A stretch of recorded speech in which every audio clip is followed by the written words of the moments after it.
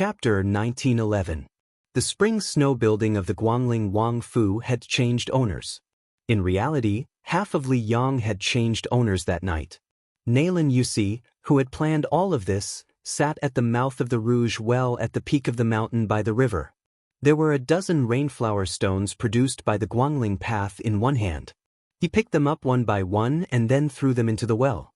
Beside Naylan Yusi stood sword immortal Tang Shi Lu Baijie, who had been reduced to a prisoner. Unlike the administrator Wang Xiongui, who had been locked in prison, as the Guangling path Jidushi, Lu Baijie was not restrained as long as she did not leave the Wang Fu. Lu Baijie asked, "Mr. Naylan, what business do you have with me?"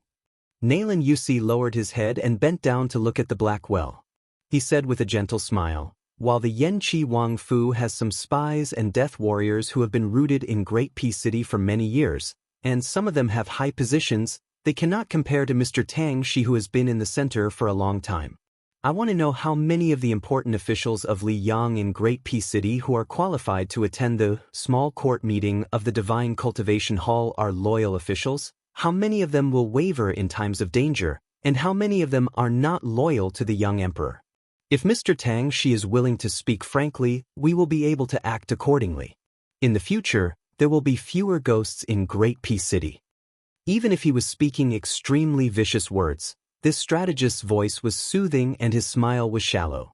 He was truly a romantic figure that was hard to dislike. Lu Baijie shook her head and said, "Mr. Naylan is thinking too much." Naylan Yusi had an expression that said he knew it. He waved his sleeve and stood up. He said with a smile, "Let's go, I'll take you to a room. I spent 3,000 dan of rice to gather a study for Mr. Tang Shi." Lu Baijie was confused. A study as a gift? And what was with the 3,000 dan of rice? Not to mention Great Peace City, where every inch of land was worth its weight in gold. Even in her hometown, Gangnam-do, 3,000 dan of rice could be converted to silver to buy some good study supplies? Naylan Yusi said confidently, "Mr. Tang Shi, please wait and see. You will not be disappointed." Lu Baijie followed Naylan Yusi to a secluded courtyard in the Wangfu. After passing through the corridors and buildings, Naylan Yusi pushed open the door and extended his hand, indicating Lu Baijie to enter the room first. The first thing that came into view was a table made of yellow rosewood with black lines. Because it was a short table, it was naturally not a desk that was used to place expensive and elegant items. However, the waist of the table was made of banana leaves, undulating like water ripples, flowing elegantly. On the side, there were branches of flowers and birds, giving it a sense of fancy. The lower part of the table was carved with dragon horns and teeth. When one looked back, it was full of vigor. The study table further away was a long table with dragon patterns. The 4 treasures of the study on the table were all treasures that any scholarly family in Gangnam-do would want to worship. Naylan Yusi walked to the side of the table, 2 fingers holding the lid of an ancient and cute purple clay teapot. He raised it up high, but the body of the teapot did not fall. He said with a smile, "This is the heaven and earth tea teapot that has been lost in the old Dongyu." When this teapot was popular in the north and south of the Yangtze River, the matter of drinking tea had already taken a back seat. It became a peerless item for people to enjoy. Now, it is even more difficult to buy with money. There is no way around it. Most of the people of Dongyu like to bury a heaven and earth tea teapot with them when they die. Mr. Tang Shi is a divine hand in the way of tea and should know better than me. This teapot is not ordinary. Lu Baijie just glanced at the teapot and looked around. She asked with a heavy face, "All the items in this room only cost 3,000 dan of rice?" Naylan Yusi laughed and said, "Don't worry, it is definitely not because of the war in Guangling Path that caused the noble families to sell their treasures cheaply. To put it bluntly, since the fall of Dechu 20 years ago, the officialdom of Guangling Path was full of villains who suddenly became rich and powerful. There were not many valuable family names. Otherwise, they are just fence-sitters. This time, the owner of the spring snow building changed. Most of them changed their rudder very quickly. There is no need to take out these good things to exchange for gold, silver, and rice." Naylan Yusi suddenly squatted down and went under the dragon pattern table. Then he stuck his head out and waved at Lu Baijie. Lu Baijie was confused by this strategist. After hesitating for a moment, she followed his example and went under the table. Nalan Yusi rubbed the bottom of the table with his fingers and said with a smile, "It is not easy to light a candle in broad daylight. However, with the eyesight of Tang Shi Sword Fairy, she should be able to see the origin of this item from the handwriting. It is here." Lu Baijie followed Nalan Yusi's finger and looked up. She saw that there seemed to be 6 words carved with a dagger. It was crooked. Except for some childishness, it did not have the demeanor of a master. However, Lu Baijie was shocked on the spot. The 6 words meant that there were 3 people with no surname: Fingyan, Jihu, and Longxiang. It should be known that Su Jihu, who was married to Jiangnan, was Lu Baijie's niece-in-law. Lu Baijie was also the family elder who loved that woman the most in the Lu family. Therefore, Lu Baijie confirmed that this was undoubtedly Su Jihu's handwriting. Moreover, Lu Baijie knew that in Mount Qingliang, Su Jihu and Su Weisheng had an ordinary relationship since they were young. Therefore, among the 4 children of the Su family, only Su Weisheng's name was missing. This was strong circumstantial evidence that the world could not fake. Lu Baijie could even imagine that many years ago, the girl in red sat on the ground and carved words with a knife. Lu Baijie was silent for a long time. Even after leaving the table with Nalan Yusi, she was still unwilling to speak. Nalan Yusi's face was full of joy. I guess even the owner of the table didn't know that his sister had carved words under the table. Otherwise, he would not be willing to sell it. Lu Baijie thought of the young man who asked her in the early years if she could sell him some benevolence, righteousness, and morality. Her mood was complicated. She smiled bitterly and said, "Why did the Su family have to do this? Didn't Mr. Nalan say before that after Zhao Sun left Qingzhou, he lost control of Jing'an Road? How could he stop the grain from going cold? Moreover, you have no intention to touch Jing'an Road for the time being. At first, I thought you were worried that the troops would be too scattered and the front line would be stretched too long to prevent Wu Zhongshuan's army from going south in one go. Now it seems that it was your idea? You deliberately let Bailiang and the imperial court be dirty because of this. Were you afraid that once the Bailiang frontier army unexpectedly won the second battle of Liangmeng, the Su family's cavalry would still have the strength to go to the central plains to quell the rebellion?" Nalan Yusi leaned against the window and said playfully, "Otherwise, do you think an old assistant minister of the Ministry of Appointments, Wen Tai, could return to Qingzhou so smoothly to be the administrator? It is one of the laws of Liang that officials of the imperial court are not allowed to be officials of their hometown." Nalan Yusi's smile deepened. He clicked his tongue and said, "No matter how old Wen Tai is in the capital, no matter how strong his official connections are in Graydon City, he should be promoted to a civil official leader somewhere else. In order to let this guy be the administrator of Jing'an Road, I used a lot of favors in Graydon City. However, I never thought that the Liang Imperial Court would give me a big surprise and let Ma Fulu's son go to Jing'an Road to take charge of the military. This way, on the issue of grain going cold, the civil and military officials of the border would work together to secretly support those pests of the country. Only then could they resist the pressure of Qi Yanglong and Huan Wen. Otherwise, if it was someone else, it would be hard to say. After all, when the 2 provincial officials are angry, they are not to be trifled with. The remaining 2 million dan of grain might really have to be sent to Bailiang's Lingzhou. Lu Baijie pressed one of her palms on the table. The table creaked. It could be seen that she was enduring the majestic pressure of Tangxi's sword immortal. Nalan Yusi, who was in a very good mood, said with a smile, "In this world, as long as there is a war, there will be a need for grain. The Bailiang frontier army is not a divine army. Of course, it is no exception. Even if the young provincial governor, Su Beiji, had the foresight to become the provincial governor of Baimi, but with the power of Lingzhou, which is known as the south of the Great Wall, it is obviously not enough to let the Bailiang frontier army that is about to welcome the Second Great War of Liangmeng have no worries. Then what about Su Beiji, the transport commissioner of Bailiang?" Nalan Yusi asked and answered his own question. Even the cleverest housewife cannot cook without rice. Even the common people who have never read books understand this principle. let alone the number one civil official of Bailiang that the Zhao clan of Liang wanted to rope in the most. Therefore, Su Beiji ran to Mount Qingliang and told the vassal king surnamed Su that although your family has a lot of money, it is still not enough. You should sell your family's belongings. I will help you deal with this matter. You, Su Fengnian, don't worry about it. Out of sight, out of mind, you can be a hands-off shopkeeper. It just so happens that outside the Liangzhou Pass, there is a need to build that laborious and costly Beijua city.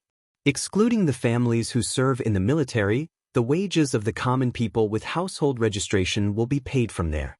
As for the grain for the border army, it will be earned from the people who come to our Lingzhou to buy your Su family's belongings. As long as they have the ability to dig out the grain from the hands of the big and small transport officials along the Guangling River through their personal relations or various channels, no matter what method they use to deliver the grain to Bailiang, the transaction will be valid. Chapter 1912. Nalin Yusi pointed at a folding fan beside Lu Baijia's hand. The fan made by the old Western Shu dynasty is the painstaking work of Ma Xiaoguan in his later years. There are only two left in the world. One is in the imperial study of Emperor Lung. Probably because of the hot summer, he just wants to look at it and is reluctant to waste it to invite the cool breeze.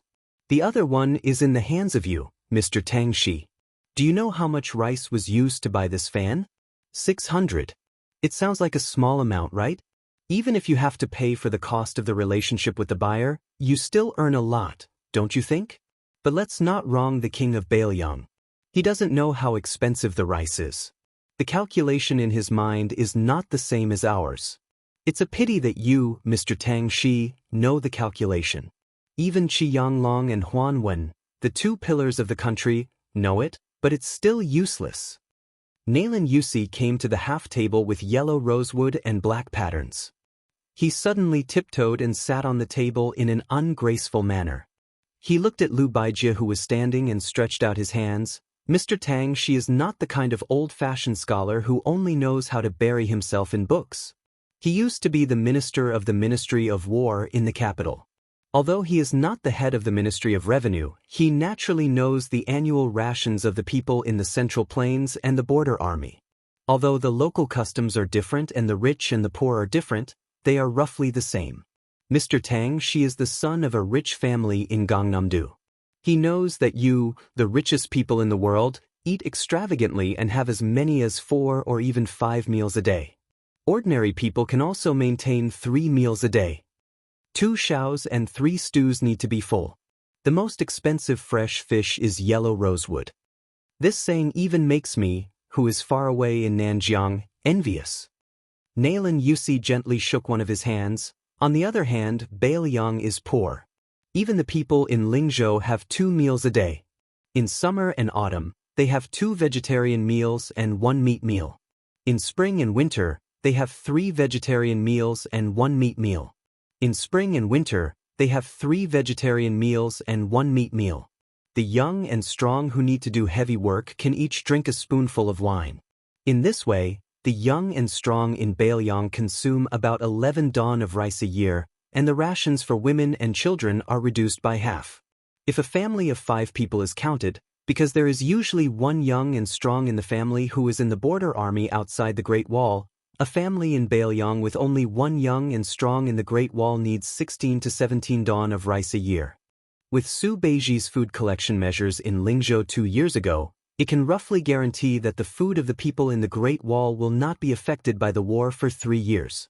In a critical moment, it can even provide 500,000 dawn of rice to the Bailiang border army. However, this is already Bailiang's limit. The second battle of Liangmang is imminent. If they fight for a year, with each young and strong in the border army getting 11 dawn of rice a year, by next autumn, they will need 1 million dawn of rice. Nalin Yusi lightly patted his palm and smiled. However, the court has only sent 800,000 dawn of rice. The remaining 2 million dawn of rice that was promised is something that even I can't turn around. Furthermore, it is easy to go from frugality to extravagance, but it is difficult to go from extravagance to frugality. For no reason, we will lose a total of 3 million dawn of rice every year. Cutting off one's path to wealth is like killing one's parents. How can this be tolerated? Moreover, we are giving it to those Bailiang barbarians. If we give it to the great pillar state Gu Gentong's too vast border army, then we can just pinch our noses and accept our fate. It is not good to throw away our lives for money and future prospects. However, aren't the Bailiang barbarians and the Baimeng barbarians dog-eat-dog right now? We can just drag it out. The Su family's iron cavalry can't even protect themselves. How can they free up their hands to compete with us, the transport officials who are far away? The four legs of the desk under Lu Baijie's palm shattered with a bang. The entire desk fell straight to the ground, and the once priceless but now incomparably lowly scholarly furniture scattered in all directions like birds and beasts. Naylan Yusi turned a blind eye and continued with a smile, "Of course, a cornered dog will jump over a wall. The Bailiang side doesn't just rely on cheap sellers to exchange for provisions. Didn't the young man surnamed Su create a large and powerful fish dragon gang? He let them pave the way all the way down the Guangling River, bringing countless antique collections to open shops in various places. Of course, these Jianghu people's fists are also quite strong. It is said that Transport Commissioner Su Beiji has already spread the word that if anyone dares to delay the Fish Dragon Gang's legitimate business, he will let the Bailiang cavalry personally knock on their door and reason with them.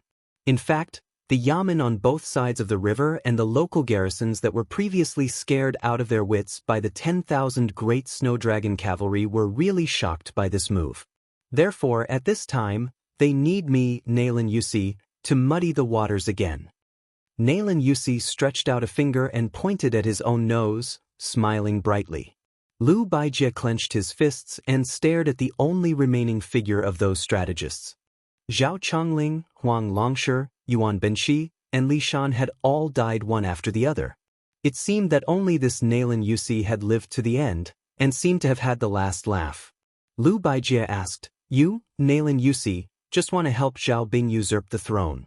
Why do you have to do this?" Naylan Yusi's smile faded, his hands supporting the delicate yellow rosewood table. "My efforts in Bailiang have never been less than in Great Peace City."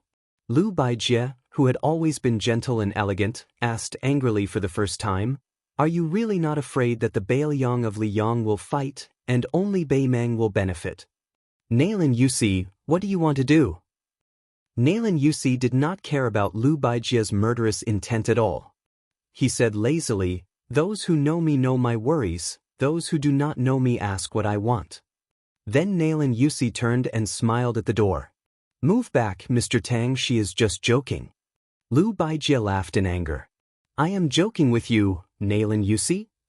Naylan Yusi asked in response, "Otherwise, can you really kill me?" This sword immortal Tang, she immediately became dejected. Lu Baijie had never been so disheartened. Lu Baijie had never felt so helpless, whether it was when he was willing to be silent in a family full of heroes for a woman, or when he was exiled from Great Peace City by the Emperor of Liyang, or when he became a prisoner in the Spring Snow Building. Naylan Yusi jumped off the table and sneered softly. "The entire Central Plains will be as helpless as you. You, Lu Baijie, are the first person to experience this." Lu Baijie silently crouched down and flipped over the table. He looked dazedly at the words the woman had carved in her early years. After Naylan Yusi finished speaking, he slowly walked out of the room and did not forget to close the door for Mr. Tangshi. That sentence was, "I want to see how the young man surnamed Su will help you guard the northwest gate of the Central Plains." Naylan Yusi walked out of the house, left the courtyard, and climbed to the top floor of the Spring Snow Building. He came to the corridor and stood against the railing, looking at the Guangling River in the distance. He muttered to himself, "Drunk holding a wine cup, can swallow the cool breeze of Jiangnan. Brushing the armor and blowing, can absorb the strength of the northwest Qinlong. But now I am living in Jiangnan. You, who said such bold words, have long died in the northwest." Naylan Yusi raised his head and asked softly, "Li Yishan, if you are still alive, will you persuade your student not to guard the northwest gate?" At this moment, a voice sounded behind Naylan Yusi. "Li Yishan will never say this." Naylan Yusi did not turn his head. He quickly returned to normal and asked with a smile, Why does King of Shu also have the leisure to climb high and look into the distance? It was Qin Jibao's uninvited guest. He said indifferently, Wu Zhongshuan is nothing. If I throw him into the Bailiang frontier army, he can't even be the deputy commander of the infantry. Is he worthy of my attention? Nailan Yusi finally turned around. He leaned against the fence and said with a smile, Don't say this in front of Zhao Bing. It's too much of a slap in the face. Back then, Wu Zhongshuan and I, Nailan Yusi, were the right-hand men of King Yen. Chen Jibao sneered, So your Nanjiang army is only fit to have internal strife in the Central Plains. Nailan Yusi sighed. Chen Jibao, you really have to change your temper of only being willing to speak the truth. In other words, Nailan Yusi obviously did not deny Chen Jibao. He acquiesced in the contempt of the Bailiang Protector General for the elite army of Nanjiang. Nailan Yusi asked with a smile, Don't you regret leaving Bailiang? Chen Jibao twitched the corner of his mouth, and he didn't even have the desire to speak. Nailan Yusi turned around again and looked at the Guangling River that rolled into the sea.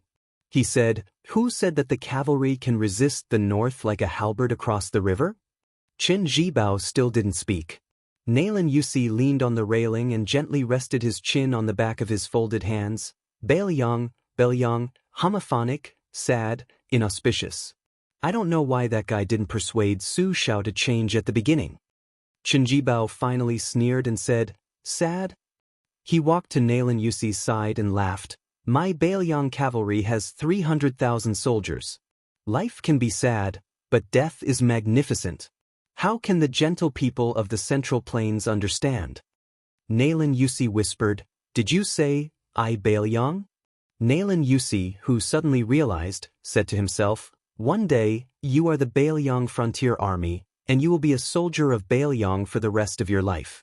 I understand. What you have done has nothing to do with the new Prince Liang, Su Fengnian, or even with the old Prince Liang, Su Shao. Nailan Yusi turned to support his chin with one hand and patted the railing with the other. He continued to look into the distance. Chen Jibao, don't worry. I will help you to make the Central Plains understand. Of course, this is the premise that we can stand here and talk. Chen Jibao asked, Aren't you afraid that Zhao Bing and Zhao Zhu will kill you? Especially Zhao Zhu? Nailan Yusi said a joke that was not very funny, I'm scared to death. Chen Jibao turned and left. He said in a deep voice, Chen Jibao, don't ask about the process, only the result. If you can't do it by then, don't mention Zhao Bing and Zhao Zhu, I will kill you first. Nailan Yusi, who had his back to the white-clothed war sage, said calmly, Let's wait and see together with the whole world. Watch the big joke with me, Nailan Yusi, a joke that is not very funny. Chapter 1913. The people of Longqing County in Lingzhou were once the most arrogant group of people in Bailiang. Regardless of whether it was the border soldiers or the scholars or merchants, they all stood with their backs straight. This was because this was the hometown of the former Huaihua great general Zhong Hongwu. Zhong Hongwu had been the commander of the Bailiang cavalry for over a dozen years. He had accumulated a lot of prestige, and his disciples were all over Bailiang. Adding on the fact that Zhong Hongwu was known for being protective of his own people, promoting generals was a public show of kindness to his hometown, so the people of Longqing County all felt superior to others. Before the auspicious talisman, Longqing County was, without a doubt, a very popular place. The marriage partners of the large and small families in Lingzhou all chose Longqing County as their first choice. However, after Zhong Hongwu's death, it became a bleak scene. Especially after the former Longqing County chief, Zhong Hongwu's eldest son, Zhong Qingxin, after he was promoted to an official in the provincial capital, he openly rejected the officials of his hometown many times, causing Longqing County to completely lose its backbone. Just like that, of the three most prosperous counties in Bailiang in the past, Longqing County, Yanji County, and Huangnam County, there were only two other counties left. For example, during the construction of North Jiebei City, as long as the people of Bailiang were willing to participate in the construction outside Liangzhou Pass, they would be able to obtain quite a bit of money. There were poor people from all over Lingzhou who surged into the pass. Only Longqing County did not have many people responding. Of course, This had to do with the fact that the people of Longqing County were mostly well-off. However, the knot in their hearts that everyone in Bailiang knew about was the key reason. The people of Bailiang had always been valiant and warlike since ancient times. Although Lingzhou was rich, there were as many martial arts schools as there were hairs on a cow. Naturally, they did not lose to Liangzhou and Yuzhou. In the past, His Royal Highness, who had stirred up storms in the officialdom of Lingzhou, no matter what his original intentions were, in the end, he uprooted the Zhong family, this towering tree that shadowed the entire county, from its roots. The people of Longqing County were both afraid and resentful. It could be said that their thoughts were complicated. It was impossible to explain clearly in a few words. Therefore, when an ordinary middle-aged man in Longqing County's capital planned to go to northern Bailiang City to beg for a living, his neighbors began to despise him. This was especially so when they heard that this man planned to move his wife and son out of Bailiang. This was no longer just idle gossip. Some people even wanted to point at his spine and curse him in front of his face. They scolded him without any regard for the feelings they had accumulated over the years. Then, very quickly, there were people who dug up old scores. They said that this fellow called Lu Dun was not originally from Bailiang. It was only after he married a woman from Longqing County that he went to the Yamen to change his registration. It could be said that he had taken root in Longqing County. All these years, he had been a butcher in Longqing County who slaughtered pigs and sold meat. In fact, he had always been fair in his business and didn't earn any money that went against his conscience. It was just that this trip to northern Bailiang City this time had incurred the wrath of the public, causing his family of 4 to become like rats on the street. Who knew which gossipy idle man remembered that this bastard surnamed Lu had let slip that the second round against the Baimeng barbarians when they were drinking and chatting. This immediately caused an uproar. In Lu Diyuan's pork shop, that whole pig that weighed less than 100 caddies was sold for 3 days straight. He couldn't even sell half a caddy of it, so he could only stew it at home every day to celebrate the new year. During this period, Lu Diyuan gave a large piece of the best tenderloin to a lonely old man who lived at the end of the street. He threw the tenderloin to the old man directly out the door. Lu Diyuan, who was simple and honest, just silently picked it up and took it home. On this day, a large pot of fragrant stewed meat was made at home. Lu Diyuan squatted on the doorsill and looked at the courtyard gate, patiently waiting for his youngest son to come home from the private school for dinner. Lu Diyuan and his wife didn't know how to read. Previously, they would take that letter to the private school of the younger son and consult that stern teacher about the content. The teacher would read it word by word to Lu Diyuan. After that, Lu Diyuan would return home and tell his wife the general idea. This trip was the most satisfying time for Lu Di. Lu Diyuan still remembered that when his eldest son was young, he always complained that his father wasn't in the northern Liang border army, which made him unable to raise his head in front of his peers. Later on, when his son grew up, he became more and more promising in his studies and became a well-known talent. Therefore, his son's smile and laughter at home became more and more frequent. Although his younger son had similar complaints, with such an honest elder brother who could support him, he was not as depressed as his elder brother was when he was young. He was always a cheerful kid who liked to grin and laugh. Occasionally, when he heard his schoolmates talking about their relatives who had made military exploits outside the northern Liang Pass and was promoted, he would squat in the courtyard and sigh or pick up the wooden short saber that his father made for him and run all over the courtyard crazily. When he ran out of strength, he would eat and read. Generally speaking, the life of the family of 4 was getting better and better. As for the Jingguan Taoist temple in the gourd mouth of Yuzhou province, the fierce battle in Huda City in Liangzhou province, the hundreds of thousands of nameless steals in Qingliang Mountain and the young lord regaining the title of Pillar of the State, it had nothing to do with their family. Generally speaking, the family of 4 lived better and better. As for the Jingguan Taoist temple in the gourd mouth of Yuzhou province, the fierce battle in Huda City in Liangzhou province, the hundreds of thousands of nameless steals in Qingliang Mountain and the young lord regaining the title of Pillar of the State, it had nothing to do with their family. His wife had walked to his side at some point. She hesitated for a moment before asking softly, "Is Mr. Lu unwilling to read the letter for us?" Lu Diyuan scratched his head and hummed in acknowledgement. His face was full of guilt. The woman, who was not beautiful but had a gentle temperament, smiled and did not say anything. Suddenly, a child ran into the courtyard while crying. When he saw his parents, who were squatting and standing, he stopped in his tracks and raised his arm to wipe his tears. He sobbed sadly, "I don't have a father like you. You're a good-for-nothing, and you don't have a backbone. I don't want to leave Bailiang with my mother." Lu Diyuan was stunned. The woman said angrily, "Xiangzhu, mother doesn't allow you to talk to father like that." The child had never seen his mother get angry before. He was so stunned that he even forgot to cry. Lu Dian secretly pulled his wife's sleeve and said softly, "Xiao, don't be angry at the child." The woman was still angry and glared at him. "You have no manners. Mr. Lu taught you how to read and write. Did he teach you how to scold people?" The child became more and more aggrieved. He simply hugged his head and squatted on the ground, sobbing pitifully and helplessly. The man stood up and gently carried the child back to the house. After sitting on the bench, he rubbed the child's head and smiled. "Xiangzhu, I'm not angry that you scolded father like that.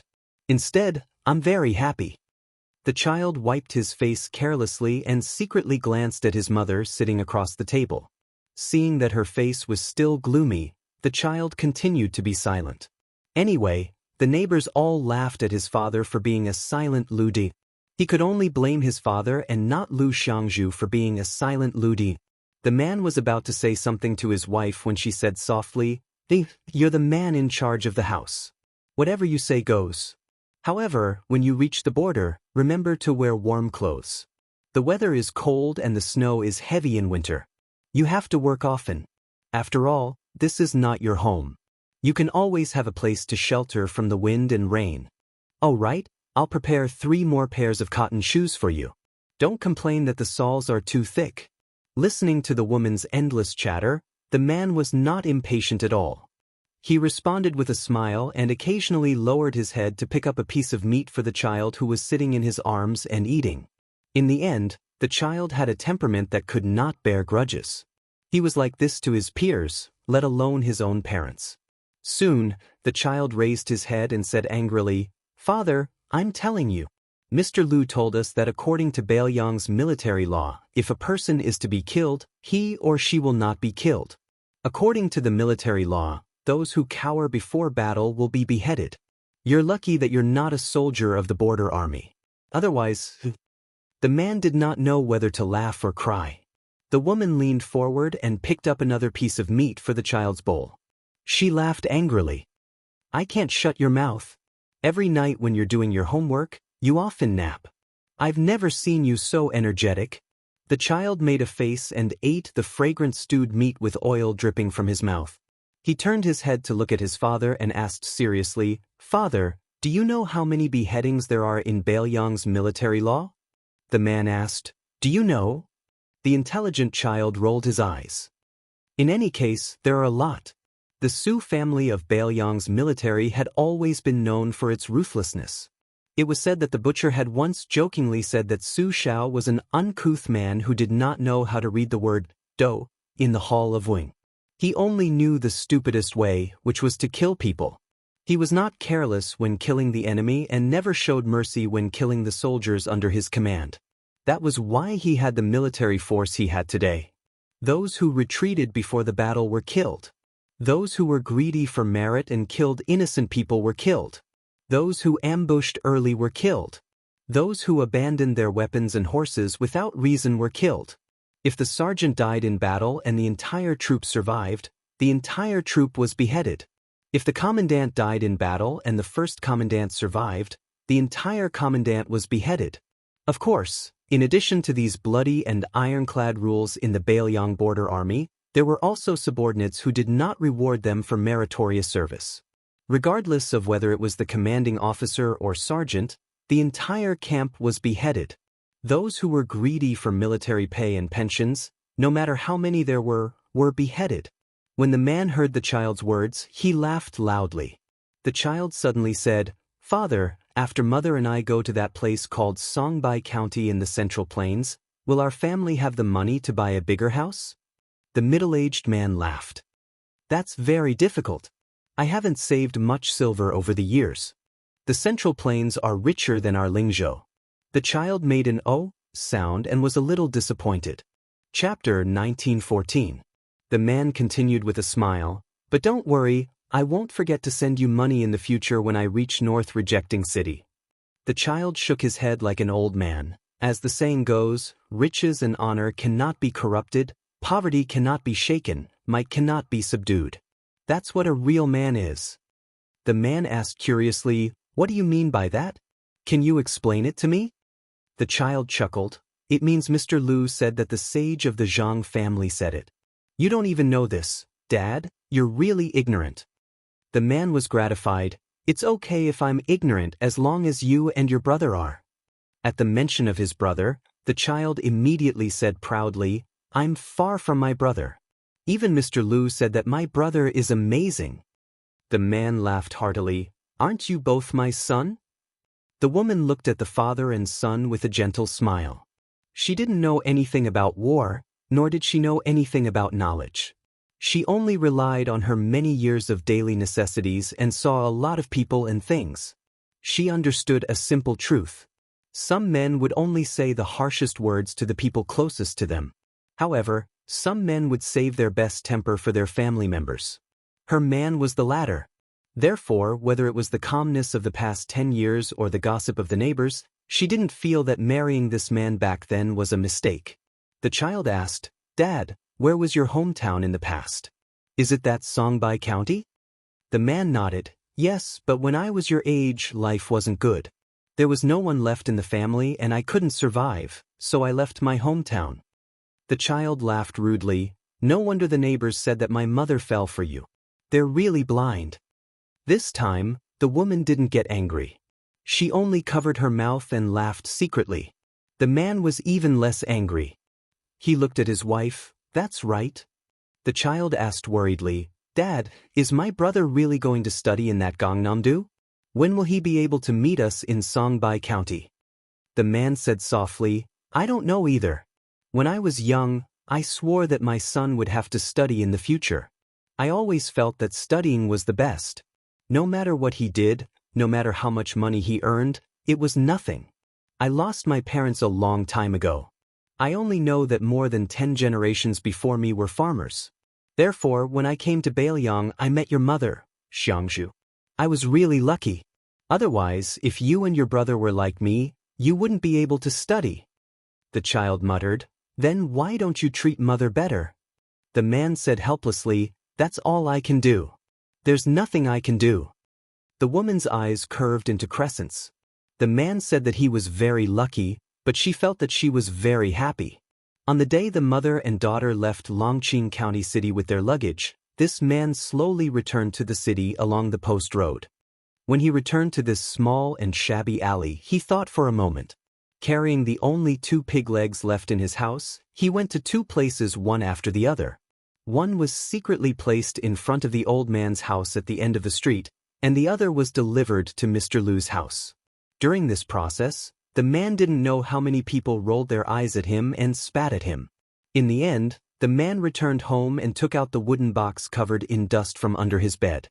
He never opened this box, and his wife was also considerate and never asked about it. This man, who had lived in this small street for more than 10 years and had always been silent, carried the heavy wooden box to the courtyard. He squatted down and used his strength to wipe away the dust. The man muttered to himself, "My 2 old friends, not long after you accompanied me to Bailiang, the great general led us to fight that battle in Beiming. It was really sullen. We won and retreated. Many people and I left the border army in anger. Later, we found out that it was the old emperor of Liang's scheme. It turned out that he was afraid that we would destroy Beimang in one breath, and then he wouldn't be able to sit on the dragon throne anymore. All these years, I really didn't have the face to see you guys. Hey, as for fighting, I looting, joined the army at the age of 14. In the second year, I became a corporal. At the age of 16, I became a commandant. At the age of 18, I followed the great general to the grave as the deputy general of a battalion. What was there to be afraid of? I also left the border army early. Otherwise, when little bastards like Wang Lingbao and Li Mofan see me, wouldn't they have to tuck their tails between their legs and behave themselves? The commoners on this street were somewhat puzzled. After the sound of horse hooves, they saw 7 to 8 elite cavalry wearing armor and carrying swords stop in front of Lu Diyuan's house. This made the commoners somewhat worried. They scolded Lu Diyan, that foreign coward, but after all, they had been neighbors for more than 10 years. Lu Diyuan wasn't a bad person. Everyone had deep feelings for each other. Otherwise, why would they scold him to his face? This big enigmatic Lu Di better not offend the government's garrison. The leader of the elite cavalry was a tall and sturdy man in his 40s. He was now the main general of the local army stationed in Longqing County. He had been a commandant of the cavalry for more than 10 years. The commoners of Longqing County might not know him personally, but they all knew that this person was highly regarded by Lingzhou's General Han Laozhan. It was said that he was brothers with Hong Shuwen, who was born in the Red Phoenix Battalion. In the future, how could a commandant with real power or a deputy general of a province run away? One of the commandant's trusted subordinates asked softly, "Commandant, who are you sending off? Why do you need to personally come out? Normally, you wouldn't even be in the mood to look at those people who are close to the Zhong family. How could there be such an arrogant fellow in our Longqing County?" The commandant sneered, "Those embroidered pillows aren't even fit to feed the horse of the person in the house." Then, the commandant proudly said, "Back then, I was the one who fed his horse." This kind of thing could be used to brag? The cavalry looked at each other. Did our commandant's head get clipped by a door recently? He wasn't like this in the past. His eyes were very high. When the cavalry finally saw the man with the luggage step out of the courtyard, they were all stunned. His figure could be considered sturdy and tall. They couldn't tell that he was a person with 3 heads and 6 arms. The commandant quickly dismounted from his horse. Then he led a horse that no one was riding and walked forward. He cupped his fists and said in a deep voice, "Longqing County Cavalry Commandant Ma Yunjing. Greetings to old Deputy General."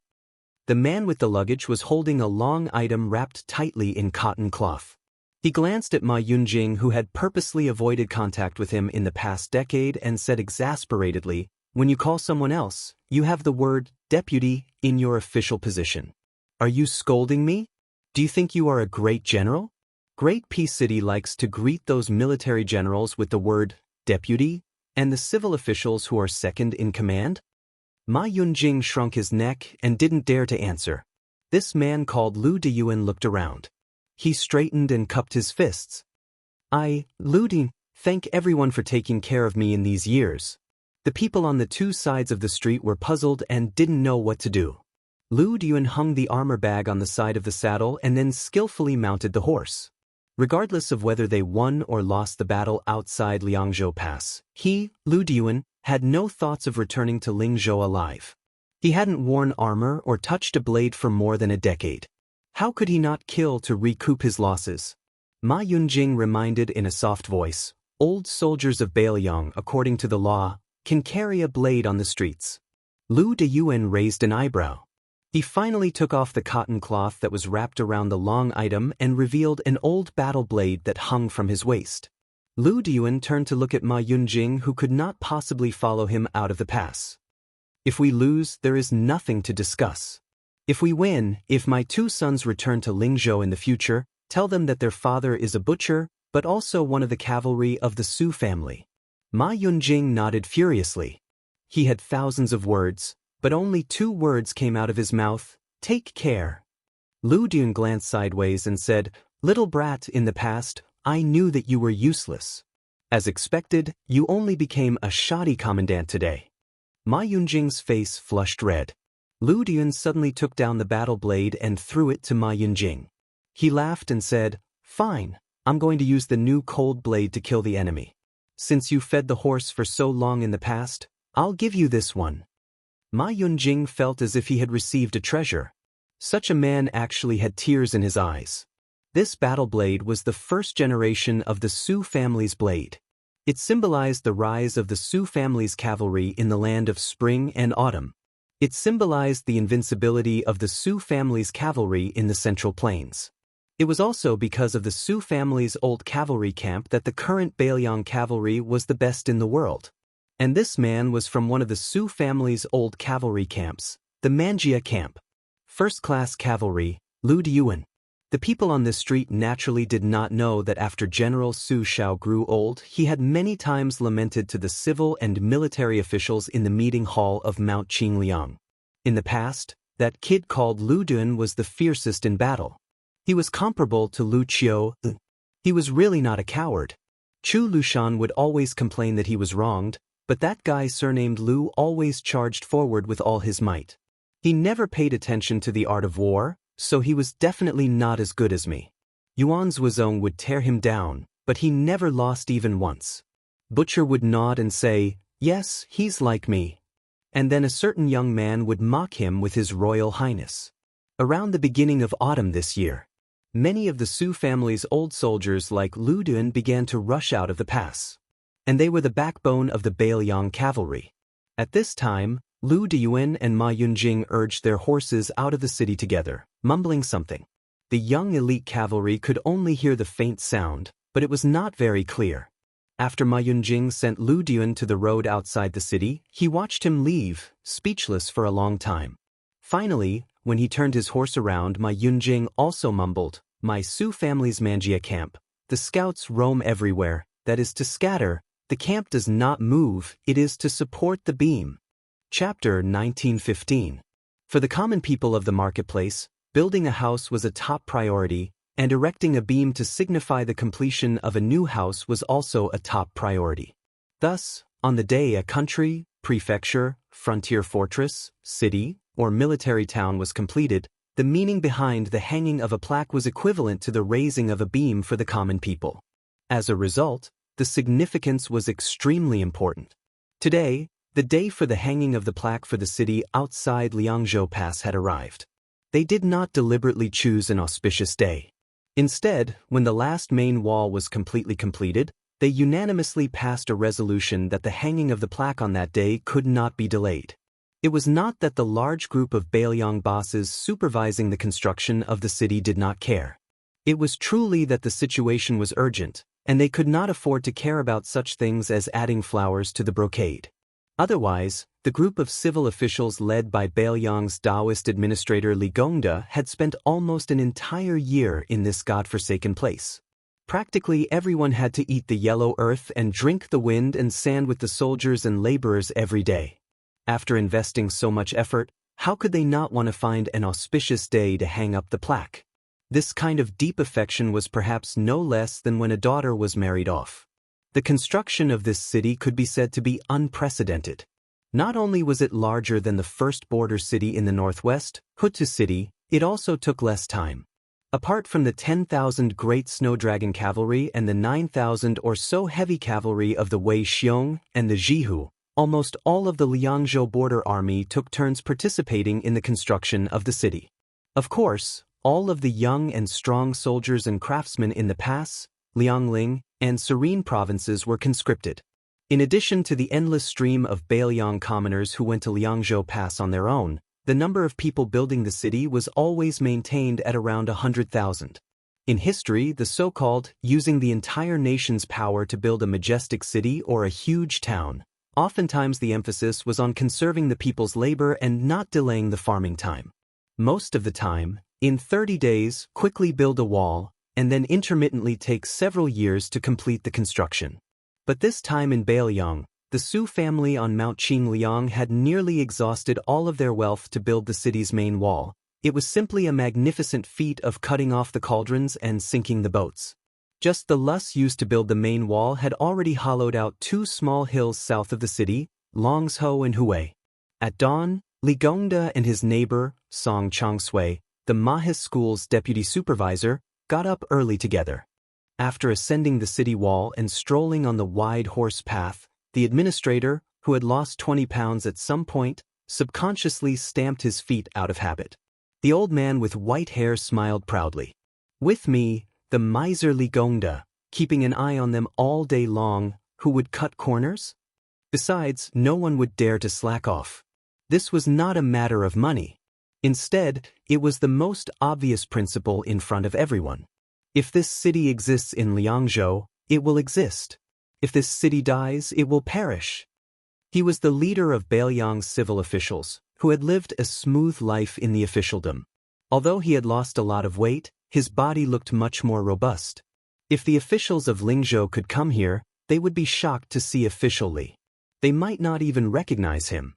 The slipperiness that Li Gongda had accumulated for most of his life in the officialdom had completely disappeared. Instead, it was an invisible heroic spirit that could only be possessed by someone who came from a family of generals. The old man was a scholar after all. He reached out his hand and touched the inner wall. He chuckled and said, "In the past, in the conference hall of Qingliang Mountain, where there were more martial arts than literature, I could never understand what the general was talking about with those rough men. Something about a horse path or a parapet. It was only when I came here that I realized. Just like this parapet, I had actually read about it in books a long time ago. Many frontier poems have sung about it. It's called Disdainful Gaze. Parapet, it's still better to call it that way. Every time I walk around the city, I will think about that little girl at home who makes people worry. In the past, it was that fellow from Hanlin Academy that made us feel helpless. Now that I think about it, it was the general who had foresight. He said that in the world, when a father and a daughter raise a child, it would be easier to raise a son and more troublesome to raise a daughter." Song Chongsui said in a deep voice, "Old Li, you also know that I am not the kind of person who likes to praise people. Your Hanlin Academy is really not bad. The battle on the Longyan Plains was beautifully fought. Beimang, Dongzhu's elite scouts, including Crow Palanzi, were all wiped out. This battle was really satisfying." Li Gongda, whose lips were chapped, twirled his beard and smiled. "That's right. This kind of thing only feels comfortable when an outsider praises it. As a father, no matter how much I say, it always feels wrong. To tell the truth, old Song, you really can keep your composure. I've been waiting for you to say these words for quite some time. It's been so stifling that I'm about to suffer internal injuries." Song Chongsui said helplessly, "Before this, I was so busy that my head was in a mess. How could I have the slightest bit of energy to chat with you?" Li Gongda sighed with emotion. "That's true. I boast that I have quite a lot of experience as an official in this life. In short, I ponder and ponder all day long about other people. Although it can't be said that I don't do anything at all, to personally attend to everything like this is unimaginable. It feels like in just one short year, I have repaid all the practical experience that I, Li Gongda, owe in officialdom for a lifetime." Song Chongsui smiled knowingly. Li Gongda suddenly slapped heavily on the arrow pile and said loudly, "If such a good city wall can't be defended, not only will they be killed by the Beimeng barbarians, but they will also be scolded half to death by me." Song Chongsui was stunned and then looked around. The inside and outside of the city was the most familiar scene of the construction of the city. The chanting rose and fell one after another. Although the huge city under his feet could already be hung with a plaque, there was still a considerable amount of work to be done. The Mahist scholar asked softly with a smile, "Can you really bear to scold them?" Li Gongda, who was originally aggressive, suddenly lost his arrogance and only whispered softly, "There are so many Bailiang frontier army men. I, Li Gongda, can bear to scold my son, but I can't bear to scold them." The newly appointed provincial governor of Liangzhou, Bai Yu, could go to Mount Wudong to meet friends and slack off. However, as the transport officer and deputy provincial governor of Bailiang Road, a certain someone could not rest for a moment. He traveled nonstop from Qingsong City in Liuzhou to Qingyuan Army Town at the western gate of Liangzhou until he lifted the curtain of the carriage and could see the outline of the magnificent city outside the pass. It seemed that ever since Su Beiji left Mount Qingliang for Lingzhou, he had been constantly on the move. As the provincial governor of purchasing rice, he had built granaries all over his territory and served as the transport officer of a road. He was in charge of strategizing about the transport of grain. In between, he had gone to Lianghuai Road to meet with Han Lin in private. Not long ago, he went to Mount Lantua in the western region to bring 20,000 monk soldiers to the defense line of Qingsong City in Liuzhou. This time, after attending the plaque hanging ceremony, he immediately went to Lingzhou and personally watched the grain cooling before he could be at ease. In these years, he did not have a fixed residence. It seemed that if he was not on horseback, he was in the carriage. In any case, it was always bumpy. Outside this carriage, there was not a single elite cavalry of the Bailiang frontier army escorting it. Logically speaking, with Su Beiji's high rank and his great importance to the upcoming battle of Liangmang, even if they sent him 1,000 Bailiang cavalry as a retainer, it would not be an exaggeration. However, it was precisely because of this that the position of this young strategist in the Su family's Mount Qingliang and in the hearts of the young kings was even more unparalleled. This was because there were only 80 people escorting the carriage. 80 riders, all carrying swords. 80 people of the Wu family's sword tomb. The current generation's sword crown Wu Luding, the swordsman Su Hua who carried the ancient sword Su of Gojoseon on his back, the demon Zhu Huang who was notorious even in the sword tomb, Helian who had a deep understanding of the way of the sword maniac Zhang Wantai, Gong Sun Xiushui, Nalan Huayu. If this could not be considered as extravagant, then there was probably no retainer in the world that could be considered as elite. Although Su Beiji, whose face was full of exhaustion, was extremely sleepy, he still could not fall asleep. Several times, he closed his eyes but did not open them for a long time. He simply sat cross-legged, took out Li Yishan's old handbook from his bosom, and gently flipped through it. He had heard from Su Fengyan that the Tide Listening Pavilion's large golden signboard was personally written by the old Emperor Liang. The 4 large characters of Bailiang Palace on the gate of Mount Qingliang were written by Princess Consort Wu Su. After that, when the first city outside Bailiang's pass needed to be built, Su Zhao's original intention was for a boor like him to not make a fool of himself, so he wanted Li Yishan to do it for him. However, Li Yishan did not agree, so Ren Tu could only go to Wutangan to seek advice on writing from His Royal Highness. In the end, who knew how many baskets of waste rice paper were filled with it? Only then did the 3 words, Huda City, appear. Su Xiao had once joked that he, Ren Tu, had even finished writing the words for his next life. Later on, for example, the signboard in the Liuzhou provincial governor's mansion within Qingsong City was the words chosen by the young vassal king from his master Li Yishan's writings. This was because Li Yishan's contributions to Bailiang went without saying, and Li Yishan's contributions to Liuzhou were even more profound. Before the Tide Listening Pavilion and Wutangan's treasured antiques were scattered all over the Central Plains. Su Beiji and Su Fengyan once had a very relaxed and leisurely conversation. You don't feel sorry for them? Who do you think I, Su Fengyan, am? I am Su Zhao's eldest son. What kind of good things have I not seen in this world? When have I ever been such a stingy person? Back in the day, when it came to those wandering heroes from other places, those poor scholars who could write beautiful poems, and those fortune-tellers who set up stalls, I would always throw away 1,000 gold without even blinking an eye. Oh? Then why was it that when I casually picked up the toddler climbing urn, painting and through the mountain journey, ink stone into the box, your eyes were blinking so hard that they could fan up a great wind? I was just reminding you to be a bit more gentle. If you bump into something and damage its appearance, it won't be easy to sell it. Appearance?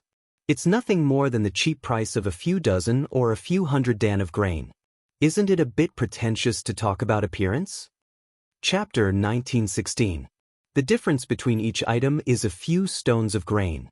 Many a little makes a mickle. It's already a lot. You really don't feel bad? I don't feel bad. Juzi, you've asked me this question at least 7 or 8 times. Oh, I don't know why, but every time I ask you this question, I feel quite happy. It's much better than drinking the green ant wine. Juzi, you go ahead with your work. I'm going to drink the green ant wine. I'll ask you one last time, I really don't feel bad. That's not it. I just want to ask, all your belongings have been ruined by me. What about the betrothal gifts for your wife? Same old rules.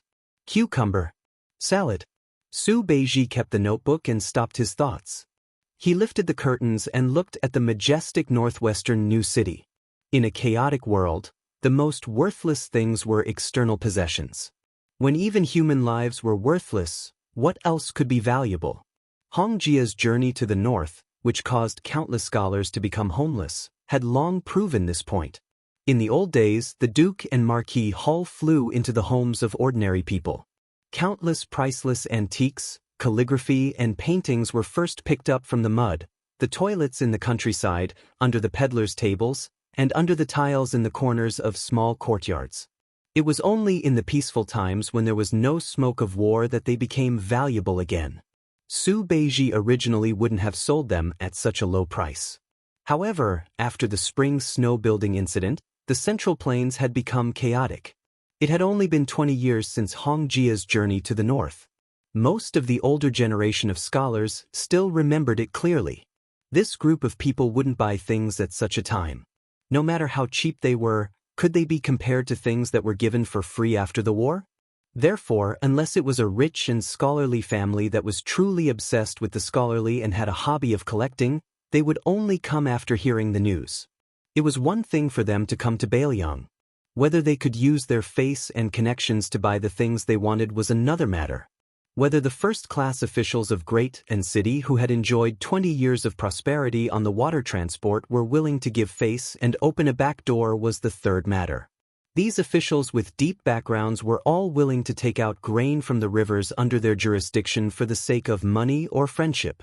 However, after weighing the thighs of their families, whether it was enough to compete with Wen Tai, the deputy administrator of the Jinggan Road, and Ma Zhongxian, the deputy jidushi of the Jinggan Road, whether they dared to be unafraid that these two influential border officials would hold a grudge against them was the fourth matter. However, the most important matter was not that the cultural relics were sold cheaply or that the grain was cooled. It was that Bailiang could use this to follow the Guangling Road and infiltrate the Fish Dragon Gang and the Whispering Room into Qingzhou's Xiangfan City. Once Hexabai City was lost, Liangzhou and Liuzhou were destined to disappear. Then, the remaining troops of Bailiang's border army would not be too helpless. Even if Chen Zhibao had already left a backup plan in Shishu to deal with the Su family, Bailiang's cavalry would still have a way to enter the hinterland of the Central Plains. Since this was the case, how could Su Beiji not be a prodigal? However, when Su Beiji proposed this idea directly, the young king agreed without a second thought. This made his well-prepared speech meaningless. In the depths of Su Beiji's heart, there was a hidden thought that he would not say out loud. That was, as long as Bailiang won the second battle of Liangmang. Then, how could Bailiang not participate in the battle of the Central Plains? Su Beiji sighed and was about to put down the curtain. A rider who was close to the carriage rode closer and asked with a smile, "Deputy Provincial Governor, why are you so anxious to enter the city?" The person who asked was Nalan Huayu, a female swordsman of the Sword Tomb who was shrewish but meticulous. After all, she was a woman who had won the Rouge Award twice in a row. Although she was not young, she was still charming, especially when she was riding a horse with a sword on her back. It was indeed a beautiful scene. Su Beiji asked with a smile, "Nalan Huayu, if I sold your sword for 3 or 4 taels of silver, would you feel sad?" Nalan Huayu was confused, then she smiled sweetly and said, "Let's not talk about whether I feel sad or not, but I will definitely beat you up until your parents can't recognize you." Su Beiji smiled and said, "You haven't answered the question yet." Nalan Huayu laughed and said, "I don't feel sad. I don't know your relationship with the prince. If you dare to sell my things like this, I dare to go to Tide Listening Pavilion to get better things. My sword has a history of 100 years, and the material is ordinary. It's not worth 100 taels of silver. Why would I feel sad?" Su Beiji smiled and sighed inexplicably, "I feel sad." Nalan Huayu, who had always been unscrupulous, couldn't help but tease, "Sir Su, did your brain get damaged by the carriage?" Su Beiji suddenly smiled and said, "Nalan Huayu, do you want to know what someone said about you?" Nalan Huayu narrowed her eyes, like a cat whose tail had been stepped on. Of course, as one of the top swordsmen of the Wu family, she was more powerful than a tigress. Su Beiji lowered his voice and said, "It looks like you want to know. That person said that Nalan Huayu must be very tired." Nalan Huayu frowned and didn't say a word. Su Beiji glanced at her and quickly put down the curtain. Nalan Huayu followed his line of sight and lowered her head slightly. It seemed to be her own chest. Nalan Huayu suddenly realized and didn't get angry. She laughed and scolded the carriage loudly, "You don't have the heart, he doesn't have the guts. Neither of you are good people." Su Beiji, who was lying in the carriage, smiled and slowly closed his eyes. In fact, Su Fengnian didn't say that annoying comment. However, Su Beiji felt that guy was someone who would say such things, so he said it for him. However, Nalan Huayu didn't have the guts to say it. It was very chewy. Su Beiji thought about it and felt it was very interesting. Su Beiji, who was resting with his eyes closed, said to himself, "So many people have died at my Yangku in the western region. People have also started to die in Qingsong City in Liuzhou. Next will be outside Liangzhou Pass. So I hope that one day in the future, Nalan Huayu, you can tell him what's in your heart. So you have to live. You also have to live." Between the last two sentences, Su Beiji paused for a long time. The White Horse Bazaar outside the new city was called a bazaar, but it was no different from the slightly larger town in Lingzhou. And this bustling bazaar was definitely the most chaotic place in the world.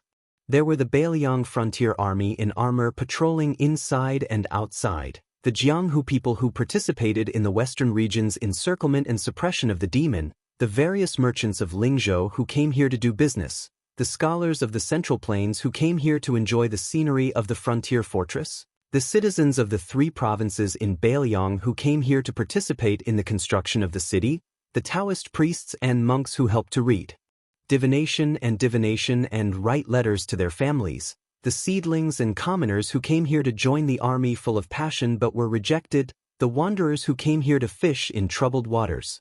Occasionally, one could even see the civil officials of Bailiang who came here in twos and threes to rest, drink green ant wine, and serve a plate of peanuts and a bowl of spiced beef. They came and went quickly. There were scholars from various academies who came here to study under the lead of the old scholars. It was said that not long ago, Master Yu of the Shangyin School, who was famous in the Central Plains, also brought her disciples who were well-read in poetry to travel here.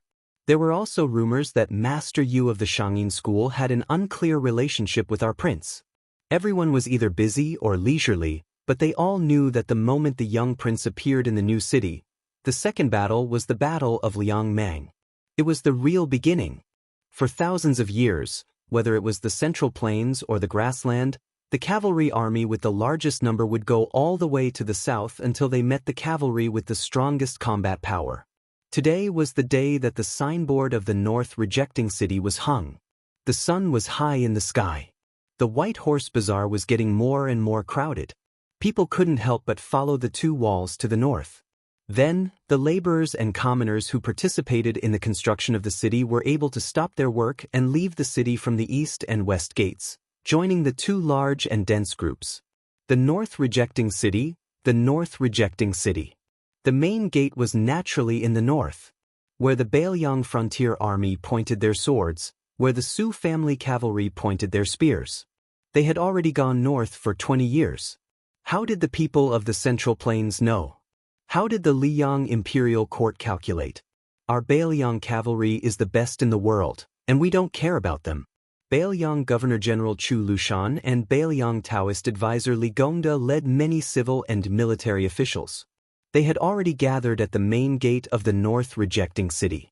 They set up ladders and waited for the signboard with the Bailiang Su word flag to be raised up high and hung on the city wall. The 10,000 great snow dragon cavalry were like white snow surging on the ground. Under the lead of Yuan Zuozong, they were the first to stop on the vast empty land north of the city. Following closely behind were the two heavy cavalry armies, the Fat Tiger Army and the Wei Bear Army. They stopped at the left and right wings of the great snow dragon cavalry. Finally, it was He Zhonghu and Zhou Kang's troops outside of Bailiang Pass. After the thunder of horse hooves, there was a short moment of silence. Who knows who was the first to raise their head and look over? Everyone saw a dazzling white rainbow streaking across the distant sky. That white rainbow landed on the city wall. When he appeared, Li Gongda and Chu Lushan exchanged glances and smiled.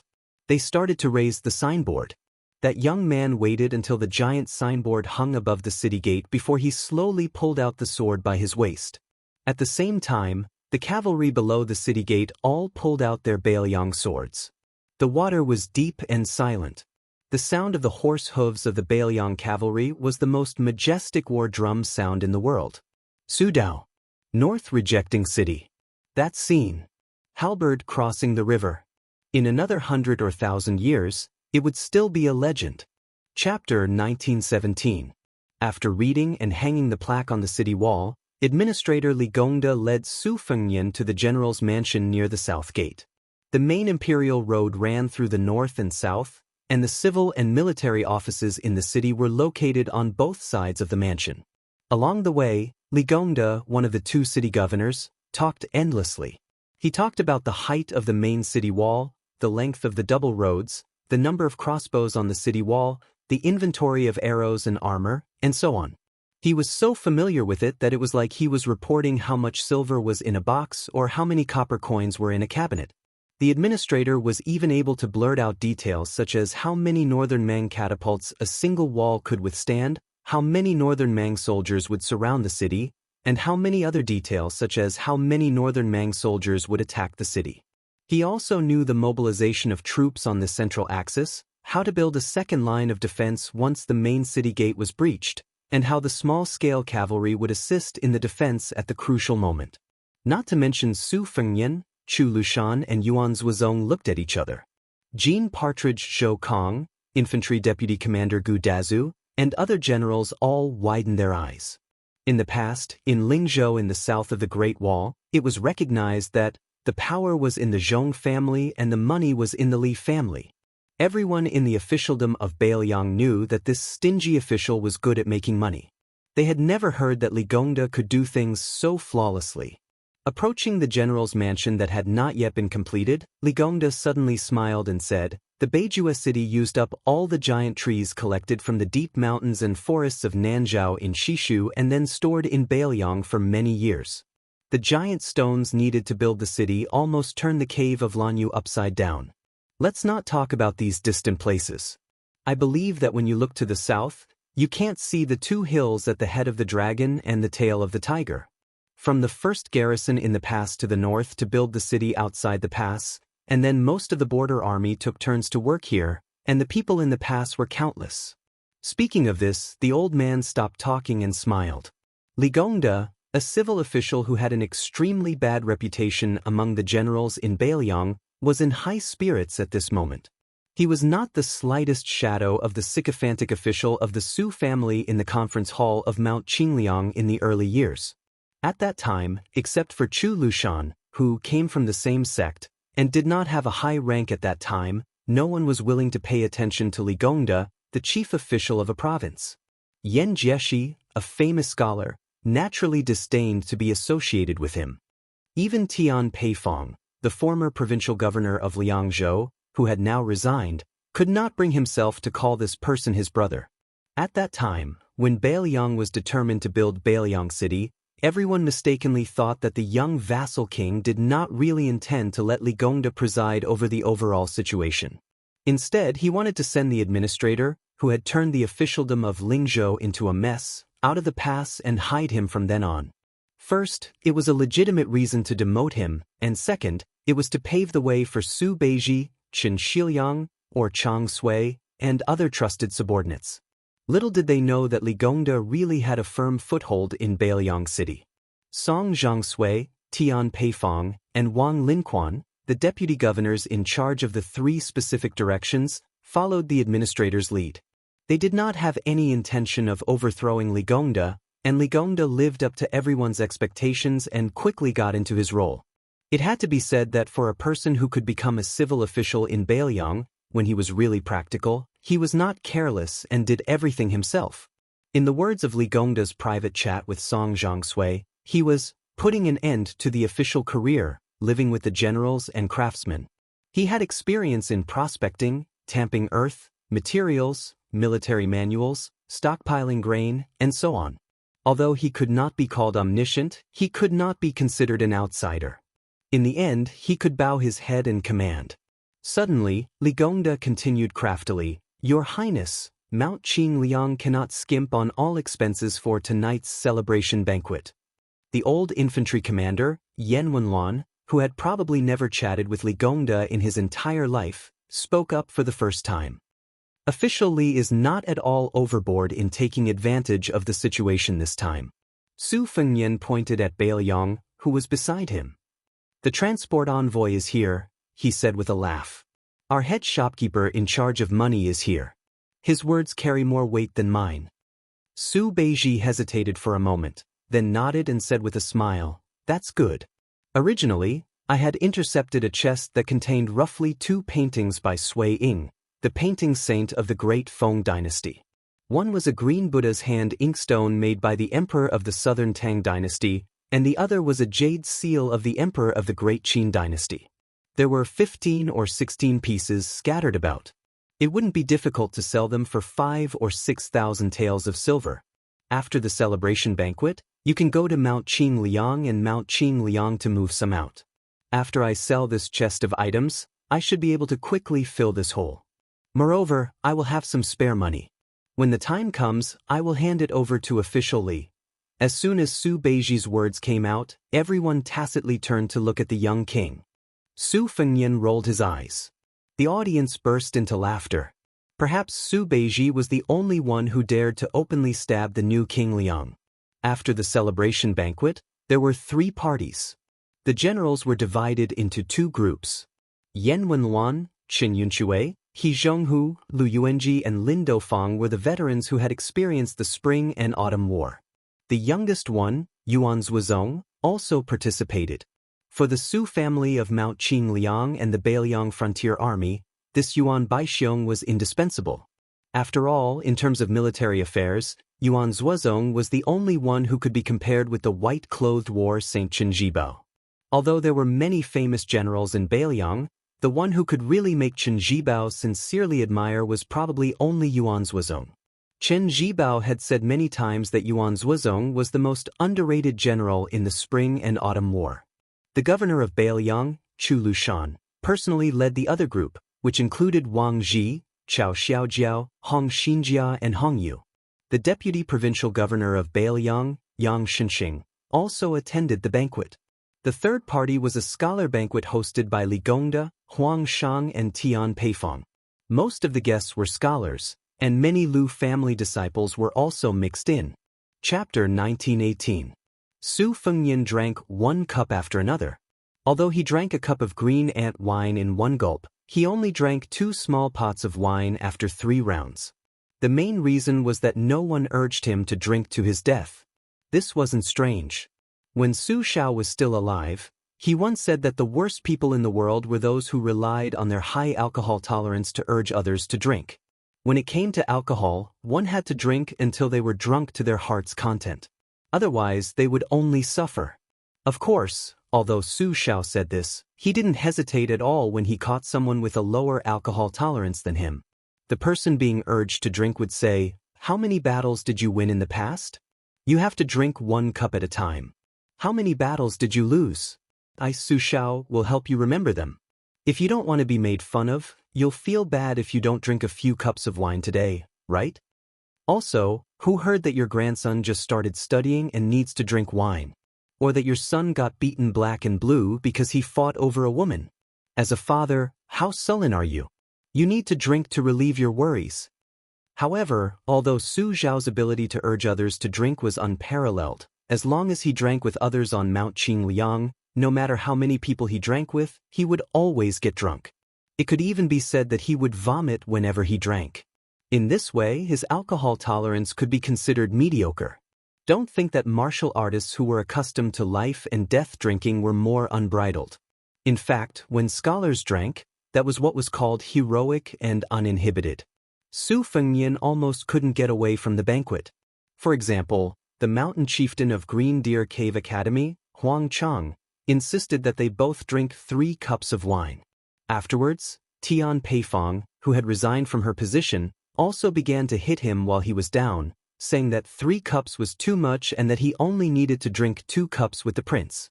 If it weren't for Su Beiji helping to hold him back, Su Fengnian would probably have to obediently lie down even if he could drink 7 or 8 caddies of green ant wine. In the end, Su Fengnian and Su Beiji, reeking of alcohol, walked out of the general's residence and slowly headed north on the main road. Su Beiji said softly, "Before Li Gongda got drunk, he bought something from me." Su Fengnian was a little surprised and joked, "Did the sun rise from the west? Our administrator has always been interested in collecting gold and silver, and he has always scoffed at antiques. Su Beiji brushed it off with a laugh. It's just a small private seal. Since it's from the Tide Listening Pavilion's treasury, the material must be extraordinary. In my opinion, it's been passed down through the generations. Due to its frequent use, the color of the ink is excellent. But that's secondary. Do you know what a seal is? Su Fengnian couldn't help but laugh. How could I have guessed that? Su Beiji waved his sleeves, either to get rid of the smell of alcohol or to get rid of his melancholy. It's the phrase, "The heart of an official is like water," which means to be incorruptible and self-disciplined, and to be as pure as water. I wouldn't have found it strange if Yan Jieshi hadn't left Baoyang all those years ago and had come to buy this small seal, or even if it was Tian Peifong, whose reputation can be considered decent. But Li Gongda coming to buy these words, isn't that a bit comical? Su Fengnian frowned. Su Beiji asked with a smile, "Then guess again, how much silver did Li Gongda spend to buy these words?" Su Fengnian suddenly understood. For this celebration banquet, it's not convenient for Li Gongda to openly pay out of his own pocket. Otherwise, he would be suspected of overstepping his authority and meddling in other people's affairs, so he used this method to help our Mount Qing Liang advance the money. Su Beiji extended 2 fingers and waved them around. Su Fengnian couldn't help but laugh. 20,000 silver? In the early years, the only hero in the world who could dig out silver from Li Gongda's hands was that fellow Li Hanlin. Back then, Li Hanlin was the one who paid for all the women and wine. It's just that every time he came home, he couldn't avoid his father's grumbling. Su Beiji shook his head and laughed. 200 silver. Su Fengnian was stunned. 200 silver taels? This Uncle Li. Su Fengnian laughed heartily. This was also the first time he had called Li Gongda Uncle Li. In the end, Su Xiao and Su Fengnian of Baoyang's Su family shared a deep relationship with Li Gongda and Li Hanlin of the Li family. To put it bluntly, back then, when Yan Jieshi betrayed Baoyang, Su Xiao's original intention was to make things difficult for him a bit. He wouldn't go too far, but he definitely wouldn't let Yan Jieshi leave so easily. On the other hand, there had been news from Liang Imperial Court a long time ago that the old Grand Secretary Zhang Julu had once intended for this person to be the Assistant Minister of the Ministry of Revenue, in charge of Guangling Dao and Gangnamdu's tax collection. It had to be known that at the time, Li Gongda was only the provincial governor of a province. Although his rank and salary were the same as that of an assistant minister, Liang's officials had always been one rank higher, let alone an assistant minister with real power who was right in front of the emperor. Therefore, the departure of the scholarly Yan Jieshi was only a pleasant surprise for Liang. On the contrary, it was Li Gongda who stayed that was inconceivable. As for the friendship between Su Fengnian and Li Hanlin, who had played together since childhood, there was even less to say. Su Beiji laughed, squeezing out a word from between his teeth. What? Su Fengnian thought he had misheard. What? Su Beiji exhaled softly, sighing with emotion. It's 2 million taels of silver. Su Beiji continued. At the time, Li Gongda told me that he had diligently accumulated this large family business his entire life. Originally, he wanted to let his son, Li Hanlin, live a carefree life. It's just that he doesn't need it anymore. Su Beiji turned to look at Su Fengnian. He raised his arm, clenched his fist, and patted his chest. Previously, the old man patted his chest and told me just like that. He said that I, Li Gongda's son, Li Hanlin, the dignified officer of Baoyang's White Horse crossbowmen. What does he need his father's money for? Su Beiji stopped in his tracks and turned to look at the mansion. He repeated the old man's last words. I, Li Gongda, can be looked down upon by anyone in this lifetime, but I will never be looked down upon by my son. Su Fengnian rubbed his cheeks with both hands and asked softly, Juzi, do you think I should withdraw Li Hanlin from Liuzhou? Su Beiji suddenly said angrily, bullshit. Su Fengnian laughed, raising his head to look in the direction of Liuzhou to the west.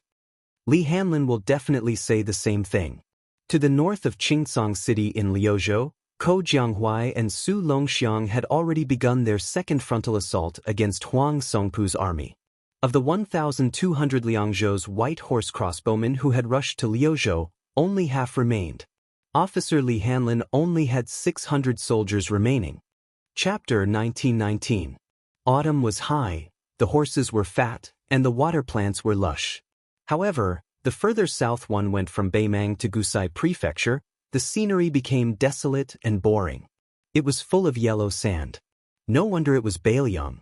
It was so cold and barren that even the wild horses, which were considered the closest to camels, were not used to it. However, it was rumored that the ranches in the Liangzhou Pass's Tulong region were a treasured land that produced the world's #1 horses.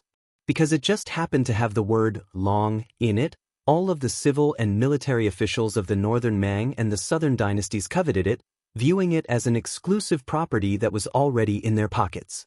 The few great figures who could speak loudly in the western capital's imperial court had already eagerly announced that they were willing to use the heads of Yang Guangdou, Chen Shiliang, Ko Jianghuai, and the others that were worth more than the nobles' heads in exchange for the ownership of several ranches over there, such as the world-shaking Xinli ranches and Tianjing ranches. However, this expedition to the south was not going well. Not long ago, Xi Jing heard a piece of good news. It was said that the eldest grandson of the Zhong family, who had been promoted to Xiajia because of his military exploits, had successfully convinced the bald donkeys in Mount Lantuo to submit to Beimang. However, when the army had just stepped into the desolate Liuzhou border, bad news immediately came. First, a group of Bailiang light cavalry appeared out of nowhere and drove straight into Liuzhou from the border of Liuzhou. They bypassed a series of heavily guarded military towns such as the Gentleman's Pavilion and headed straight for Xijing, which shocked the imperial court. Then, 10,000 of Zhong Tan's elite cavalry were blocked at the entrance of Mount Miyun. No one knew whether Zhong Tan was alive or dead. General Zhong Shentong, who was in charge of the second front of the middle line, quickly submitted a letter of apology to the king of Baiting. His Majesty was not at all courteous to the Zhong family. He directly issued a transfer order to the middle line, ordering Zhong Shentong's younger brother, who was also Xiajia's uncle, Zhong Liang, to lead 8,000 elite cavalry and rush to Gusai province to intercept the Bailiang cavalry that had penetrated deep into the hinterland. Nominally, they were under the command of Commander-in-Chief Zhong Shentong. It was obvious that they were saying that the good situation in Liuzhou had been ruined by the Zhong family's descendants, so they should pay off the debt with the lives of 8,000 Zhong family members. If they could stop them, they would let bygones be bygones. If they could not stop them, then they would continue to use the Zhong family to fill in the debt. If Zhong Liang was still not capable enough, then it would be Zhong Shentong's turn to personally take action. There would be no need for him to get involved in the battle outside Liangzhou Pass, and he would obediently go to Gusai province to clean up the mess. After Hong Jingyan died inexplicably on the Longyan plains, the tens of thousands of Ruren cavalry were leaderless, and in the blink of an eye, they were carved up by the various major factions on the front lines. The major factions of the northern grasslands, who had suffered losses in the first battle of Liangmang, had more or less begun to make their own calculations. After the fall of General Zhong Shentong, how many veteran soldiers of the Zhong family would they be able to get their hands on? On the grasslands, everyone felt awkward when they learned from those scholars of the southern dynasty, who were fond of romance, sitting down and discussing the Tao. However, everyone was familiar with sharing the spoils. The army of Beimang on the western front pushed southward step by step. Their speed was not fast. 10 days ago, this army was suddenly attacked by 10,000 Bailiang dragon elephant cavalry. In just 1 hour, the 6,000 vanguard cavalry under Huang Songpu's command were left on the battlefield. From the close combat to the conclusion of the battle, and then to the careless collection of the corpses, many of the nobles of Longguan who had their ambitions in Liangzhou still felt that they had not recovered from the shock. In fact, it could not be said that there were no signs. After the army crossed the border from Gusai Prefecture of the Southern Dynasty into the territory of Liuzhou, their own horse railings had clashed head-on with the Bailiang scouts. Soon, the generals of Beimang who had learned the truth were all stomping their feet and cursing their mothers. Of all things, it was the white horse crossbowmen outside Liangzhou Pass who had come here to cause trouble. Although they had already broken camp and moved southward away from the court, whether it was General Huang Songpu or the generals of Longguan who controlled the elite cavalry of the Southern Dynasty, they had no choice but to pay attention to what was happening in their own backyard. They did not want Huda Town to see the figure of a Bailiang crossbowman. This was the emperor's personal decree in the Western imperial court. What was the result? Fatty Dong's crow railings were all dead. General Lu Gui's black fox railings were also all dead. It was even said that Dongzhu's brother-in-law had lost his life in the Longyan Plains. In the end, that young Bailiang lieutenant named Li had become famous in the grasslands overnight. Now, he had even swaggered into the northern part of Liuzhou to show off his prowess. Huang Songpu was an experienced veteran on the battlefield. Therefore, when the intelligence reports of the casualties of the horse railings kept coming into his tent, he had already begun to shrink the front line and slow down the speed of advancing southward. Obviously, he did not want to make any mistakes. The backbone of this army was the old king of the southern courtyard, Huang Songpu, who was used to being lawless in the southern dynasty of Beimeng. It was very obvious that the main force of this army was the direct descendants of the Jia and Yi families of Longguan. Although Huang Songpu still carried the title of one of the 13 great generals of Beimeng, the title of king of the southern courtyard had long been taken off. He was also an old man who had once retired. In the end, the troops that could barely be considered Huang Songpu's direct descendants numbered only 30,000.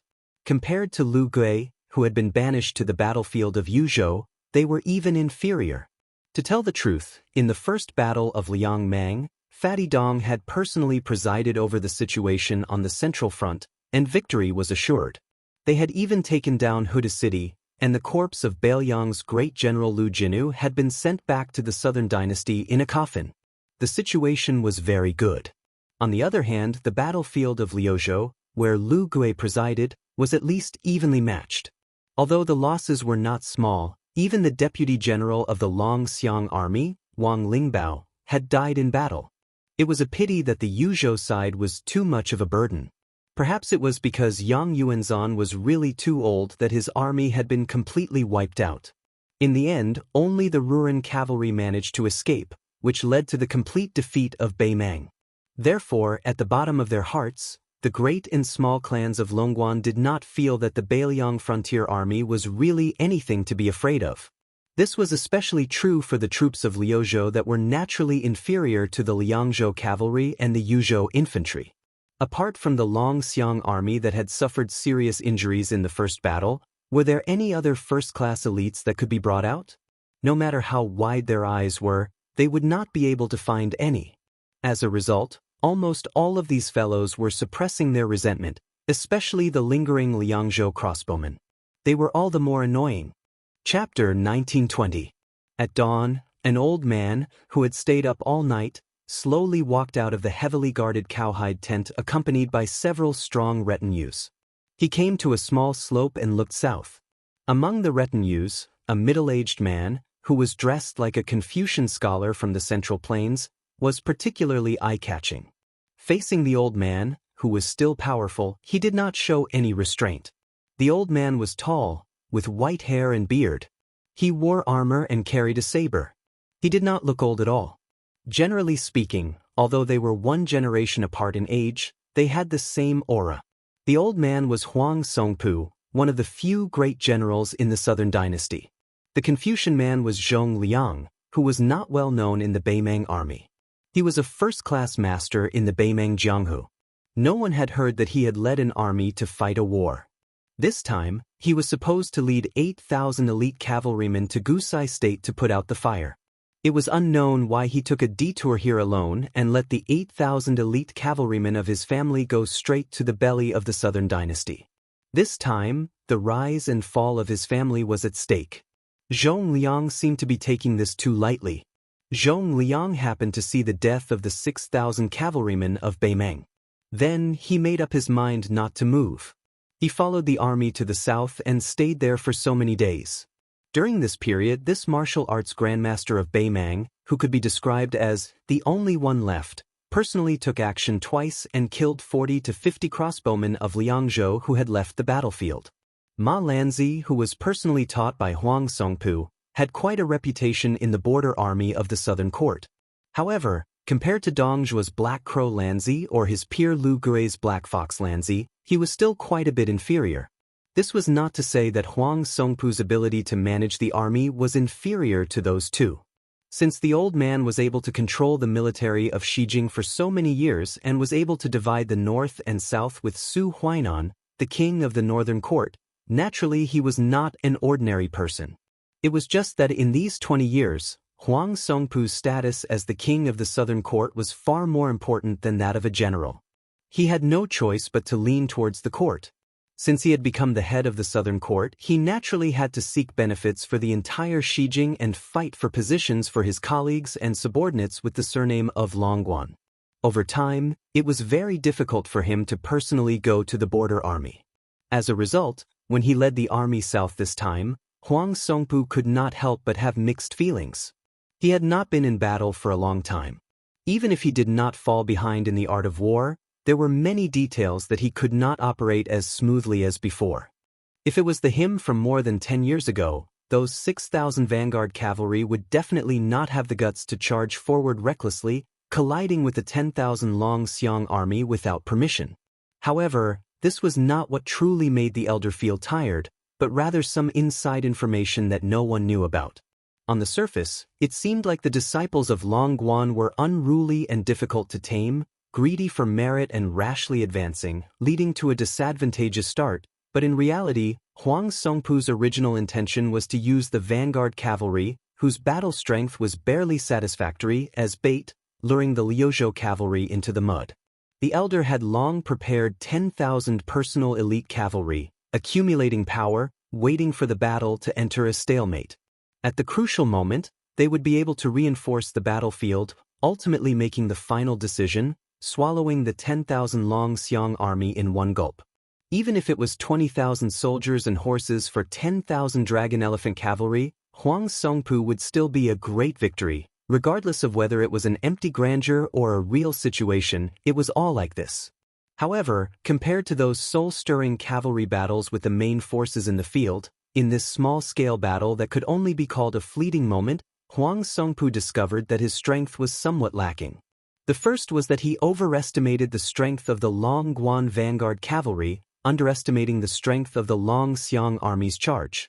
It was to the extent that when the 10,000 personal troops entered the battlefield, the original mantis stalking the cicada turned into a pure rescue mission. What was even more fatal was that in the following battle situation, Huang Songpu believed that the commander of the Liuzhou cavalry who launched this surprise attack also had the intention of luring the enemy deep into the enemy's territory. Therefore, the prudent Huang Songpu, after a bit of hesitation, even though he had the 10,000 personal elite troops launch a decisive pursuit, he strictly ordered the cavalry generals to not be 50 li away from the main force. This also meant that the amount of military merit was not great, only 50 li away. In the end, that cavalry general brought the elder a truth that made him not know whether to laugh or cry. After chasing for 50 li and hearing the order to stop, the remaining 3,000 or so enemy cavalry swaggered off. Apart from the dozens of white horse crossbowmen roaming far away from the battlefield, this Long Xiong army that had eaten a bear's heart and a leopard's guts did not have any reinforcements. How could there be a war like this? The Beiliang border generals who had dealt with Huang Songpu before, be it Huda City's Lu Jinu, the former Huaihua great general Zhong Hongwu, or He Zhonghu, none of them had lost their minds like this. Huang Songpu was deeply worried. He raised his eyes and gazed into the distance, frowning without saying anything. The Beimang great demon general Zhong Liang, dressed in a scholarly robe, glanced at the old general's expression and laughed. Old General Huang, as long as we put aside the vast western regions where the two military towns of Linyao and Fengxiang are located, Liuzhou is actually only so big. No matter how strange Beiliang's military strategy is, it's just a Taoist field in a snail's shell. Even if the Battle of Miyun Pass added another 20,000 Lantua mountain monk soldiers to Beiliang, it's still just a drop in the bucket. Huang Songpu shook his head. Qingyuan military town in Liuzhou's Qingcang city has several elite troops of the Su family's border army coordinating with each other from afar. They also have Yuandao's Yuzhou light cavalry helping to tear apart the battle lines. Whether it's strategic depth or military strength, we're not as disadvantaged as we imagined. Besides, Zhong Liang continued the conversation, his smile growing wider, What? Old General, are you also worried about West Chu's twin jade pillars, Xie Shibian and Ko Jianghuai? Are the two of them really planning and strategizing for Bailiang on the Liuzhou battlefield? The old man calmly said, I believe that no general in the present age can underestimate the combined might of these two, right? Zhong Liang, whose graceful bearing was like that of a mountain immortal in a painting, laughed. As long as Liuzhou's military strength doesn't converge in one place, I believe that they won't be old general's match. Right now, the 30,000 Long Xiang army, compared to the first battle, although their numbers haven't decreased, and they're all elite cavalry transferred from the left and right cavalry of Liuzhou, their combat strength is still a little lacking. As for Ko Jianghuai's Liuzhou youths, they're all pieced together and won't be able to fight a tough battle. The remaining soldiers of Xie Shibian aren't even worth mentioning. Otherwise, Mount Qingliang and the Governor-General Manor wouldn't have given him 20,000 Lantua mountain monk soldiers.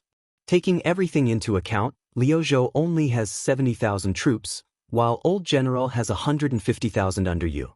Moreover, you can receive reinforcements from the Southern Dynasty at any time, as long as you don't collapse in one battle.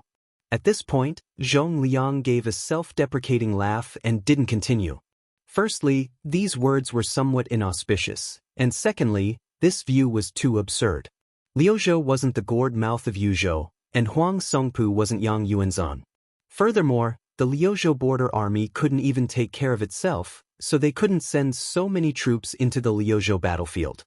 The old man dismissed it with a smile, saying, just Xie Shibian and Ko Jianghuai, these two young people, were able to make Yan Jinchuan and Yang Xinxing, these old generals, suffer a great loss.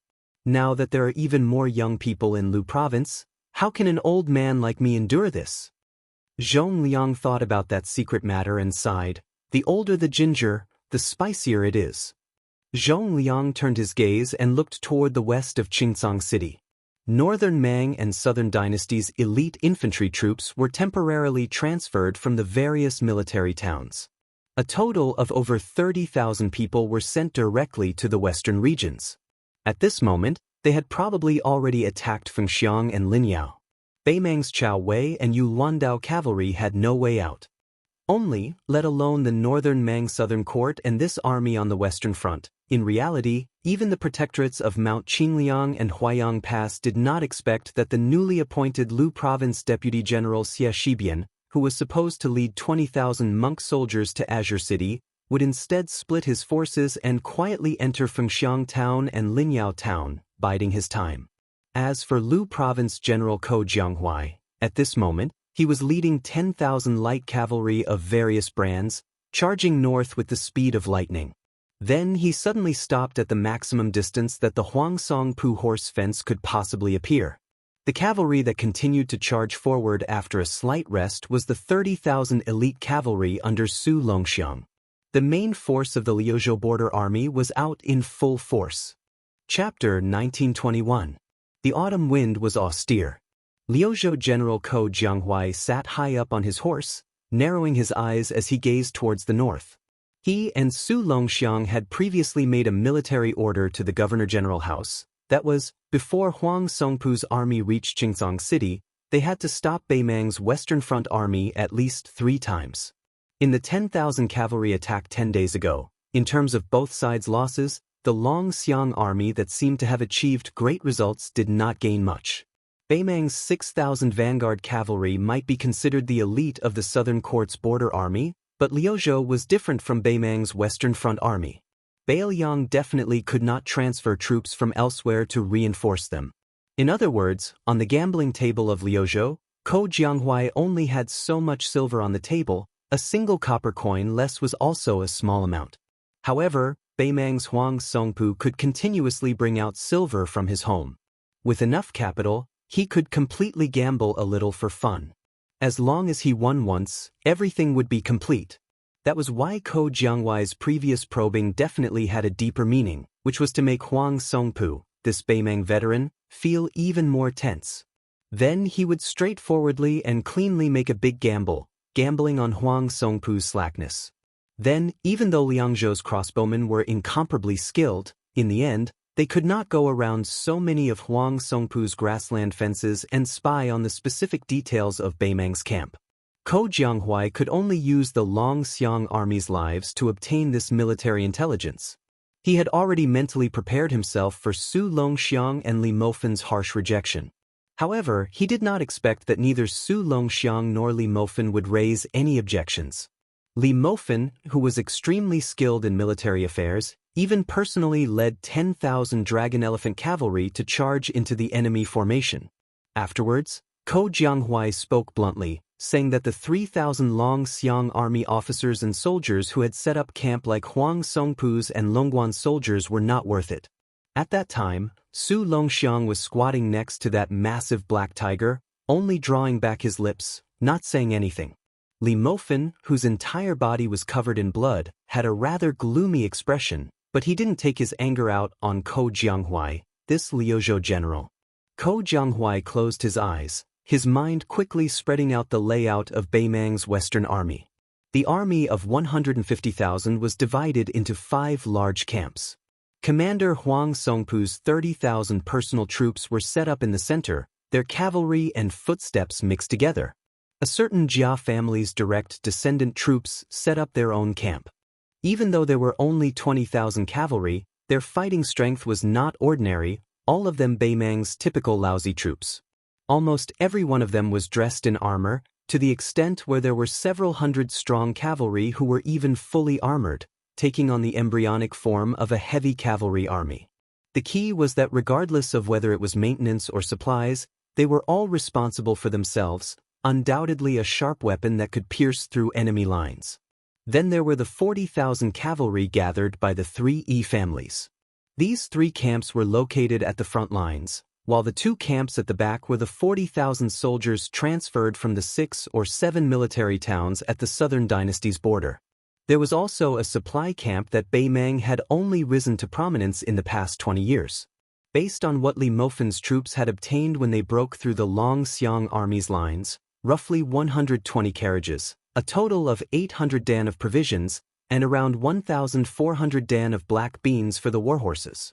However, because the Beimang cavalry had always brought their own supplies when they went south to knock on the pass, in addition to the large number of Maras accompanying them on every large-scale march, the supply camp's purpose was only to be used at the foot of Qingcang City, far away from the southern dynasty's border, in case the army couldn't take the city for a long time. Historically, the grassland cavalry had roamed the border areas of the Central Plains, especially in the autumn, so they rarely encountered any fatal supply problems. On the other hand, the Central Plains cavalry at the peak of national power had to rely on the power of the entire country to support that fragile supply line every time they took the initiative to go north. The real monarch of the Central Plains who changed this awkward situation was none other than the old emperor of Liang, Zhao Li, who had unified the Central Plains. 2 of his decisions created the current prosperity of the Central Plains cavalry. One was to use the reason that the monarch should guard the country's gate to reject a large group of civil officials' suggestion to move the capital to Guangling Road and continue to use Old Tai in city as the country's capital. At the same time, he formulated a very bold national policy, sparing no effort in supporting the 2 Liliao border armies.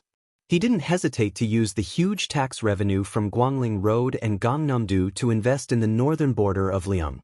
The second decision was to allow Su Shao, whose meritorious service shocked the emperor, to lead the troops out of the capital, to be granted the title of Prince of Liang's vassal in the northwest, which was rich in horses, and let him directly face Beimang. Located in the north of Liang's vast territory, the 2 border crossings on the east and west were heavily guarded by the country's most elite cavalry. In addition, in the middle of Liang's vast territory, Ji province was a natural stronghold. The old general Yang Shenxing had once cultivated the Ji province infantry, who was known as the unparalleled in the world. How could it be as simple as just competing with Beiliang's Yanwenwan? The reason was simple. The border of Ji province didn't need a large number of cavalry, so even if Yang Shenxing had a soft spot for cavalry, he could only go with the flow. Ko Jianghuai, who was resting with his eyes closed, subconsciously pressed his palm against the cold saber hilt at his waist and slowly twisted it. According to the spy report, Baimang's barracks were extremely shoddy. They hastily dug 3 trenches around the barracks, and the thin fence behind them could be said to be blown down by the wind. Hemp ropes were tied to wooden poles, and the knots of the ropes couldn't be considered particular. The passages between the barracks should be clean and solemn, and soldiers shouldn't be allowed to wander around the barracks without permission. However, these 5 barracks were filled with people coming and going in a disorderly manner, without any rules to speak of. Previously, Li Mofin's several hundred elite cavalrymen had marched all the way to Baimang's central barracks, less than 150 steps away. He saw with his own eyes that the left and right barracks were in a mess, causing the passage between the barracks to become extremely congested and chaotic. Not to mention the Bailiang Frontier Army, which had the strictest military law in Liang. Ko Jianghuai believed that West Chu's army had to do better than Baimang's. Of course, this didn't mean that Baimang's cavalry was weak. On the contrary, it was precisely because Baimang's grasslands were used to the cavalry's lightning-fast speed that it was difficult for them to engrave this kind of cumbersome Central Plains military habit into their bones like the generals of the Central Plains. If it were any other army from the Central Plains facing off against Baimang's hundreds of thousands of iron hooves, who would have the time to investigate the flaws in the Baimang's setting up camp, they could only rely on the dangerous passes or defend the big city to the death. Even if they dared to go out of the city to fight, they could only rely on heavily armored infantry to form a formation to stop the horses and rely on concentrated crossbows to kill the enemy cavalry. Chapter 1922. Ko Jianghuai had spent so much effort on a single premise. Even if the Bailiang cavalry faced the Baimang cavalry, they dared to fight, and could win. Ko Jianghuai opened his eyes abruptly and sneered. Ever since Dafeng began its decline, your grassland cavalry has been knocking on the northern pass and bullying the Central Plains for more than 400 years. You see the big city passes as nothing and come and go as the wind. The 10,000 cavalry behind Ko Jianghuai started to push forwards, not too fast nor too slow. These 10,000 cavalry were really weird, and their aura was really majestic. Within Northern Mang's Central Army's commander tent, Huang Songpu stood in his armor with his hand on his blade, his expression calm and composed. He looked towards the dozen or so captains of great ages within the tent. There were trusted subordinates that he personally fostered, as well as those who spoke for Southern Dynasty's Longguan influential families, as well as young and robust generals who relied on their simple backgrounds to climb up to their current high positions. Huang Songpu said solemnly, "This time the 30,000 Long Xiang army has appeared. They probably know that they can't defend Qingcang City, but they aren't willing to expose Qingyuan Army Town at the west gate of Liangzhou to us. Hence, they want to go all in, saving a lot of trouble. All of you have been through hundreds of battles, so there's no need for me to nag about such small matters. Just remember that we have an absolute advantage in numbers, so we have to make use of it. Apart from the supply camp at the back, the other 4 camps must not stretch too far. We have to support one another and we must not take risks." For this trip to Liuzhou, the peace decree gave us 4 words. A small loss is a victory. Huang Songpu looked at the people and then cupped his fists towards the north. "Everyone. I, Huang Songpu, am close to 70 years old. Back then, even the king of the South Courtyard left. If it weren't for the war going badly, I wouldn't be here today. I have nothing more to ask for in my life. However, out of all of you, the oldest one is not more than 50, and the highest official rank is only primary grade 3. After taking down Liuzhou, no matter how you reward me, I, Huang Songpu, will give you the title of Great General." Everyone in the tent was instantly pumped up. In the Central Plains, an emergency mobilization of more than 100,000 soldiers was definitely not something that could be deployed in a short period of time. However, the Baimang cavalry was different. When the generals hurriedly returned to their camps, loud bugles sounded from all 4 camps. However, because the appearance of the 30,000 Lu Province elite cavalry was too unimaginable, and the speed of their advance was too fast, the 3 battalions at the front were still slightly behind, and to a certain extent, they had lost the initiative.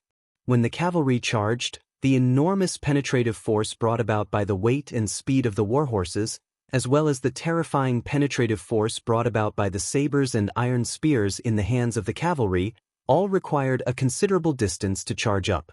Furthermore, when both sides had enough time to launch a charge, if one side could coincidentally launch a collision at the peak of their momentum, and the other side only needed to use too much force to show signs of exhaustion, the latter would suffer a great loss. The difference in strength between the battalions could be seen at a glance. Huang Songpu's personal elite cavalry was the fastest to finish organizing, spreading out layer after layer of vanguard lines at the front of the middle road. Long Pass's Jia clan's direct line of soldiers followed closely behind, but the hundreds of elite cavalry equipped with heavy cavalry did not show themselves. The cavalry gathered by the Yi clan of the Southern Dynasty were all in a mess. Although they were not afraid of battle, with the great battle imminent, this kind of chaotic mental state could easily affect the pace of the warhorses. The reason why a cavalry was a cavalry. The warhorses were extremely important. The previous Bailiang Protector General Chen Jibao had always ridiculed the Beimang cavalry with their lax military discipline as infantry on horseback. And in Bailiang, every warhorse, every saber, every spear seemed to be infused with the old rules that the butcher Su Shao had accumulated his entire life on the battlefield. On the battlefield, no matter how many merits a general had, no matter how deep his seniority was, no one was allowed to use a halberd or horse lance, no one was allowed to wear gold or silver armor, and no one was allowed to stand alone in front of the vanguard. The vast land of yellow sand that stretched as far as the eye could see. The Bailiang cavalry was like a huge wave of the Guangling River, surging forward. Huang Songpu, who had already mounted his horse, looked into the distance. He gripped the iron spear in his hand tightly and let out a sigh of relief.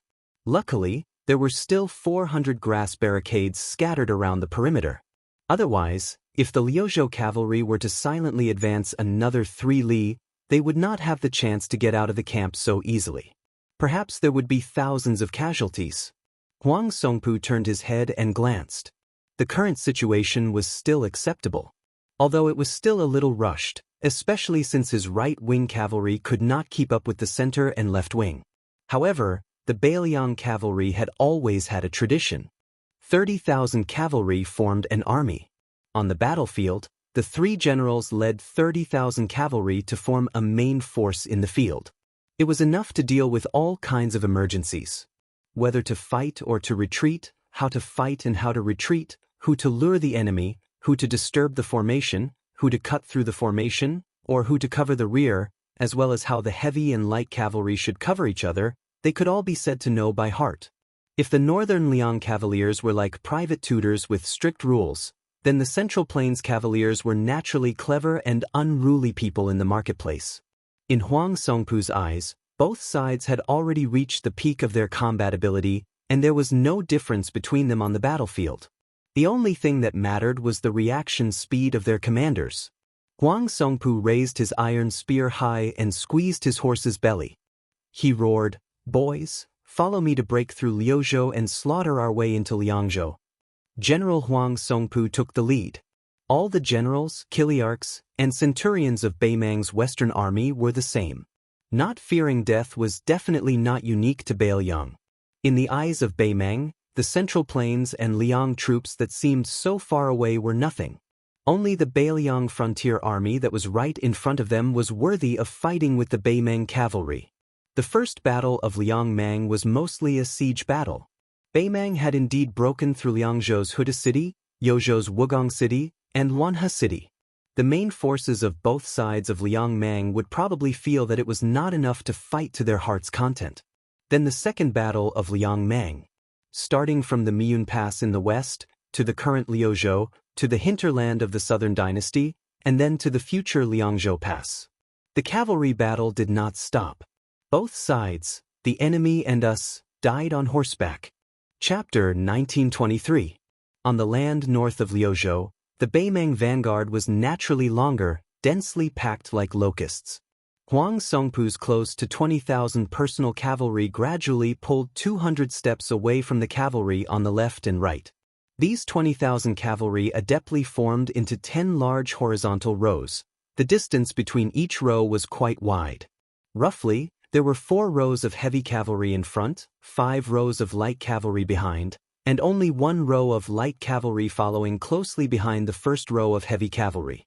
The so-called heavy cavalry under Huang Songpu was the elite cavalry of the Beimang grassland. They were not the royal heavy cavalry that the old lady of Beimang saw as a national treasure, nor were they the true heavy cavalry of Bailiang. They were different from the simple leather armor of the light cavalry. The armor they wore was mostly made of leather with a layer of scales on the inside. It was an imitation of the cavalry of the Great Feng dynasty, who boasted that their armor and horses were unparalleled. The plates of the armor were like fish scales, heavier than chainmail, and normal horse bows could not pierce through the armor. The war horses of these heavy cavalry would occasionally wear a small amount of leather armor. The cavalry held a spear, a war blade by their waist, and there would also be people who would place a mace on the saddle. The Battle of Liang Mang's cavalry had already been going on for more than 20 years.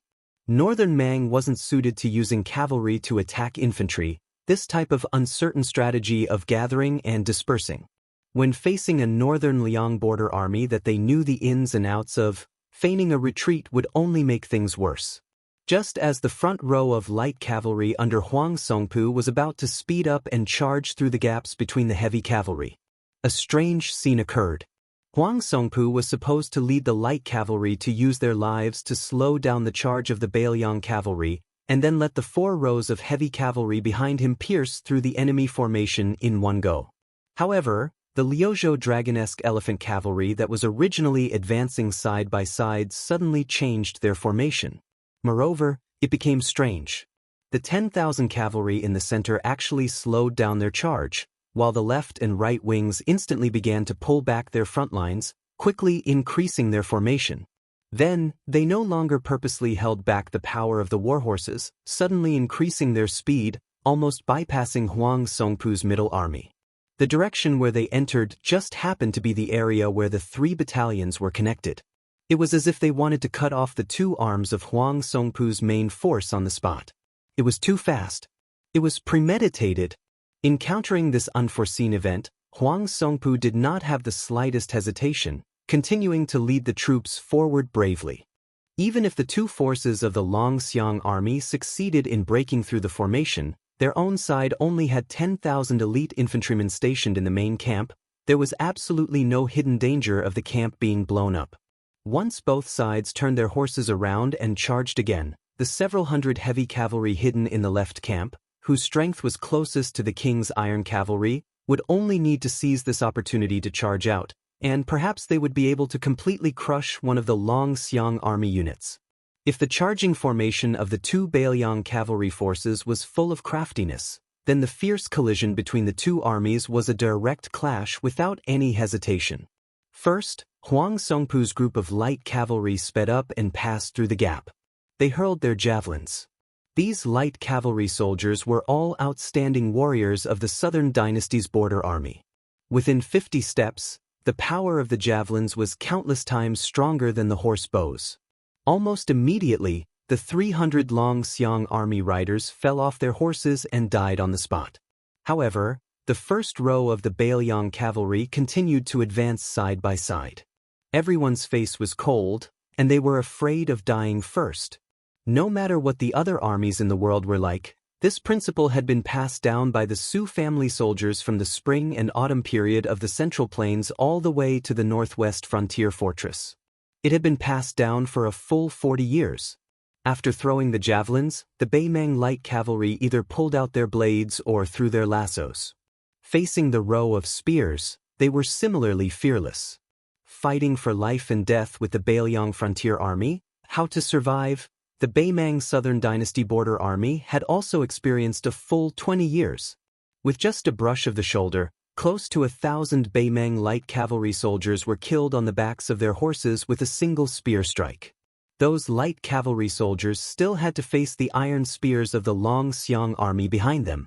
It was destined to be a tragic ending with less than 1 in 10 surviving. This was the true meaning of cavalry clashing. There were no horse bows shooting at each other, and no fancy moves. Because of the resolute sacrifice of this row of light cavalry, The first clash of spears between the Liang-Mang side gave Huang Songpu's heavy cavalry an innate advantage. Huang Songpu and the close to 100 personal retainers by his side all knocked the enemy off their horses with a single spear strike without any suspense. When cavalry clashed, those who fell off their horses would undoubtedly die. This was the iron law of the border pass. When cavalry charged, the iron spear formation was extremely taboo to pierce through the enemy's body. Even if one could quickly pull it out, it would still delay the opportunity. On the line of life and death, there was no room for any carelessness. Moreover, the two armies chiseled at each other, not just one row of vanguards. Otherwise, where did the word chisel come from? At the same time, one needed to gather as much energy as possible to ensure one's survival in the end. The cavalry army under Great General Huang Songpu's direct command was, after all, one of the top elites in the Southern Dynasty border army. Apart from the first row of light cavalry suffering heavy casualties, the following 3 rows of heavy cavalry were only at a slight disadvantage in the exchange of casualties with the Liuzhou Longxiang army. Without a sound, the last row of heavy cavalry was at the very back. The 4 rows of light cavalry passed by the vanguard and quickly advanced. Because Huang Songpu knew that on the battlefield, the last breath could not be lost. Among the 10,000 dragon elephant army on the left wing, a middle-aged general with a scholarly appearance acted as the leader and brazenly opened the formation. The cavalry at the front of this kind of formation were all vanguard battalion daredevils, and would die the earliest and fastest. The Beimang West Front army was not unfamiliar with this person. After the battle 10 days ago, they hated him even more. Probably in the entire Beiliang frontier army, only this person could be so unique. He held an iron spear in his hand, a sword hanging from his waist, and halberd pouches hanging from both sides of the saddle. It was the valiant and good at fighting in the Beiliang frontier army, the deputy general of the Longxiang army, Li Mofan. Chapter 1924. The breakthrough point of these 10,000 riders was precisely Huang Songpu's central army and Longguan's Jian noble family's direct line of command cavalry.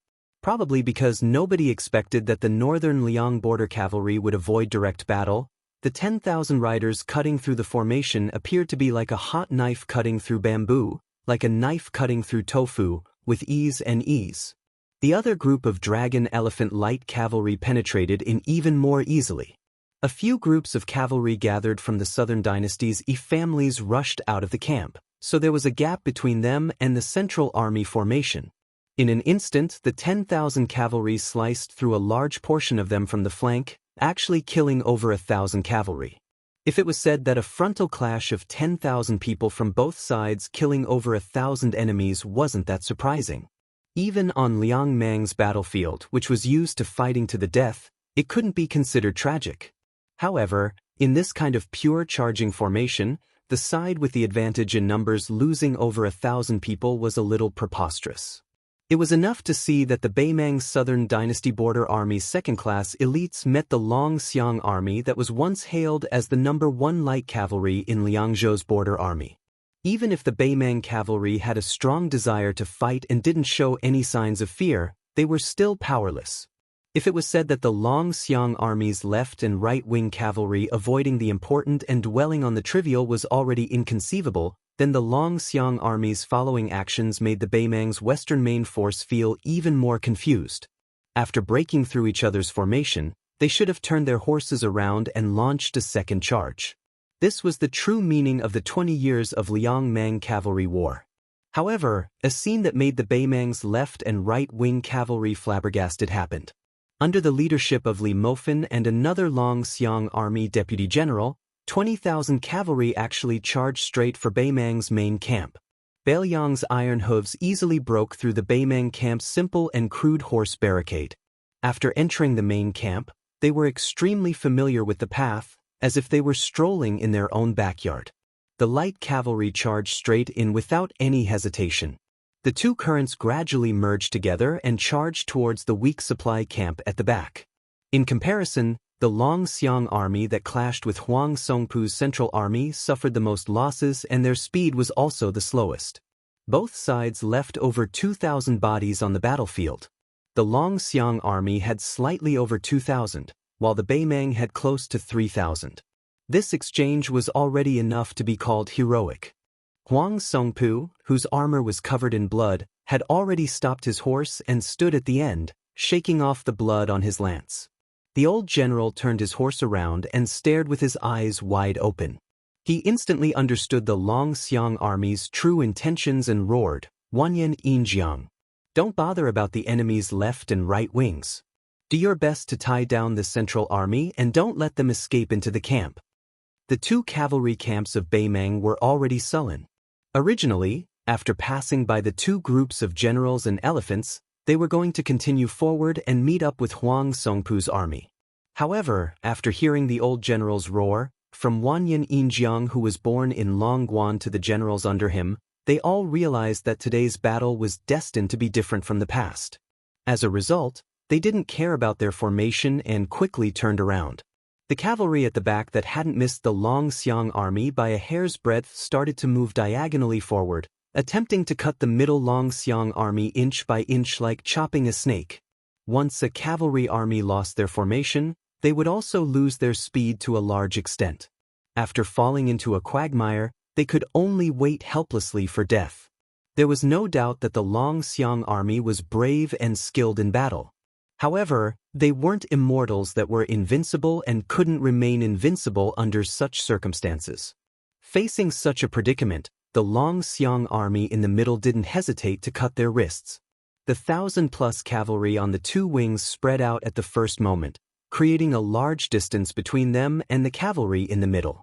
This was to delay the charge of the Beimang cavalry on the two sides.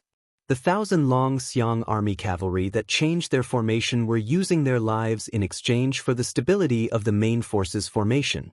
The 1,000 cavalry on the two sides that kept moving away from the main force ran with all their might. Under the urging of the Longxiang army's cavalry, the warhorses didn't care about stamina at all.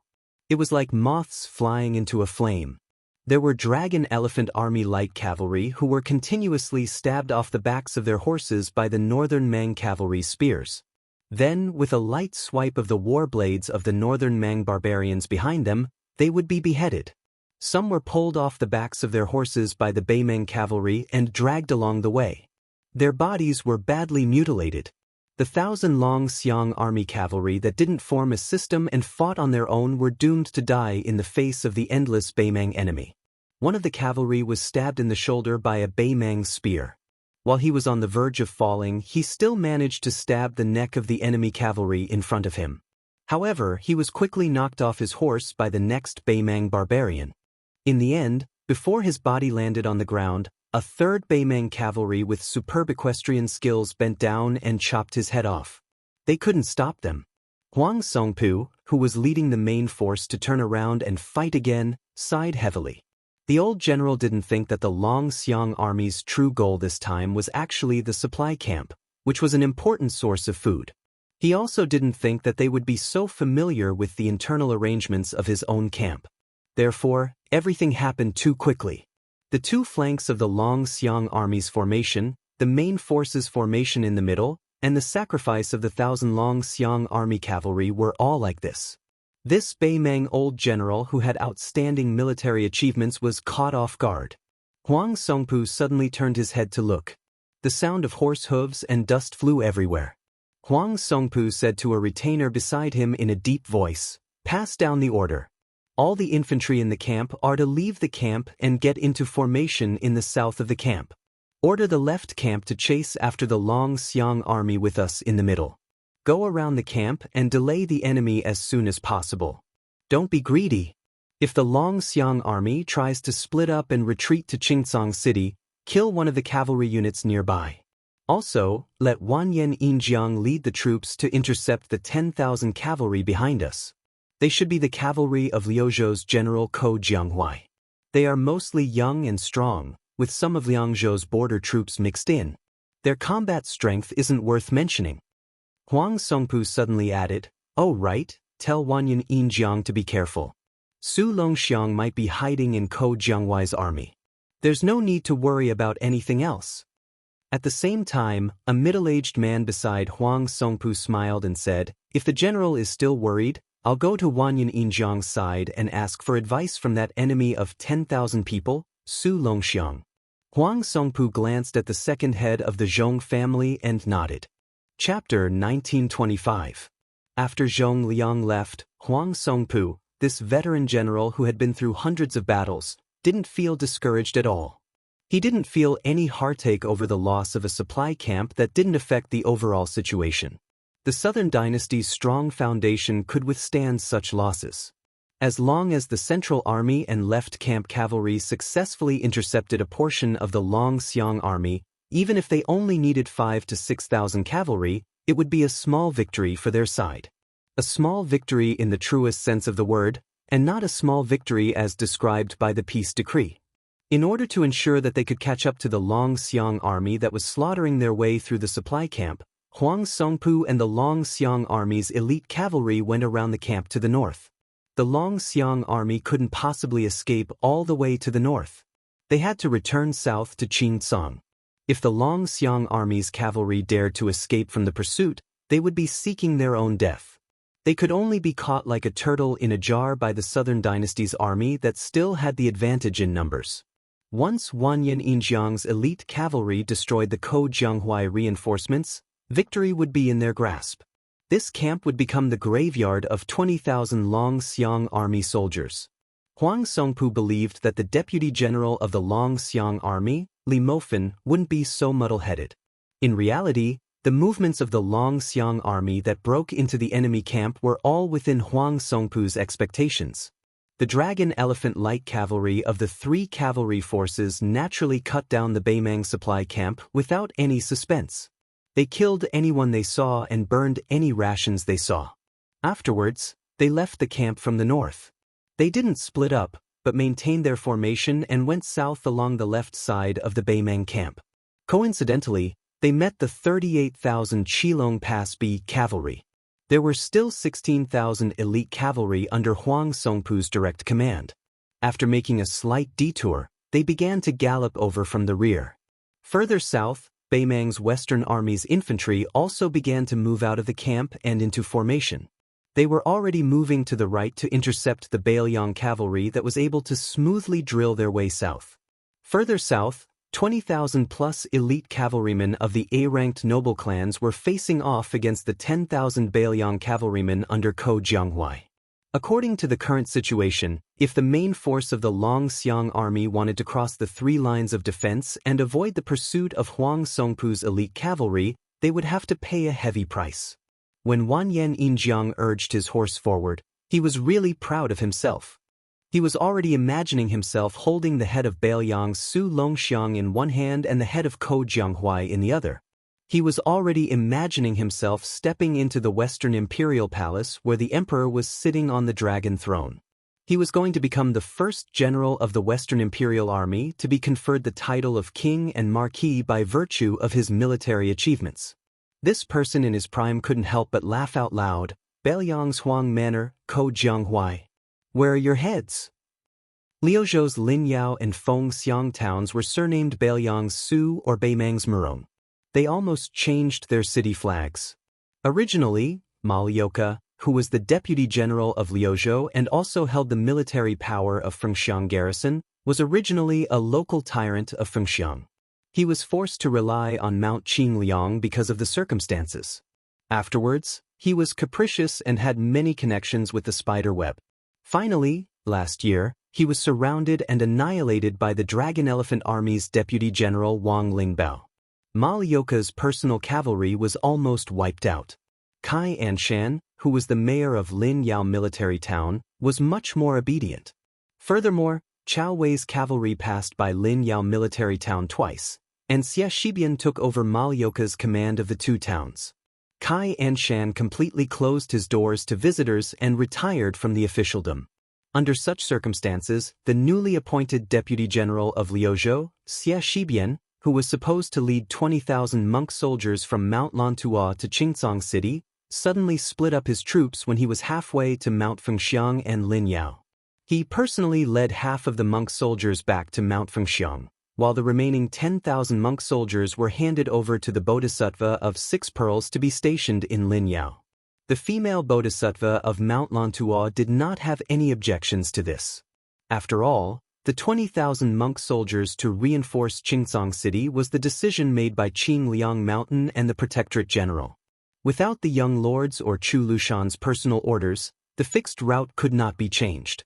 Now, whether it was Mount Lantuo or herself, they were all tied together with the Su family. She did not dare to do anything unnecessary. If she delayed the battle, a Bailiang newcomer Xie Shibian could atone for his crime with his death. However, she would implicate thousands of believers in the western region and fall into a miserable situation. Because of this, she had a tit-for-tat argument with the young deputy general. She did not know the meaning of wasting 20,000 monk soldiers in 2 towns far away from the main battlefield of Qingzhong City. Could it be that it was a common occurrence in the spring and autumn unjust war? But Xie Shibian, did you really think that these 20,000 monk soldiers were your direct troops? Did you want to maintain your dignity and wait for the right price to sell? At that time, Xie Shibian only calmly told her that the battlefield was ever-changing. Linking the western region and Bailiang's Linyao and Fengxiang towns seemed to be the icing on the cake and dispensable. However, under some special circumstances, it was very likely to become the breakthrough point for Bailiang's surprise troops. Not only could it be used as a dangerous pass to cut off the retreat route of Yu Luan's Dao Division's Youqi and Chao Wei's cavalry, but it could also allow the Southern Dynasty's border army, which had never been a problem in terms of military strength, to comfortably rely on the 2 towns to expand their attack line to Qingzhong City. Originally, the 2 towns were not enough to become the turning point of the war in Liuzhou. However, the current situation in Liuzhou highlighted the potential strategic significance of the 2 towns. It really allowed the old strategy of Bailiang's strategist, Li Yishan, to play a role. Chapter 1926. The female bodhisattva had a profound understanding of Buddhism, but she knew that she was not good at military affairs, especially when Xie Shibian was a young military master who shone in the Guangling Taoist battlefield. She admitted that she could not convince him, but she did not dare to put the safety of Buddhism in the western region in the hands of that young man. Faced with Xie Shibian's insistence, she could only propose a compromise, which was for them to bring 20,000 monk soldiers to the military town of Linyao. At the same time, a middle-aged monk with a hidden identity who had the Vajra divine ability of Buddhism would rush to the provincial governor's mansion in Qingzhong City as a scout to report this matter.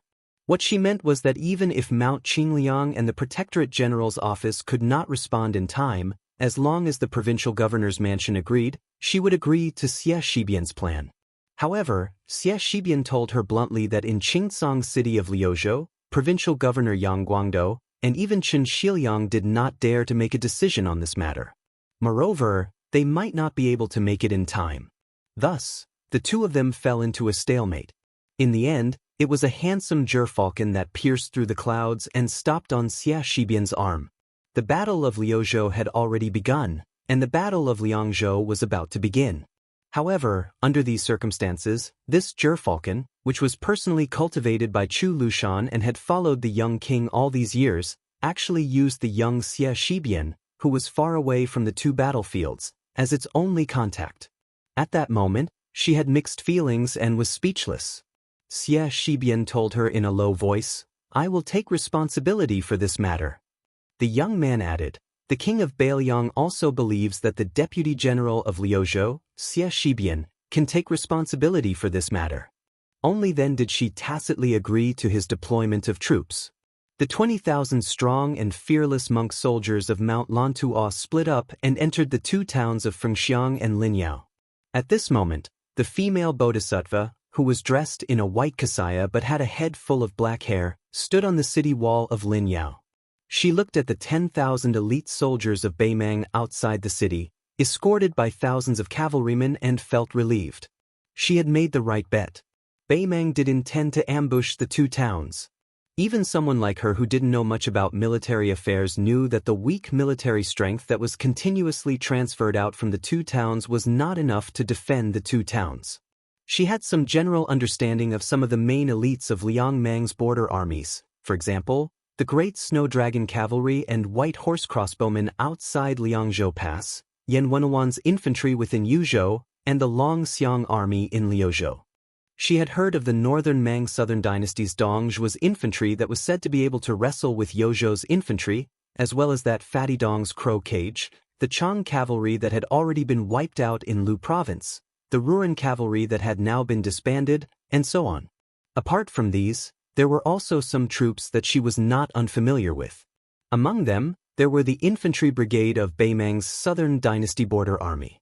Everyone knew that the grassland cavalry had been harming the Central Plains for nearly 800 years, but they had never heard that there were troops and horses that were good at attacking cities. They had always either bypassed those impregnable passes and high cities, or the grassland cavalry had always taken the initiative to seek out the main force of the Central Plains border army and annihilate them in one fell swoop, causing those border cities to lose their original strategic significance. However, things were different in Beimang now. Other than Dongzhi's private army, which was mostly made up of infantry, the Southern Dynasty Border Army had a special kind of troop stationed in several military towns. They were the infantry brigade. They were definitely different from ordinary infantry, and their treatment was not inferior to the heavy armored infantry in the history of the Central Plains. They were the true soldiers of the Empress of Beimang. Li Yishan once described this troop as follows. The infantry brigade of the Southern Dynasty of Beimang is the result of the painstaking efforts of the king of the Southern Courtyard, Huang Songpu.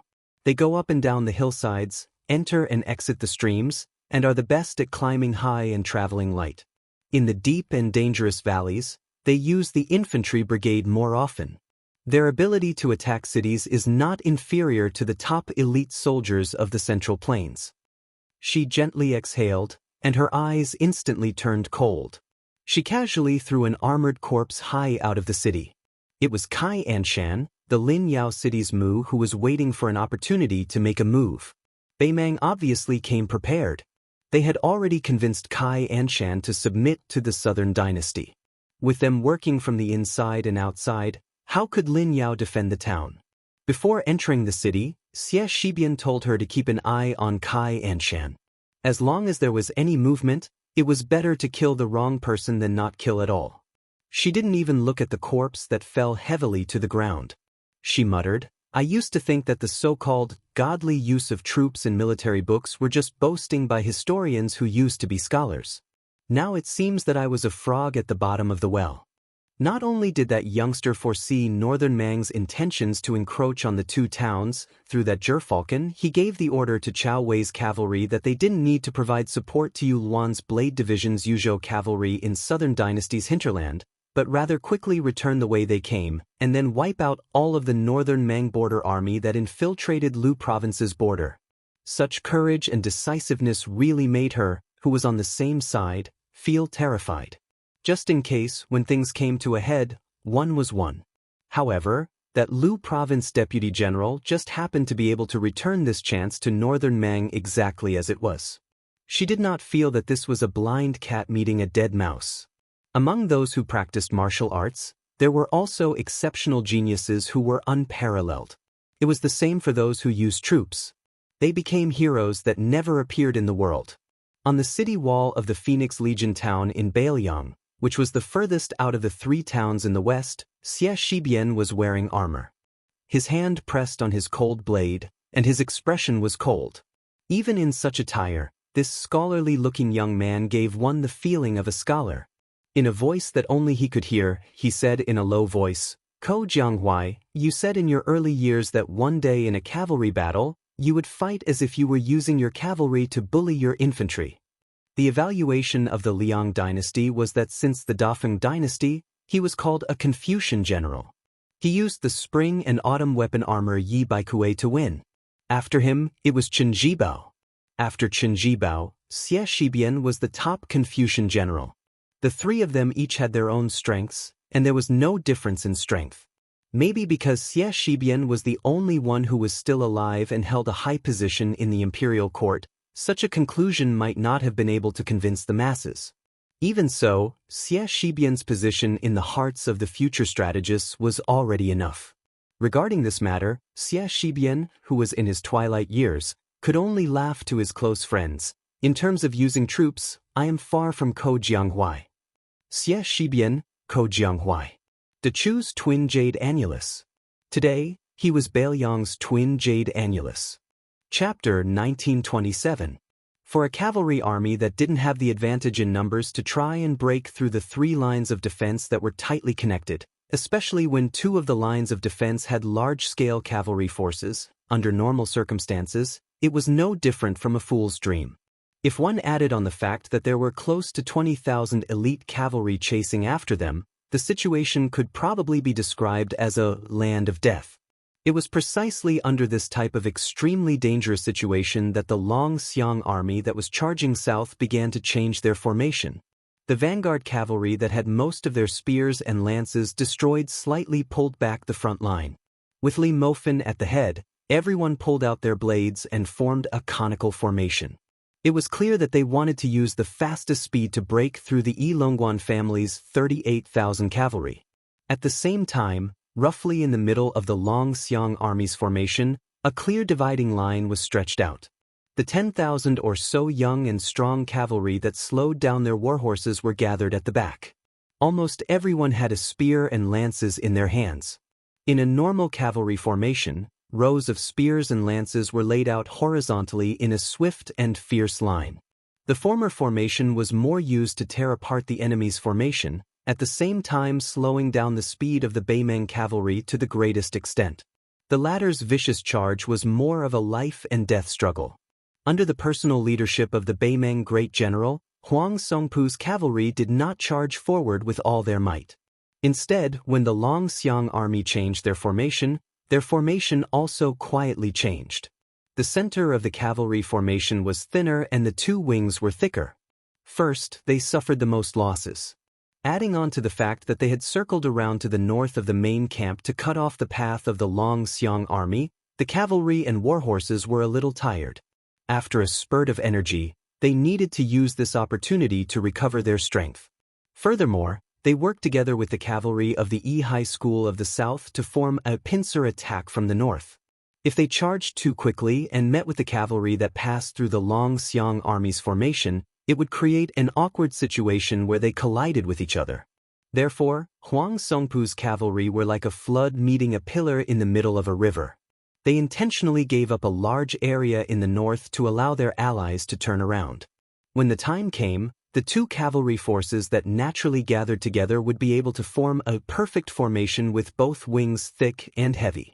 Together with the cavalry formation that was formed by the soldiers that came out of the camp, they would definitely be able to deal considerable damage to the Long Xiang army that had been defeated time and time again.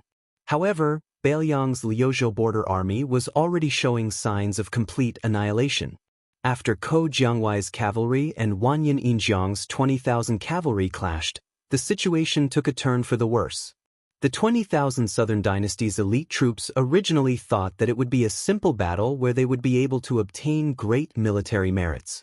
Who would have thought that after the clash, they would be completely defeated? Ko Jianghuai and a young general wearing a strange red armor were neck to neck, and their momentum was unstoppable. The two cavalry were like this, and the 10,000 cavalry behind them were even more so. If not for Zhong Liang, who was hiding beside Wanyan Yinjiang, saving him, Wanyan Yinjiang would have been pierced through the chest by the young man wearing the red armor.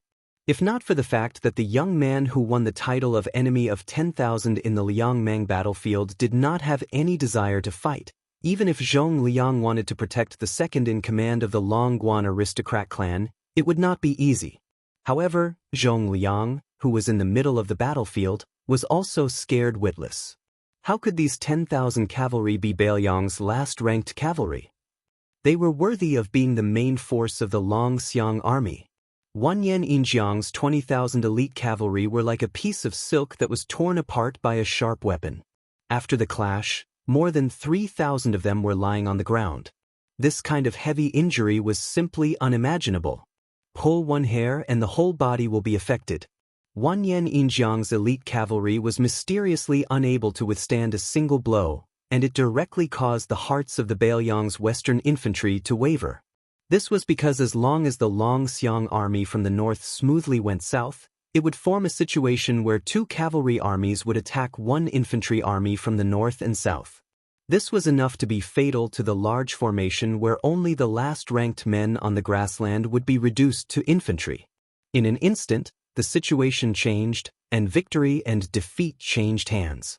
Although the 40,000 cavalry gathered at the E-gate of the Longguan Pass still gritted their teeth and tried to stop the Long-Xiang army from going south, when faced with the 25,000 Bailiang cavalry, they naturally didn't have the strength to do so.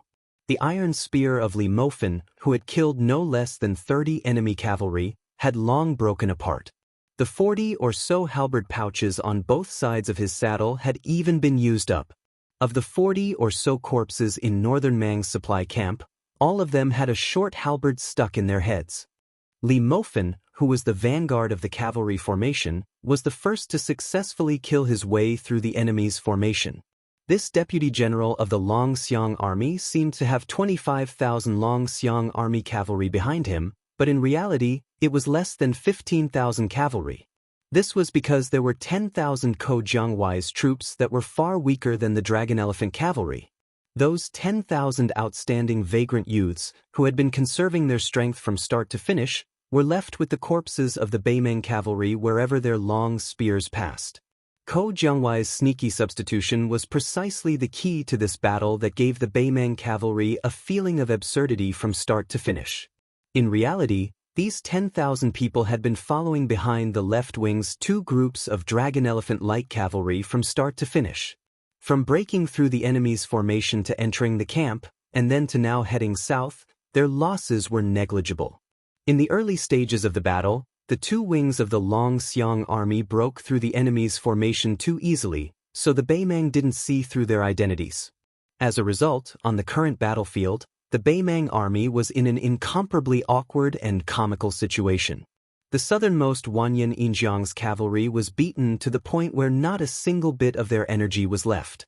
From the main general to the ordinary cavalry, everyone was panicking and at a loss. Then, there was the infantry formation that had yet to completely solidify. The top-notch infantry of the northern Mang and southern dynasty's border army, more than 20,000 infantry soldiers, had already been deployed to launch a surprise attack on Phoenix Town and Linyao Town. This infantry army that had hurriedly left the camp and formed the formation were mostly clad in light leather armor. After all, they were not the heavy armored infantry that specialized in facing the grassland cavalry in the history of the Central Plains. Moreover, the original intention of this infantry army was to attack Qingcang City in Lu Province. How could they possibly be used to resist the frontal assault of the northern Liang cavalry? For this type of infantry and cavalry battle, the Beimeng infantry, be it in terms of equipment or training, were all abnormally immature. The men of the northern Mang grassland had always been the weakness of the men of the northern Mang grassland. They were naturally unfamiliar with the heavy crossbows that they were not used to. Suddenly, they had to stand still and face the charge of the northern Liang cavalry. It was easy to imagine the extreme discomfort they felt. Further north was the Yi High School cavalry that had brushed shoulders with the Long-Xiang army. The northernmost was the Huang Song-pu cavalry that had given up their corps. The perfect defensive line that should have been united was now in tatters. Beimeng still had the advantage in numbers, but the morale of the Liang Mang side was like heaven and earth. Li Mofan raised his head and looked at the Ko Jianghuai cavalry that was a Beimeng infantry formation. That was the true main force of the Long-Xiang army. The corner of this general's mouth twitched as he raised his cold blade and lightly spun it. The 10,000 Dragon Elephant light cavalry behind him didn't even bother about the infantry formation. They circled around the formation and easily went down south. When Li Mofan heard a voice, he suddenly turned his head in shock. After the frontal collision, there were still 8,000 strong refugees behind him. One of them actually charged straight at the Beimeng infantry formation, his spear pointing forward as he furiously hollered, "Liuzhou cavalry! May the dead die! Follow me to death!" Li Mofan, whose face was cold, slowed down his horse, turning his head to look towards the north. Was that fellow crazy? The start and end of today's battle was due to Ko Jianghuai's careful planning. Originally, everything was within Ko Jianghuai's calculations. However, that Liuzhou general didn't allow the refugees to die on their own accord. One must know that such bold actions would result in military merits after the battle. Based on Bailiang military law, a light punishment would be a demotion in rank, and a heavy punishment would be beheading in public. In Li Mofan's field of vision, he saw that when that rider was about to collide with the northern Mang infantry's barricade spears, he suddenly tightened his reins. That A-ranked warhorse from the silken pasture suddenly leapt high into the air. It jumped over the first 2 rows of spears that were slanted forward, crashing into both the man and the horse. The heavy fall of the horse's iron hooves trampled a Baimang infantry soldier to death on the spot. The war horse that couldn't bear the heavy burden had its knees broken. That Liuzhou cavalry viciously thrust out his spear, piercing through the chests of 3 infantry soldiers in a row. After landing, the Liuzhou cavalry held his spear with both hands and charged forward. Behind him, the vanguard of the cavalry faced the Baimang cavalry formation that was shining with a cold light. The men and horses didn't retreat at all, charging straight ahead. Those Bailiang war horses were stabbed to death by the sharp spears. When the cavalry faced the infantry formation that was waiting for them, the vanguard cavalry would definitely die. This was the only way to break the infantry formation bit by bit. Apart from using the lives of the cavalry and war horses, there was no other shortcut. 8,000 Liuzhou cavalry, charge. In the end, not a single one of them followed the Longxiang army back to the south. On the first row of northern Mang's infantry's barricade horse infantry formation, many of Lu province's troops were hung with corpses. Chapter 1928. Some of the spears even had 2 corpses hanging on them. Under such an endless barrage, the infantry formation had no choice but to retreat. Under the great inertia of the warhorse's charge, many of the barricade lances were snapped. Even though many of Flo province's cavalry were shot to death by heavy crossbows, many warhorses still relied on the inertia to charge into the formation. There were already northern Mang soldiers who were directly smashed to death within the formation.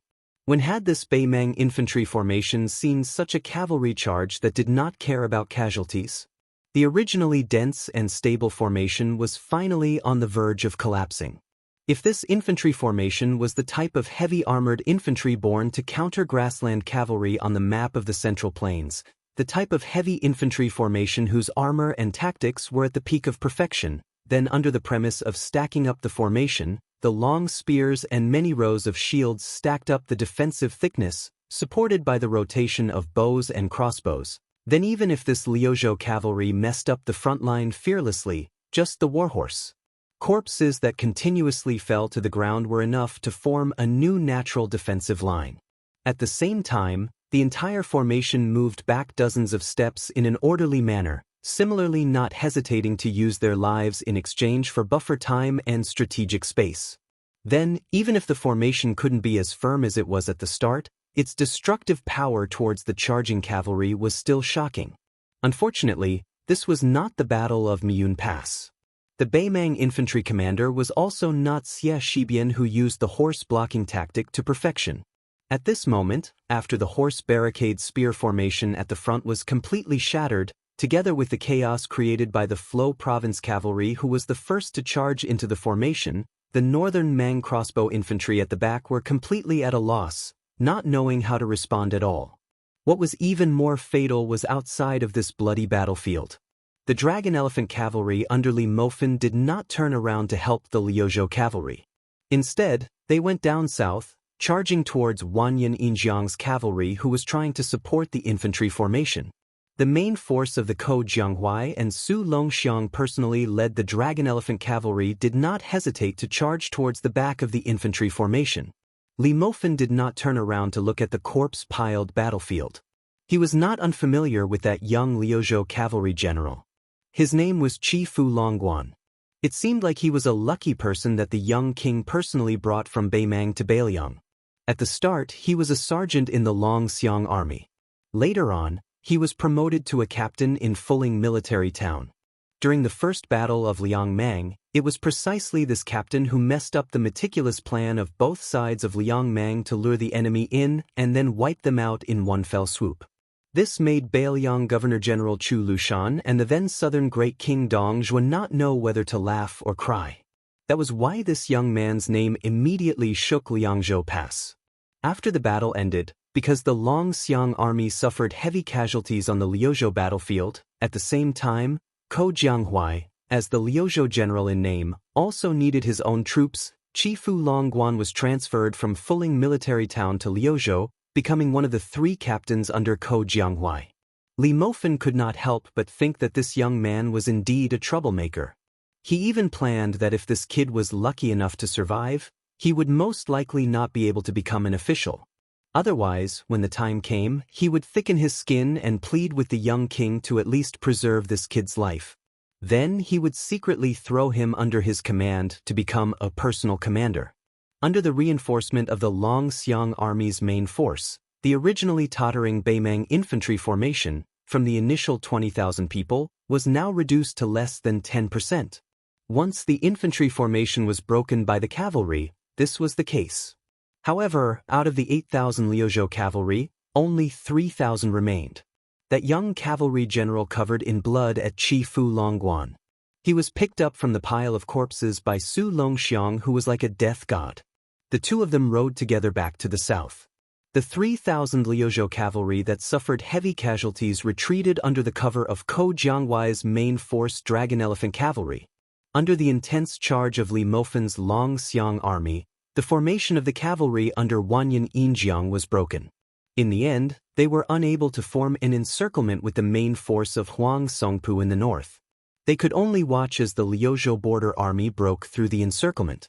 On the way back to the south, after the White Horse crossbowmen reported that the Beimang main force had no intention of chasing, the Liuzhou army stopped to rest. Su Longxiang, Ko Jianghuai, and Li Mofen met up, standing together to feed their own horses. Li Mofen glanced at the young cavalry gathered together. After retracting his gaze, he looked at Ko Jianghuai, who had a serious expression. This battle can be considered a huge victory, right?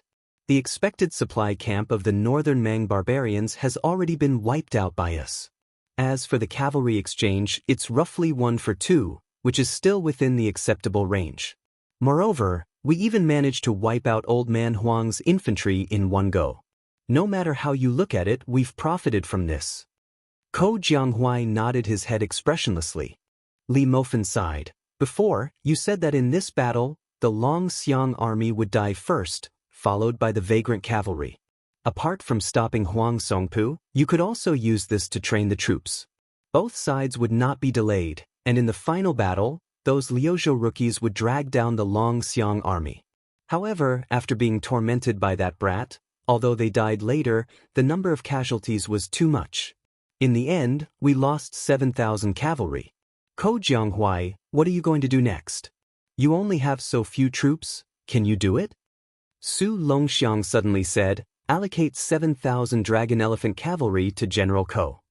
Ko Jianghuai shook his head, no need. Su Longxiang said in a low voice, after the 7,000 cavalry are given to you, you don't need to return them. Ko Jianghuai laughed and said something that left everyone scratching their heads. If we were in the Guangling circuit, not to mention 7,000, I would accept 70,000 and not return them even if you beat me to death. But here, forget it.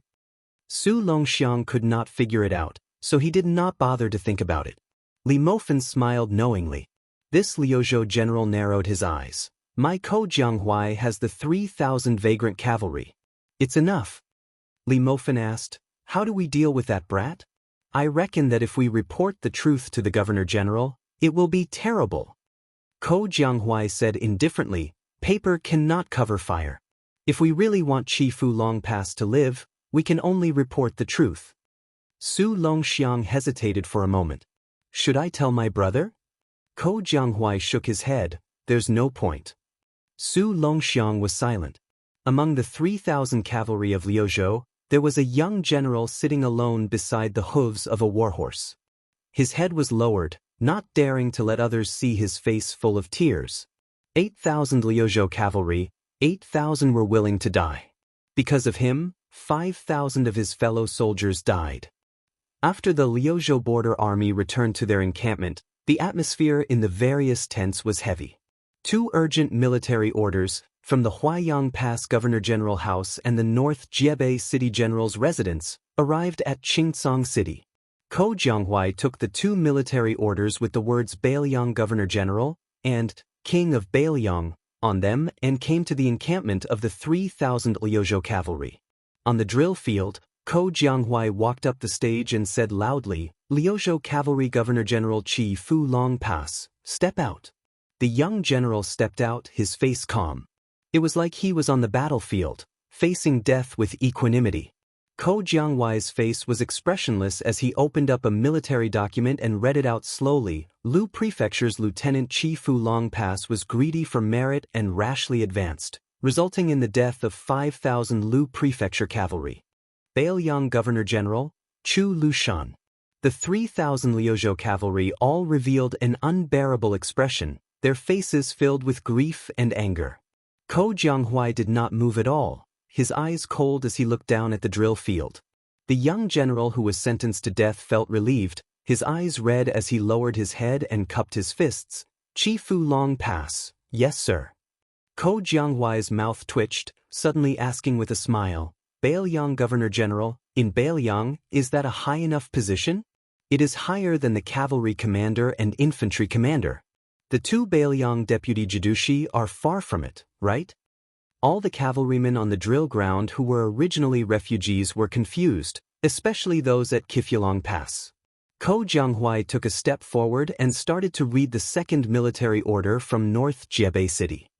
Since the beginning of the Su family cavalry, even if the camp did not have armor, blades, or horses, it was still iron cavalry. Liangzhou cavalry has 6 old camps, and Yuzhou had a new one last year. Reading up to this point, Ko Jianghua paused slightly. Today, Liuzhou also has an iron cavalry camp. They are allowed to raise the camp flag and fight on the battlefield. Ko Jianghua held the military order tightly and took another step forward.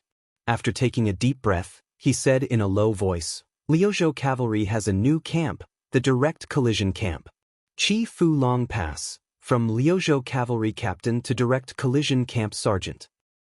As sergeant, you will lead this camp. King of Bailiang, Su Fengyan." Ko Jianghua looked at the young general and shouted angrily, "Qi Fu Long Pass." "Sir." Qi Fu Long Pass straightened his back, his voice trembling slightly as he shouted with all his might, "Qi Fu Long Pass. You dare not to accept the order?" Bailiang military law, Bailiang cavalry, as long as they wore armor, even if they met a general, they would never have to kneel. Ko Jianghua put away the 2 military orders. For some reason, he thought of the young general's unintentional words during the battle. This Liuzhou general gritted his teeth and said word by word, "Liuzhou iron cavalry. May the dead follow me in death." On the drill field, 3,000 times, "May the dead follow." Chapter 1929. Before the 6-pearl bodhisattva parted ways with Xie Shibian, he had asked this deputy general of Liuzhou a question. "Were you not afraid that Qingsong City would be lost because the 20,000 monk soldiers did not arrive in time to reinforce Liuzhou after the 2 of us defended Linyao and Fengxiang?" At that time, Xie Shibian's answer was very interesting. With Ko Jianghua there, it would be impossible. The Bailiang frontier army had always had the habit of being xenophobic. The deputy general of the infantry, great ancestor Gu, had already won a great reputation in the spring and autumn war. However, outside Liangzhou, he had never reached the level he should have. It was obvious that he had the support of the young feudal lord, but he could not change that awkward situation. Jean Partridge Shokong once had a falling out with him in the military town of Grave Tomb. For example, as the deputy general of the infantry, if Chen Yunshui had something to discuss with the left and right cavalry of Liangzhou, or if he needed to borrow people, perhaps he did not even need to come personally. A letter would suffice. Even if he wanted to poach the cavalry, from Yuan Zhuozong to He Zhonghu and Zhou Kong, everyone would probably endure it. At most, they would laugh and scold him when they met. However, when it came to great ancestor Gu, even if he was a veteran general of the Spring and Autumn War who had a stable place in the military history and was known as the founder of the world situation theory, he would definitely not receive such treatment in the Bailiang frontier army. Not only great ancestor Gu, in fact, the younger generation Yu Luandao was also in a bad situation at the beginning. Therefore, he could only go from Liuzhou to Yuzhou, which was regarded as a cavalry general, and not directly climb up the ranks in Liangzhou. It should be known that before the Yuzhou cavalry won the series of battles outside Gourd Mouth, the Yuzhou cavalry had always been ridiculed by the arrogant Liangzhou frontier cavalry as the embroidered cavalry. In private, they laughed that they were the daughter of the old general Yan Wenlun. After the first battle of Liangmang, General Ko Jianghuai of Liuzhou, who was the neighbor of the Longxiang army, the Longxiang army needed to replenish its troops. Whether it was He Zhonghu, Zhou Kong, or even the young cavalry general Chao Wei, who had never been to the border, all of the Liangzhou frontier cavalry had to do as the young lord wished. Although the entire Bailiang officialdom knew that this person was a genius in the art of war who had made great achievements in Guangling, in the end, most of the troops and horses under his command were young and strong. It was also said that after Ko Jianghuai managed to gather a cavalry of 10,000 people, neither the Xianli pasture nor the Tianjing pasture in Lianglong were willing to give them good war horses. It was only because of the young lord's strict military order from Mount Qingliang that they did not give him inferior war horses. Ko Jianghuai was like this. In fact, Xie Shibian, who was also one of the twin jade annals of Dechu, was not much better. Before he was temporarily promoted to the position of Deputy General of Liuzhou, he had rushed to Miyun Pass with Chao Wei's elite cavalry. At that time, the cavalry under his command was of mixed origins. Most of them were the cavalry of Feng Xiang and Lin Yao, who were originally horse bandits of the western regions. Adding on the 2,000 to 3,000 cavalry recruited by Chai Dongdi and Han Wenbao, this kind of mixed group of soldiers and horses was something that even the Yuzhou cavalry, who were looked down upon by the Liangzhou frontier cavalry, looked down upon. Whether or not this kind of deep-rooted habit could be changed was related to the prestige of the new Liang prince. However, the relationship was not so big that it could be changed overnight. Moreover, the young lord seemed to have a confidence that bordered on arrogance. In reality, whether it was Yu Luandao, who had been promoted by He Zhonghu to be the second deputy general of the left cavalry, or Ko Jianghuai, who was not so worthy of the title of Liuzhou general, neither of them disappointed Bailiang. Xie Shibian, who had already helped Chao Wei take Miyun Pass, was even more so. Before Xie Shibian led his troops into the Feng Xiang town, there were 2,000 soldiers guarding the town. Half of them were refugees and half were Yuzhou infantry. Compared to the low walls of Qingcang City, the Defeng dynasty clearly placed more importance on the Feng Xiang town, which could be the first to reinforce the protectorate of the western regions. The city walls were definitely on the same scale as the prefectural cities of the Central Plains. Moreover, compared to the two ancient towns of Qingcang and Linyao, the Feng Xiang town, which had the same rank as the other two town officials, had more than 200 people, far more than the 120 people of Linyao and Qingcang City. Once the protectorate of the western regions further west could not control the 40 or so countries under its jurisdiction, every time there was a war, the nobles of the western regions would have to pass through the Feng Xiang town before choosing to enter the Central Plains through the old Bailiang or turn southeast to seek refuge in Shuzhou. Therefore, the history of the Feng Xiang town was like its city walls, much thicker than Qingcang and Linyao. Chapter 1930. If they didn't have the 10,000 monk soldiers from the western borders serving as their backbone, facing the 10,000 southern dynasty infantry attacking the city, as well as the 3,000 cavalry waiting outside the city for an opportunity, Phoenix Soaring Town would have only been able to lay down a few more northern Mang barbarian corpses below the city walls and above the city walls. Phoenix Soaring Town would still have been lost. Northern Liang could only hand over this strategic location that covered a small half of the western regions. Perhaps after Lu Province suffered a great defeat to Huang Song's Pu tribe's western army, Phoenix Soaring Town and Linyao's gains weren't all that significant. However, as long as both sides were in a deadlock, whoever grasped these two towns had a high chance of changing the battle situation. One side needed to provide Yu Luandao and Chao Wei with a great rear. The other side could use this opportunity to gather troops from Gusai province to assist Huang Song's Pu tribe. Especially if the Liuzhou cavalry won by a fluke and still had the strength to break through the southern dynasty defense line and attack Gusai prefecture, then Bailiang losing two towns could be said to be a fatal mistake. The 10,000 southern dynasty infantrymen besieging the city could be said to be fearless of death. However, because this was a surprise attack where victory was within their grasp, they didn't bring along large amounts of supplies and siege weapons that would slow down their advance. As a result, even though Northern Meng believed that their siege power wasn't inferior to Northern Liang's Yuzhou and Liangji's Southern Dynasty infantrymen, it was extremely strenuous for them to fight. Even though the infantrymen under the city walls didn't have any geographical advantage at all, they still displayed astonishing accuracy. Many of the refugee youths who were truly participating in a battle for the first time, even though they were warned not to stick their heads out between the 2 rounds of arrows, many of their corpses could only be dragged down the horse path. Under the premise that Xie did not use the monk soldiers of Mount Lantua, the groups of dare-to-die warriors with shields and blades in their mouths attacked the city several times. Then, they were forced back time and time again by the Yuzhou infantry and refugee youths. From noon to dusk, the infantry paid close to 2,000 lives. More than half of them died on the city walls and were thrown down. During this period of time, Xie Shibian only let the strong and powerful monk soldiers participate in the defense twice. Twice only. Night battles were naturally not beneficial to the siege side. The infantry gave up after trying to attack the city once. They had attacked the top of the city many times, but were unable to break through. It was just like how the grandmasters of the Jianghu were only one step away from breaking through. Naturally, they would not give up just like that.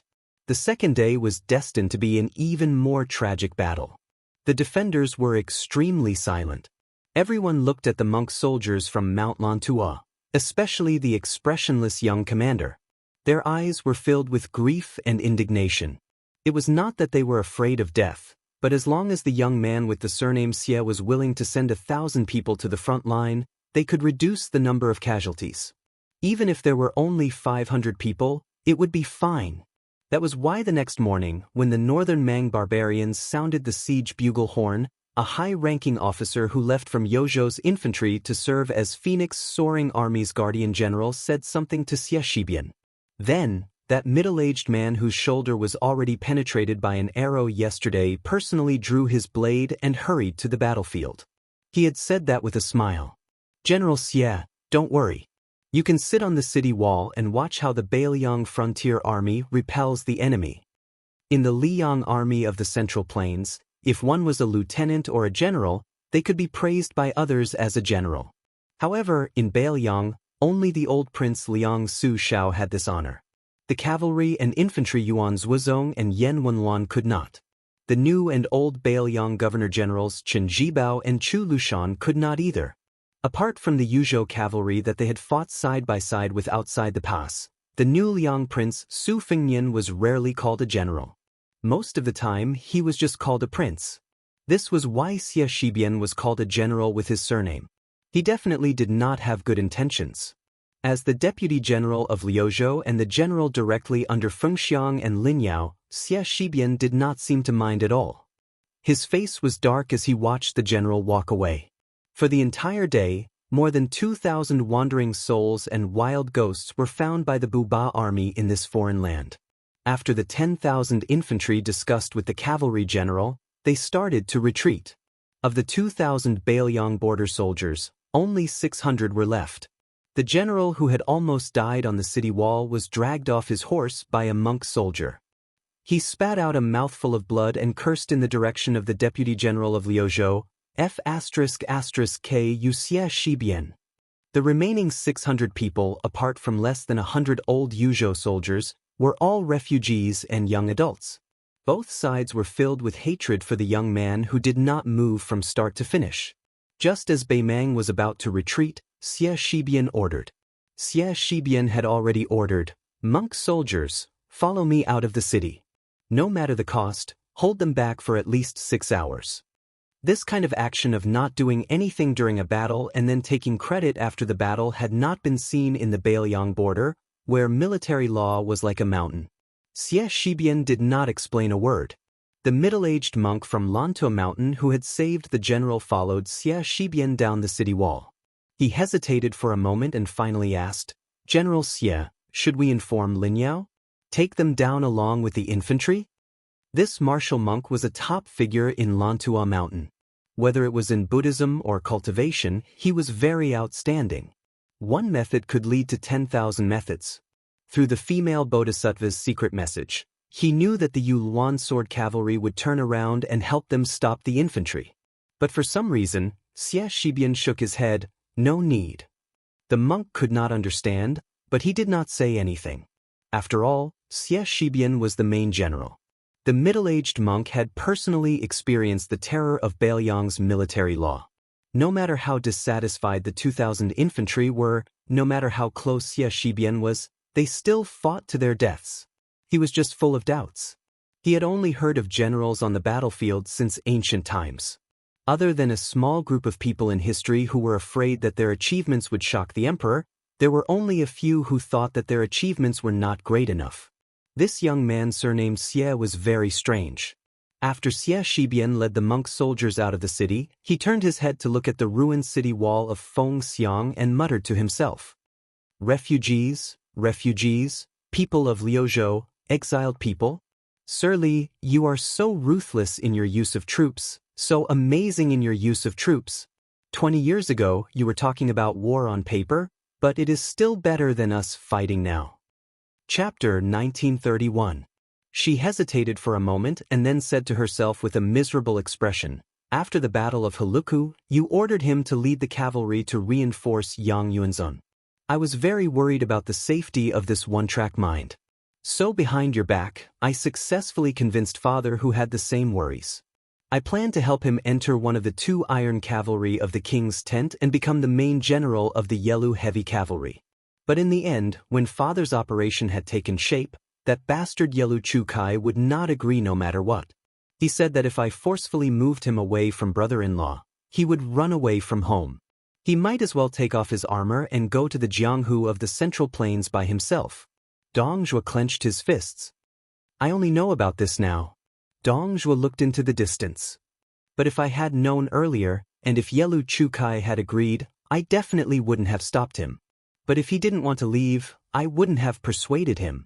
Dong Zhuo continued, the men of my Dong army are the most sought-after soldiers in the entire grassland. No one is worried about their future. As long as they want to move, they will at least be promoted by 1 rank. However, after so many years of bitter battles, only a few outsiders have tried to join the Dong clan's army, taking pride in being a soldier of the Dong clan's army. No one has ever chosen to leave this army. Dong Zhuo suddenly smiled and corrected himself. I was wrong. In fact, there are a lot of people, just like my brother-in-law, who died in battle. The men of the Dong family rode on swords and spears, dying on the back of the horse. Don't cry your heart out. Don't let your children be Dong family's men. She suddenly walked towards him and hammered his chest. In the end, Dong Zhuo, who had thick skin and iron armor, didn't feel anything. Her fist was instantly red and swollen. After that, she didn't cry or make a fuss. She took a deep breath and said softly, don't die in Huayang Pass. Don't die in Beiju City. If you really want to die, die in the South Sea of the Central Plains, which is the furthest from the grassland. That way, I won't be upset. Dong Zhuo grinned. But she turned and left. I'm going back to Norland. You don't have to send me off. Perhaps it was the same as the little girl, Tao Manwu, who had once said at a young age, I only regret not being a man. Otherwise, I would definitely be a marquis of 10,000 households. This Northern Mang commandery princess, who had made the Northern Mang empress laugh to her heart's content with these words, did not dare to cry in front of her. After she walked away alone, Diwu Fox said worriedly, why do you insist on gnawing on Huayang Pass, such a tough bone without any meat? Isn't it better to leave it to Murong Baoding? His Majesty's left. If His Majesty. His. Too. After all, the men of the grassland were not aquatic plants that grew every spring. They would grow again and again after being cut. Now that the grassland has lost its vitality, if Norland continues to push its luck, I'm afraid there will be internal strife. Even the gods can't fix such a big mess. When the time comes, I, Dong Zhuo, will be the one to suffer. The Bailiang frontier army will reap the benefits and make a great contribution. Dong Zhuo looked to the south. He was looking at Huta City, which had been destroyed by him. Further south was Huaiyang Pass, which had a natural advantage. It was funny. The grassland army of millions had been fighting with the northern Liang for 20 years. When Old Tu was still alive, the number of times the border army of the southern dynasty had seen Huta City could be counted on one hand. It was not until Su Zhao's death that Dong Zhuo finally grasped power. Northern Mang's horse hooves had stepped on the ground to the south, but they had only advanced a little. But now, the 10,000 light cavalry of Bailiang's Yuluan Saber Division had followed the great Snow Dragon cavalry in the early years and once again entered the hinterland of the southern dynasty. Dong Zhuo pointed to the south and said to his wife, "In the Huaiyang Pass, there is a fatso who is fatter than me. It is said that the Liyang imperial court has always claimed that the battle between me and Fatso Chu was over." This Tu's adopted son said some rebellious words, saying that the world's cavalry was only divided into the Su family's iron cavalry and all the other cavalry forces. In fact, the truth was not like that. It was just that the Bailiang frontier army was so conceited that they gladly accepted the Liang civil official's slander and took it as a compliment. Dong Zhuo did not retract his arm and kept pointing to the south. With a gloomy smile, he slowly said, "Chu Lushan did say some words at that time. I remember that guy was sitting high on the horse and pointed the tip of his iron spear at me. He laughed and said, 'I heard that you are called Dong Zhuo?' My adoptive father had some concerns and could not use his full strength. Therefore, Chen Jibao and Yuan Zuozong were too lazy to play with you. I, Chu Lushan, had nothing to do and came to fight with you. Otherwise, with your little ability and your lousy troops." Dong Zhuo did not speak for a long time. The fifth fox curiously asked, "What happened next?" Dong Zhuo retracted his hand and said resentfully, "Then, I was seriously injured and fainted." Dong Zhuo seemed to feel a little embarrassed. He lowered his head and made a face at the little girl Tao Manwu. The little girl, whose face was full of tears, clenched Dong Zhuo's wrist tightly. She was not amused. Instead, she was about to cry. The little girl looked up and choked with sobs, "Uncle Dong, don't die." In the mind of this child with a rough life, she was like a jinx who always killed the people closest to her, from her father Tao Qianji to Yelu Chu Kai. Who would be next? So she was very scared. Dong Zhuo squatted down and stretched out his big hand that was full of calluses and used to wiping the tears of the little girl. "Little Manwu, don't cry. Bad people like Uncle Dong have the longest life. Even the king of hell is not willing to accept them." Hearing this, the little girl's tears flowed down even more. Because in her mind, Uncle Dong had always been the second best person in the world, after her father. And the guy who was once regarded as the best person in the world could only be quietly lowered to the second. Dong Zhuo did not know how to persuade her, so he let her sit on his shoulder. After standing up, they looked to the south together. Dong Zhuo said softly, "Don't worry, Uncle Dong will take you to see him for the last time." Tao Man will put her little head on Dong Zhuo's big head. Dong Zhuo asked softly, "Little Man Wu, how do you hum that ballad? Uncle Dong always can't remember the words. Your little uncle used to sing it in front of me, but he sang it very badly. Little Man Wu, why don't you teach him one last time?" The little girl gave a heavy hum, but there were too many tears and too much crying. She did not speak immediately. Dong Zhuo was not in a hurry. For no reason, he remembered a passage of scripture. This Beimang general who killed people like scything flax put his palms together, bowed his head and recited piously, "Convert to Buddha and not suffer from all the sufferings of reincarnation. Convert to Dharma and enjoy the blessings of 3 lives. Convert to a monk and not fall into the evil path of reincarnation." At the same time, Tao Manwu's tender voice also sounded lightly above Dong Zhuo's head. "The grass grows next year, the geese go and come back. The spring breeze blows this year, will the young master return? The green grass on the green flagstone, the man in green on the green flagstone bridge, humming the tune of Jinling, whose daughter bows her head and smiles. The yellow leaves fall this year, year after year. The autumn wind rises next year, will the wife be there? The yellow flowers in the yellow river flow yellow, the yellow flowers in the yellow river city fluttering yellow butterflies. Whose son's sword is in the sheath? The sword is still in the sheath. The young master has not returned. For many people who were still alive on both sides of Liangmang, this was the case. However, perhaps in the eyes of the Central Plains, the three kings rebelled together. Their war seemed to come for no reason. It was just those Bailiang barbarians and Baimang barbarians. The deaths there were justified and justified. On the yellow sand of the Longyan plain, the fat man who was still carrying little Manwu on his back put down his palms and said in a low voice, "Chu Lushan, since you want to die, then I will generously accept your 300 pounds of meat." The Huaiyang Pass, which controlled the main road to the south, was divided into inner and outer cities. The overall terrain increased toward the south, especially the inner city, which was built on the cliff and the city walls were made of stone. When Bailiang built Huda City, the most magnificent city outside the Northwest Pass, most of the stones were taken from the Zonglong Mountain in Lingzhou. Later, they found that there were still 30 to 40% of the huge stones left, so they moved them all to Huaiyang Pass, which was far from its current scale at that time.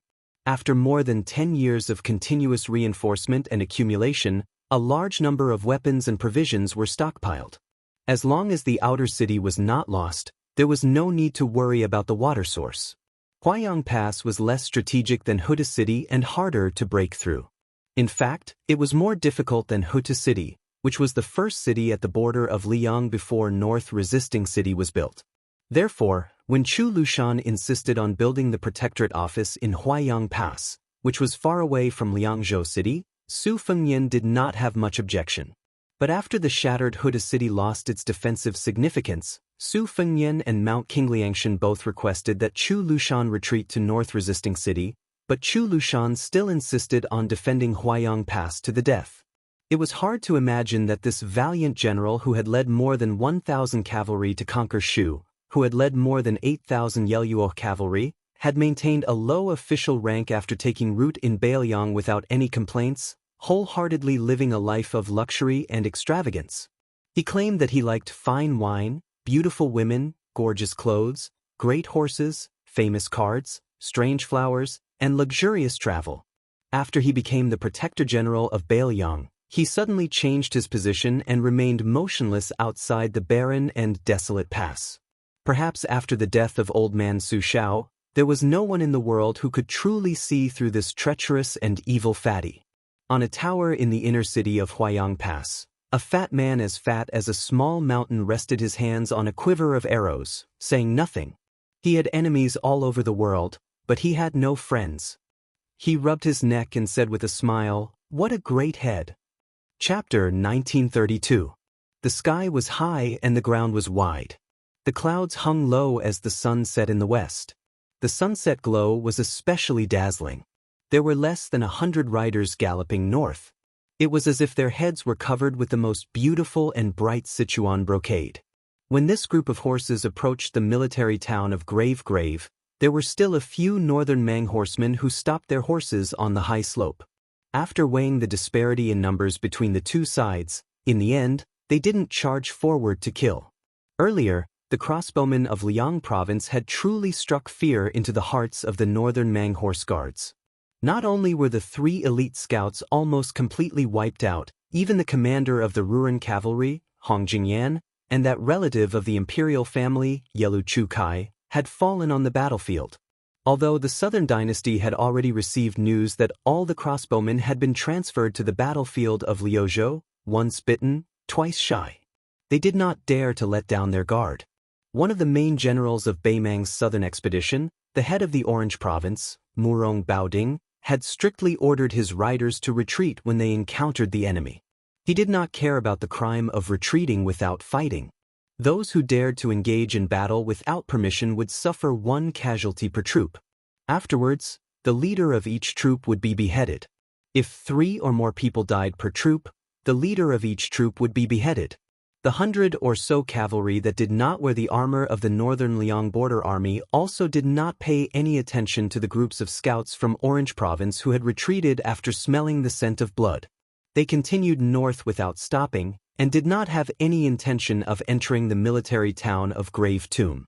They continued north along the perimeter of the military town. In this strange cavalry formation of 2 riders side by side in a long snake formation, there were about 80 riders. All of them carried swords and urged their horses forward. Clearly, they were not the Bailiang frontier army who would not take out their sabers without permission. One rider spurred his horse forward and came to the side of the only rider with a cold saber at his waist. He said with some annoyance, "Surnamed Su, even a mosquito leg is meat. We've encountered 8 or 9 groups of Beimeng riders along the way. If you allowed us to act, we would have killed at least 40 to 50 of them. What's wrong? Is your Mount Qing Liang really so poor that you can't even afford to pay the reward of this little bit of military merit? Even if we take a step back and let's say we owe them the money first, killing 40 to 50 Beimeng scouts will probably save some of your Liangzhou cavalry. How did you become the king of Bailiang?" Su Fengnian continued to look to the north without slowing down his horse. He explained patiently, "Dongzhuo's army is about to attack Huayang Pass.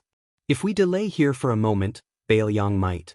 Wu Luding, the current sword crown of Wu family's sword tomb, interrupted the young vassal king and said, "Even if you arrived at Huayang Pass earlier, could you move the entire pass to North Reject City?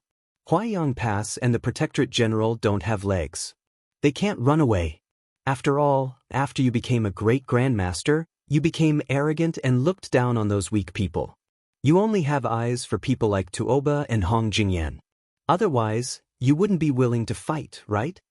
Not far behind them, a Wu family swordsman said in a strange tone, "A great grandmaster should have the demeanor of a great grandmaster. His Highness is arrogant and has his own confidence. What's wrong with that? A land immortal can stomp hundreds or thousands of ants to death. Wouldn't he be afraid of dirtying the soles of his shoes?" Wu Luding rolled his eyes.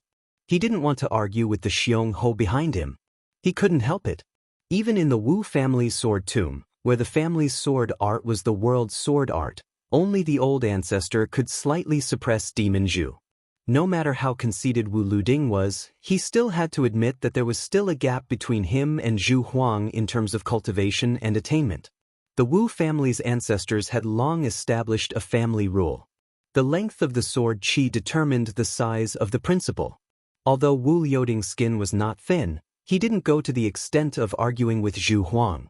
However, if Cui Hua, who carried the ancient sword Su of Gojoseon, was willing to join forces, Wu Luding was confident that he could beat Demon Zhu into a pig's head. Unfortunately, Cui Hua was a sword attendant. According to the Wu family's unshakable rules, she couldn't participate in the competition between Sword Crown and other Jianghu people. To put it bluntly, a sword attendant was someone who specialized in collecting Sword Crown's corpse. Su Fengnian smiled and shook his head. He didn't continue to explain. Some Bailiang's family matters couldn't be explained to these Wu family swordsmen, who had left behind the teachings of their ancestors. Don't seek the wall of Lianqing, seek the killing sword. Su Fengnian's mood was much heavier than what he showed on the surface. Chu Lushan refused to leave Huayang Pass. He only gave one sentence to North Resisting City. "Whether I, Chu Lushan, am at Huayang Pass or not, the situation on the battlefield outside Liangzhou Pass will be completely different." Su Fengnian understood the meaning behind these words, but he still hoped to fight for one last time, to fight for it in person. Not as the master of the 300,000 Bailiang cavalry, not as the vassal king, not as the Bailiang protector general, but as the eldest son of the first wife of Su Shao, to meet Lu Qiu'er, who had killed his foster son. The reason why he was so nonstop was because Su Fengnian knew very well that once Dongzhuo personally appeared outside Huayang Pass, Chu Lushan would definitely not leave. Su Fengnian couldn't just knock Chu Lushan unconscious and tie him up back to North Resisting City. It was meaningless. As for why he didn't abandon the 80 Wu family sword tomb cavalry and rush to Huayang Pass alone, this was somewhat complicated. There were thousands of things in the world, but peace of mind was the most difficult to find. The closer they got to the rugged southern entrance of Huayang Pass, not only the bored Wu Luding, who was beside the young vassal king, and the beauty Nalan Huayu, who was secretly looking at the back of the young vassal king from time to time, even Suihua, who had a pure heart of sword that had reached the spiritual perception realm, noticed Su Fengnian's strange mood. Huayang Pass was known as the most dangerous pass outside Liangzhou Pass. The narrow and winding mountain road at the southern entrance played an important role, which made this pass have no worries. Perhaps realizing that there was a problem with his mental state, Su Fengnian suddenly turned his head to look at Wu Luding and asked with a smile, "I heard that in the past 20 years, your Wu family's old ancestor has commented on the swordsman of the sword catacomb. Other than Deng Taie, who has the strongest innate killing intent, Zhu Huang has the heaviest killing intent, and Suihua has the deepest killing intent. Then you, Wu Luding, as the sword crown?" Wu Luding said with a shameless face, "Me? Obviously, I have the best bone structure and the highest talent." Zhu Huang, who was sitting on the back of the horse with his arms crossed, snorted disdainfully and sneered. Su Fengnian said with a smile, "Wu Luding, don't bully me because I haven't seen the world. Not to mention other things, I have seen a few natural sword embryos. The charcoal girl of the Guanyin sect and Chen Tianyuan of the Taibai sword sect, their bone structures are better than yours." Chapter 1933. Wu Luding nodded and said indifferently, "I have the highest talent. What is there to be afraid of? When I was very young, the old ancestor told me that I am a sword Dao genius that only appears once in 100 years. My sword Dao can't be improved by normal methods." Su Fengnian chuckled. Wu Luding stared at the young king and said seriously, "Su, think about it, when you and I first met on the river, what realm was I at? I was only at the fake Shenfinger level, but at that time, I was already roaming the pugilistic world as the sword crown. What do you think I relied on?" Su Fengnian smiled and said, "Your face?" Wu Luding paused for a moment, then he smiled brightly and rubbed his face. "That's right." Sword maid Suihua, who had her eyes closed, sighed slightly. The first time was when Lu Ding entered the Sword Mountain for the first time when he was young. At that time, almost everyone didn't think that this lazy kid could pull out a sword. Unexpectedly, he attracted all 12 swords to recognize him as their master. It could be said that it was one of the rare occurrences in the long history of the Wu family. After that, Lu Ding, who had been practicing the sword for 3 days, became even more perfunctory. Until the sword tomb decided on the new sword crown candidate, Lu Ding, who had been stagnant at the 3rd grade realms, suddenly comprehended a few finger xian sword techniques. Wu Luding laughed and said, "This is a genius. If I really practice the sword diligently, wouldn't that be amazing?" Su Fengnian agreed for the first time, but the next sentence made Wu Luding completely deflated. "If I didn't calculate wrongly, Sword Crown Wu still has one more chance. Now that he is at the finger xian realm, then it is still possible for him to stagger into the celestial realm. Not bad, he should be able to fight with people of the same age. That Xianyuan Qingfeng of the Hui Mountain who was said to have comprehended immortality after watching snow for a night. Of course, the premise is that she only uses one hand." Wu Luding was furious. "Even if I can only break into the celestial realm, even if I can't reach the great celestial realm, I will definitely be able to use 1 or 2 moves of the Earth Sword Immortal." Su Fengnian replied with an "oh," and added fuel to the fire. "1 or 2 moves? That's pretty impressive. Like me, I only have a few dozen moves." Wu Luding looked pitiful and turned to look at Nailin Huayu. "Aunt Nailin, this guy is too much of a bully." She smiled sweetly and added insult to injury, "Aunt is not your mother, it is useless to complain to me." Su Fengnian smiled and said, "Yes, Sister Nailin, don't pay attention to him." Nailin Huayu raised her eyebrows, and her smile became wider.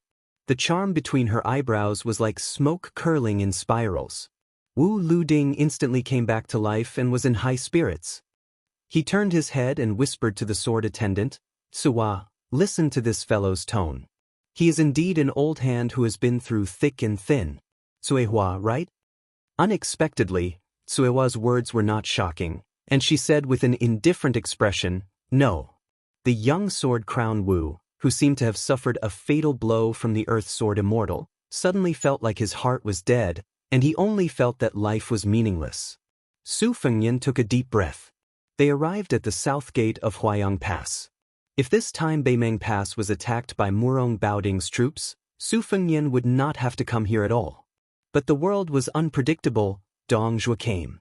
Not only that, the number of Dong family's private army that was originally known in Liangmang had doubled.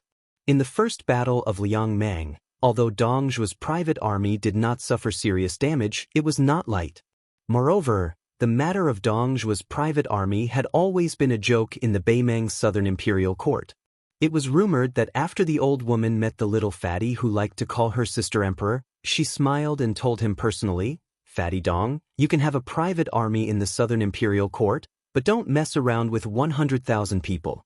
If you cross this line, it doesn't matter, I will promote you and let you go to Norland to be a general."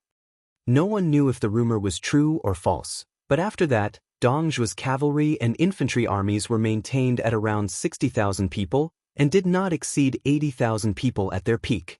This time, when Dongzhu submitted a letter to the Beimang Empress requesting to attack Huayang Pass, it was as if overnight, 80,000 grassland cavalrymen had poured into the camp of the Dong family's private army.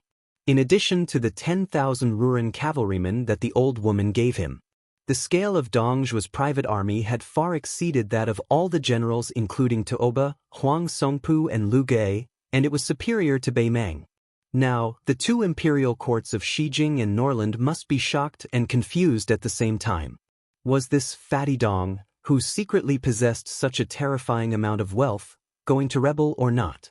At this moment, in the vision of the Wu family swordsman outside Huayang Pass, a fatty with a flattering face stood at the gate, like a small mountain standing in front of the gate. In the 20 years of war at the border of Bailiang, there was a different kind of person who was best at flattering. Li Gongda liked to flatter Su Shao, and his skill had reached the point of perfection. There was a fatty who won the title of Chu Basha in poetry, and he liked to flatter His Royal Highness, and did whatever he could to disgust him.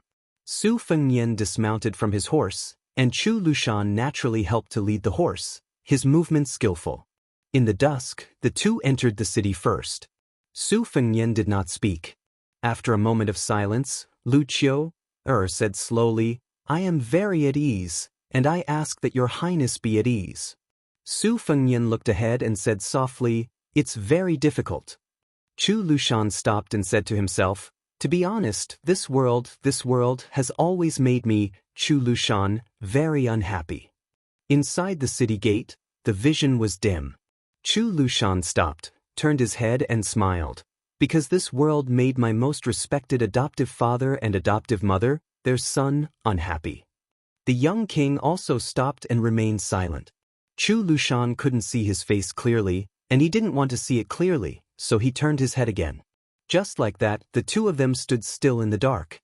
Chu Lushan suddenly said in a deep voice, "Don't send me off. Chu Lushan has fought countless battles in this life. Every time I bring someone to die, I don't need anyone to send me off, and I don't want anyone to collect my corpse." Chu Lushan strode forward, walked out of the city gate, and looked up at the sky. He had flattered the young man many times in his life, and said countless words of flattery. This fatty, at this time, was thinking of many years ago, when he let the child ride on his neck, and he rode on the Su family's warhorse at that time. Two brothers with different surnames, riding together in the west wind. The fatty, who had his back to the young man, whispered in his heart, "Xiaonian, I am Chu Lushan's younger brother. You and I don't need to see each other again." Chapter 1934. Since ancient times, there had been a poem about the Northwest being filled with energy. Today, the west of the Northwest was even more so. The Deputy General of Liuzhou, Xie Shi, personally led 10,000 monk soldiers out of the city. He did his best to slow down the Beimang infantry and the 2,000 Nanchao border cavalry as they retreated to the north. He did not go all out to kill. Once the Beimang army turned around and got into a charging formation, the monk soldiers also got into formation and did not move. They were like a rich man entertaining his guests. They prepared enough wine and waited for the guests to arrive. The infantry, who had suffered heavy losses in the attack on the Phoenix military town, quickly realized that the situation was not good. After all, there were still 6,000 soldiers in the infantry who could fight. Along with the 2,000 cavalry who came and went like the wind from the side, they had more initiative to fight or retreat. The commander of the infantry was born in the biting Shui Wei. Beimang established the country through martial arts. Relying on family background and military merit were the two most important paths to promotion. To be able to become one of the 3 generals of the infantry, he might not be a genius in the art of war, but he was definitely not a mediocre person who relied on his family background to gain power. The defense of this Phoenix military town was filled with a treacherous aura. Clearly, from the very beginning, the defense could have been even more impregnable, but that commanding general was clearly whetting their appetites on purpose. Like a brothel girl who wanted to say something but didn't say anything, he clearly wanted to sell his art and not his body, but he gave people a false impression that he wanted to refuse but was still willing to accept. This caused the infantry soldiers who were slow to realize the situation to leave 4,000 corpses for nothing.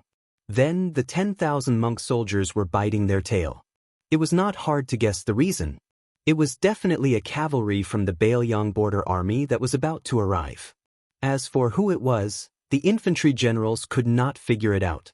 Logically speaking, the cavalry of Liuzhou should not have the time to stop them. In this sneak attack on the two towns of Fengxiang and Linyao, the Nanchao border army had sent out 20,000 infantry and 5,000 elite cavalry to escort them. Even if they split into two groups, it was not something that the few thousand Baelyang cavalry could defeat. Furthermore, the cavalry of Liuzhou was already at a disadvantage. How could they send out a large group of cavalry to leave the main battlefield north of Qingcang City? Could it be the two Baelyang light cavalry units that bypassed many military towns and forts and drove straight into the hinterland of Gusai Prefecture? But the problem was, how could they get back to the border in time? Could it be that these two weak military towns were bait from the beginning?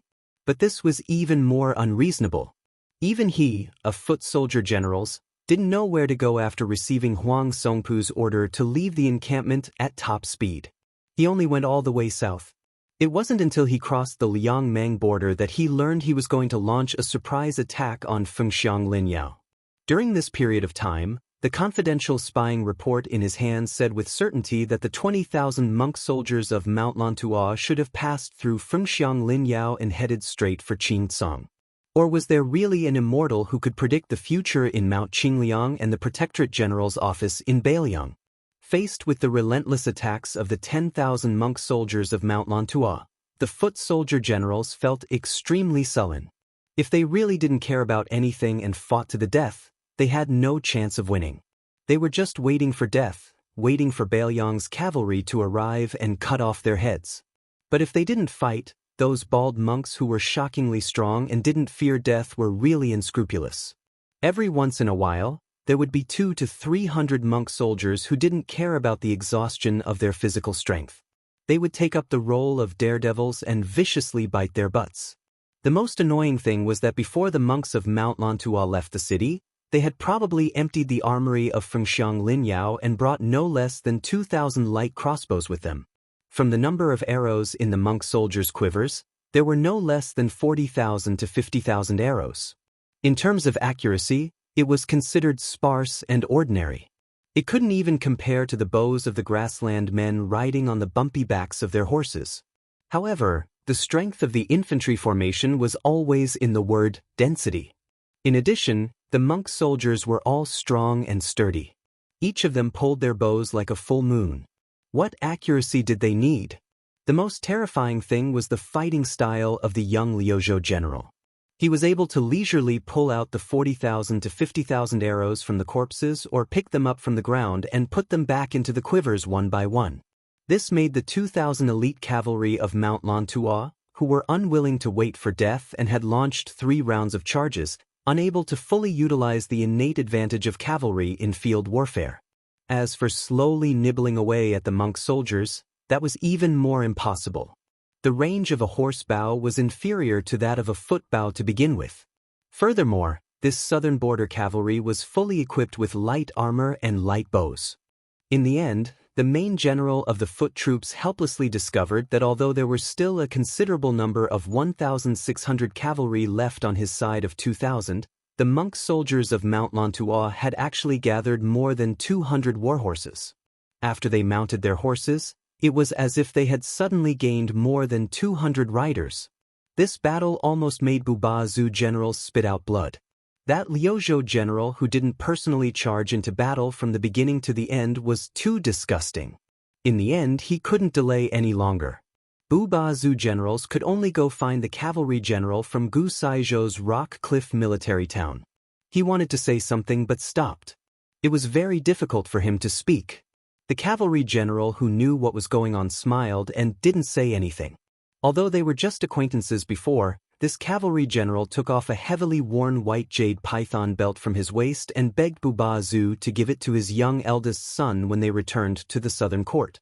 He only said that it was given to his father by the previous emperor. Although it wasn't worth much now, it was a family heirloom of their small family. The 1,600 cavalry finished organizing. The horses' heads faced south, the war blades pointed south. The cavalry general turned his head and watched as Bubazu quickly left the battlefield. Chapter 1935. This ordinary cavalry general whose reputation in northern Mang's border pass wasn't all that well known, perhaps he didn't know that not long ago, in another battlefield in Flo province, there was a northern Liang cavalry general who shouted out those tragic and stirring words, "May the dead follow me in death." As Hong Jia rushed north and brought hundreds of thousands of people to the Beimang court, the martial spirit of the grasslands did not fade. However, it imperceptibly injected a soft atmosphere, just like the green grass on the grasslands year after year. This border army cavalry general, who was only a secondary grade 4 official, would occasionally head to the Shijing court to participate in military discussions. During that time, he met many civil officials. Most of them did not have the same temperament, and he never got along well with them. However, on the scattered celebratory banquets or the banquets where he was dragged to make up the numbers, he also heard some unimaginable foreign things. For example, the Jiangnan apricot flowers in the misty rain, the deep flower branches, the shallow flower branches, and the branches welcoming spring. He knew that he and the 1,600 men behind him were destined to never see the scenery of Jiangnan. It was just death. This cavalry general pulled out his Beimang war knife and shouted angrily, "Kill!" When Xie Shibian left the city, he was riding a Baoyang warhorse. At this moment, he stopped behind the monk-soldier formation and raised his head to look over. He smiled slightly. 20,000 monk soldiers fought on foot against cavalry. Very quickly, a group of 10,000 Baoyang light cavalry would return the favor and fight on foot. Moreover, Baoyang actually had the advantage in numbers on both sides. This kind of good situation that should not have appeared on the Liangmang battlefield was naturally due to one of Dechu's twin jade annulus. However, when Xie Shibian saw the Beimang cavalry valiantly heading to their deaths, this Liuzhou deputy general could not help but think of the tragic battle at Miyun Pass. The corpses piled up like a mountain. It was impossible to tell whether they were the Baoyang frontier army or the Beimang barbarians. It turned out that the Baoyang cavalry was not the only one who viewed life and death as a small matter. Beimang was also the same. After that, Xie had a long career in the military and officialdom in the western frontier. As a peerless Confucian general who eventually reached the rank of second-rank general in Liang and received the title of Pillar of the State, as the cornerstone of the northwest of the country, he had never been called a barbarian in his life, even though the overall situation was already set and he continued to suppress the rebellions in the grasslands time and time again. These two words were used as the prefix for Beimang soldiers. To the south of the outer city of Huaiyang Pass, the rider who didn't enter the city stopped alone on the yellow sand slope, as if he was waiting for someone. In next to no time, a tall and sturdy figure tore through the sky and flashed over with an imposing manner. The young vassal king, who had left the 80 riders of the Wu family behind, dismounted from his horse and asked in a deep voice, "How is it?" One of them, a man from the sect, had an ugly look on his face. By the time I arrived at Dunhuang City, it was already too late. Tens of thousands of grassland cavalry had already broken through the city and were still heavily surrounded. After I broke into the city, I didn't find the woman you mentioned. After that, I only found out that the man named Su Pu had died in the battle. Su Fengyan pursed his lips tightly and trembled slightly. Su Pu, a man he once called Uncle Su when he was young. Like Wu Qi, he was the first cavalry general of the Su family. His seniority in the army was even higher than Chen Jibao, Yuan Zhuozong, and Chu Lushan. Huyen Daguan, who had secretly sneaked into the grassland of Beimang, hesitated. It seemed that there were some words on the tip of his tongue that were difficult to say. Su Fengyan smiled bitterly. Is there any worse news than this? Huyen Dagwan was silent. Su Fengnian calmly said, "Say it." Huyen Dagwan breathed a sigh of relief. That old woman gave the order to the cavalry that besieged the city. No matter if Dunhuang City was fighting or surrendering, when the city was broken, they should kill anyone they saw. Su Fengnian slowly loosened the reins of the horse. His figure instantly disappeared. The next moment, there was a loud bang on the high slope. Huyen Dagwan stood in the north of the hillside and shook his wrist casually. The young king stood on the edge of the hillside in the south. There was a sudden gully between the two. Huyen Dagwan said expressionlessly, "There are at least 30 to 40,000 Beimeng cavalry waiting for you to walk into the trap. In addition, there are hundreds of spiderweb spies who are personally led by Li Mibi. They are all waiting for you." There was another thunderous bang. Huyen Dagwan maintained the posture of hammering forward with his fists and said sternly, "Su Fengnian, don't you know that the reason why there is no definite news about that woman is because the old woman and Li Mibi deliberately lure you to die? Can't you see through such a crude method?" In an instant, the loud bang was far louder than the previous two. Huyen Dagwan almost used all his strength to push back the young man who was determined to go north. Huyen Dagwan coldly said, "Since you can't reason with your mouth and you don't listen anyway, that's fine. Although I, Huyen Dagwan, may not be able to defeat you, but it is not difficult to fight half to death. I want to see how you, Su Fengnian, will enter Dunhuang City." Perhaps it was because of the old saying of the Central Plains that one should not do things more than 3 times was true. The young king no longer continued to rush to the north. Instead, he slowly walked to the north of the high slope and stood side by side with Huyen Dagwan, one facing north and one facing south. The young man squatted down with his hands in his sleeves and quietly looked to the north. Huyen Dagwan comforted him, "If you don't show up, she will have a chance to live. Do you understand?" The young man nodded, "I just figured it out." Huyen Dagwan was relieved. If he really wanted to have a life and death battle with this young man, he was really afraid. There was no other way. He, Huyen Dagwan, was an old man with a family to feed. Huyen Dagwan, who was in a complicated mood, could only sigh. The young man's lips moved slightly and whispered, "Don't say that I'm so poor that my sleeves carry the wind. Don't say that when I am sleepy, I have no place to sleep. Don't say that when I am thirsty, I have no wine. Don't say that my life is not happy. I have a 3-foot sword hanging at my waist. There is no one as lucky as me in the world. There is no one as lucky as me." Chapter 1936. Su Fengnian and Huyen Dagwan took a detour in the middle of the night and entered Bibei City from the south gate. The general's mansion was still brightly lit, the stream of people weaving in and out. Most of them were in the prime of their lives. Compared to the ordinary northern Liang border army soldiers, they had a bit more scholarly air. They did not wear armor, nor did they wear military officer's uniform. Most of them wore scholar's green gown, but every one of them had a cold saber hanging from their waist. Moreover, hanging from their waists was a small and exquisite seal ribbon made of green jade. This group of people had a complicated background. Some of them came from Song Dongming's mansion in Mount Qingliang, which was known as the Dragon Gate in Beiliang. Some of them were young scholars who were recommended by famous scholars such as Huang Chang Wang Shihua. Some of them were young military officers who were transferred from the border army of Liangzhou and Yuzhou. The oldest one was in his early 40s, but there were fewer of them. Most of them were in their 30s, and young men were also not rare. These people had one thing in common. Whether they were born in Beiliang or not, they were all well educated since childhood. Most of them were interested in the art of war.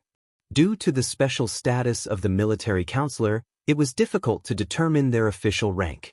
After weighing the pros and cons, the deputy administrator of the northern Liang Dao, Song Dongming, and the provincial governor of Liangzhou, Bai Yu, the 2 leaders of the civil officials, both agreed that for the time being, these young men would only act as white robes and act as counselors in the northern city manor.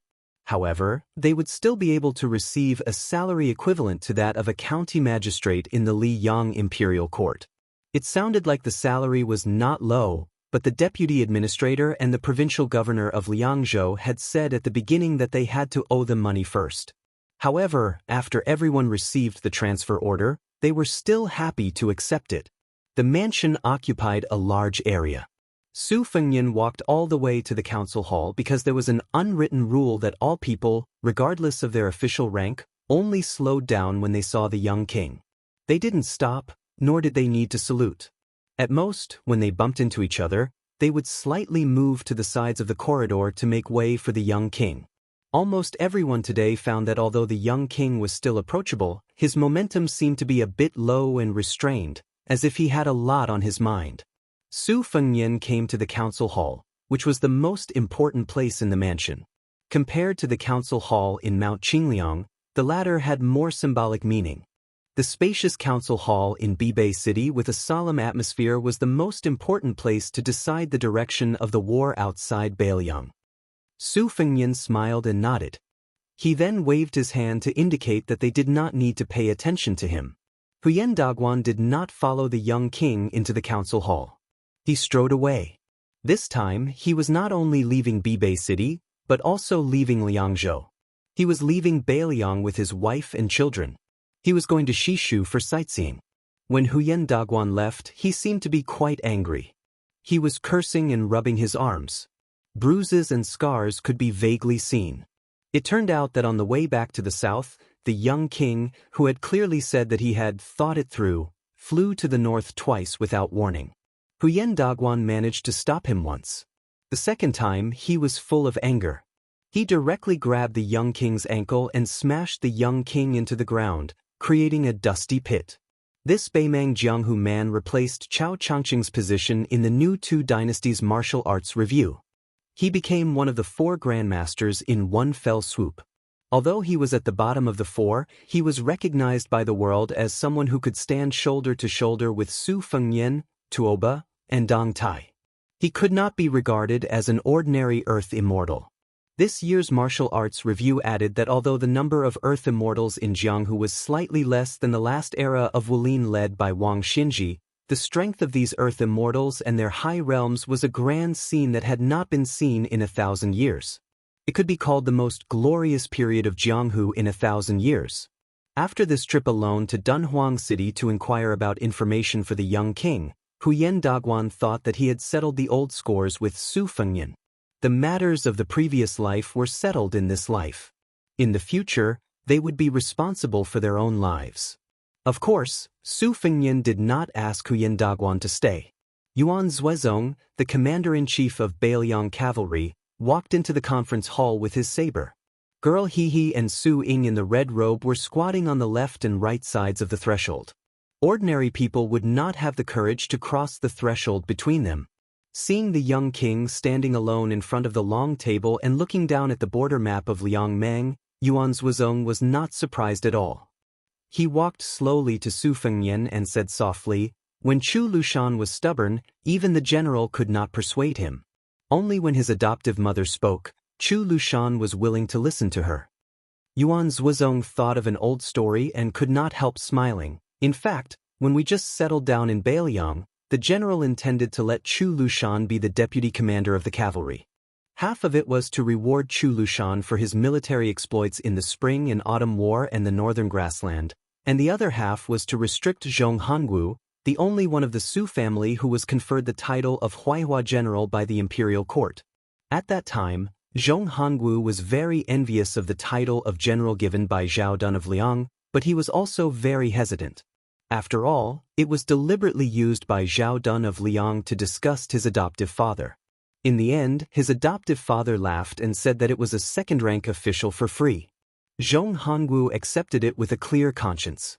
However, Chu Lushan was so angry that he did not want to be the deputy commander of the cavalry outside Liangzhou Pass. He said that he was afraid that he could not help but slap the old guy surnamed Zhong to death. Therefore, he became a small official in Liangzhou City, neither civil nor military. Only Chu Lushan himself was willing to endure the hardship. Others could not understand that the 8,000-old Yeluo cavalry he trained were also disbanded at that time. After all, the general Chu Lushan left the border army, so the name of the cavalry was not legitimate. Otherwise, they could not establish themselves outside Liangzhou Pass. That would be too unreasonable. Su Fengnian suddenly raised his head and put his fists on the table. He asked, "Is Chu Lushan staying in Huayang Pass really more beneficial to the overall situation of Bailiang than strategizing in Bailiang City?" Chapter 1937. Yuan Zhuozong was not in a hurry to give an answer. Instead, he calmly digressed, "Chu Lushan used to be a true cavalry general. He joined the cavalry army in the early days of the Spring and Autumn War. In fact, he was an elder of the Su family. However, Chu Lushan was too ruthless in leading his troops to fight. He was ruthless to the enemy and even more ruthless to himself. If he was given 1,000 cavalry, others might have at least 400 or 500 men left after a hard battle. However, it was lucky for him to have 200 or 300 cavalry left. Therefore, although Chu Lushan was known as the first person in the Su family to win battles, he had not been able to gather his own troops. However, Chen Zhibao, as the long war of the Spring and Autumn War slowly progressed, he had more and more men under his command. Finally, he stood out and even vaguely surpassed Wu Qi and Su Pu in terms of real strength. Later, Chu Lushan led 1,000 cavalry to Shu. Do you know how he got them? Only Mr. Li felt that it was feasible. In the end, the great general was so annoyed by Chu Lushan that he had him recruit soldiers and buy horses to do whatever he wanted with as many soldiers as he could find. In the end, Chu Lushan only managed to gather around 200 old soldiers. The remaining 800 or so were borrowed from me shamelessly. At first, I was unwilling, so Chu Lushan went to Mr. Li and had him intercede on his behalf. Only then was Chu Lushan able to bring 1,000 cavalry to attack Western Shu. Yuan Zhuozong sighed heavily and said with emotion, "After that, he led 1,000 cavalry to Shu. Originally, our Su family army was prepared for the worst. We did not bring a single horse and only infantry to Western Shu. However, on that territory, there were 20,000 enemy cavalry, which had never been heard of in the hundreds of years of Western Shu's history.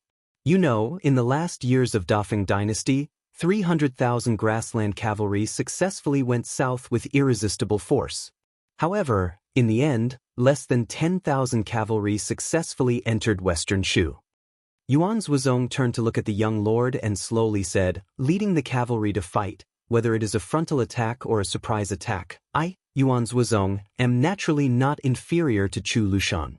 If there are a series of big and small battles in a war, I dare to say that in the end, I and Chu Lushan are roughly equal.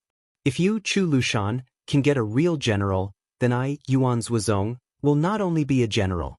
However, in that series of battles, if someone has to face 2 or 3 extremely difficult battles in a row, I, Yuan Zhuozong, dare not to say that I can win all of them.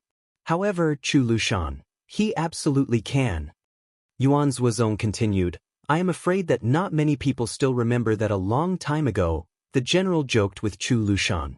He said that Chu Lushan was too much of a bastard. Although he won a lot of battles, how many people were left alive in the end? My old Su family's property cannot afford to be tossed around like this. So, you have to wait patiently. When I, Su Shao, have 100 or 200,000 cavalry under my command, at that time, it will be no problem to give them to you, Lu Qiuwa." Yuan Zhuozong laughed at himself. To be honest, when Mao Qingliang decided to let me be the general of the cavalry and let Chu Lushan be the governor of Bailiang, I found him and wanted to exchange positions with him. It could be considered as fulfilling the promise of my adoptive father, because I knew that Chu Lushan's infatuation with the cavalry was unparalleled. However, Chu Lushan refused at that time. He smiled and said to me, "I have been an insignificant official for so many years.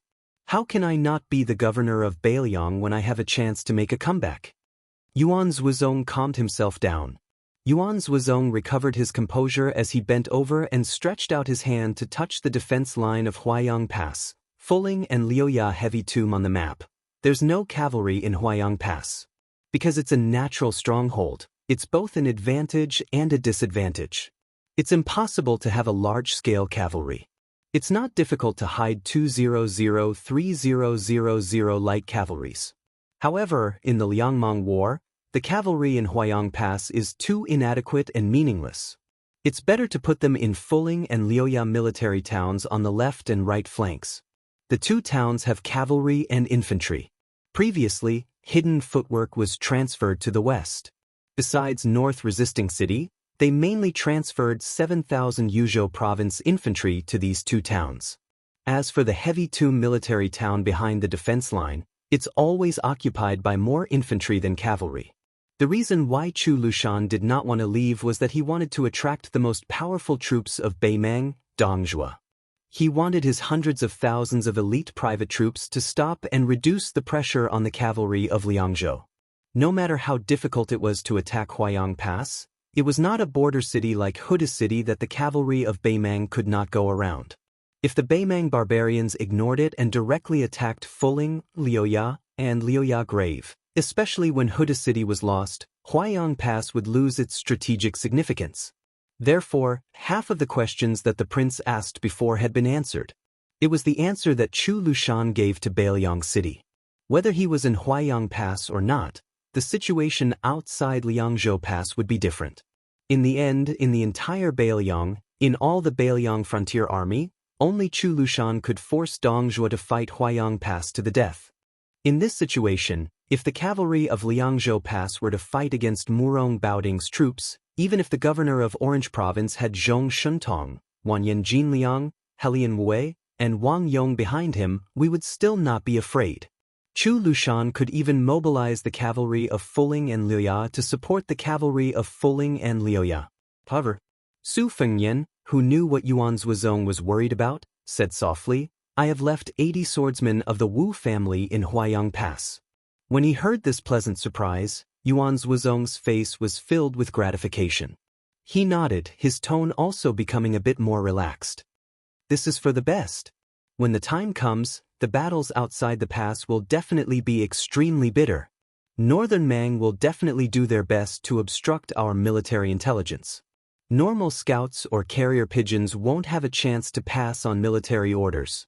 With the help of 80 Wu family swordsmen, the burden on Chu Lushan's shoulders will be much lighter." Su Fengnian lowered his head and stared at the map of Huayang Pass again. He was lost in thought. Yuan Zhuozong suddenly asked curiously, "How did you know that the Yelu family helped Dongjue raise a large number of private troops in the northern grassland? And the number was so accurate?" Su Fengnian's face was gloomy. It was the last spy report from Dunhuang City on the border of Heshi Province. Yuan Zhuozong's face was solemn. He wanted to say something but stopped on second thought.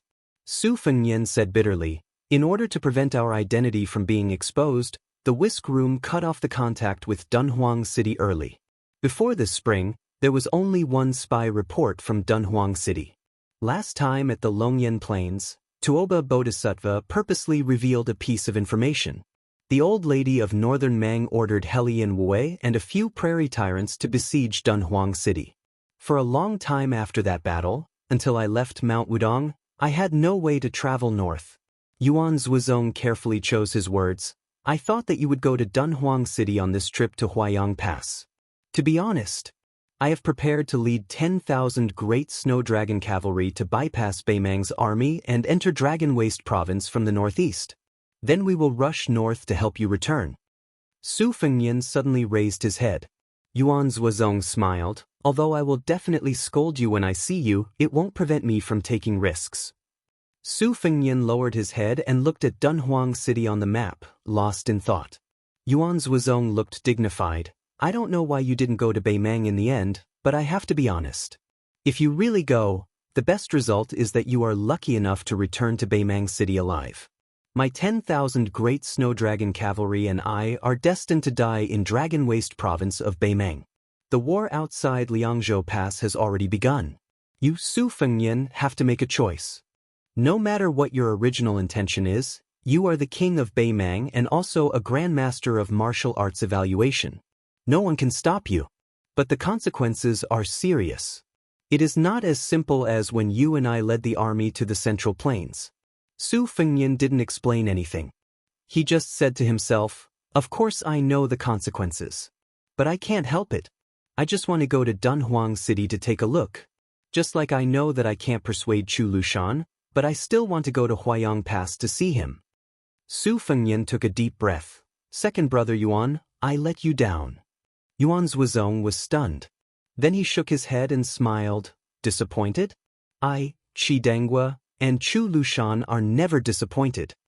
Su Fengnian looked at Yuan Zhuozong in silence. Yuan Zhuozong patted the young king's shoulder. The most difficult thing in life is to die without regrets. How lucky our Beimeng cavalry is. Su Fengnian shook his head gently and said in a hoarse voice, there are only you and Chu Lushan left. I would rather you two live. Yuan Zhuozong smiled and turned away without waiting for him to finish. The commander-in-chief of Beimeng cavalry, who had his back to the young king, said with a smile, let's talk about living in the next life. Chapter 1938.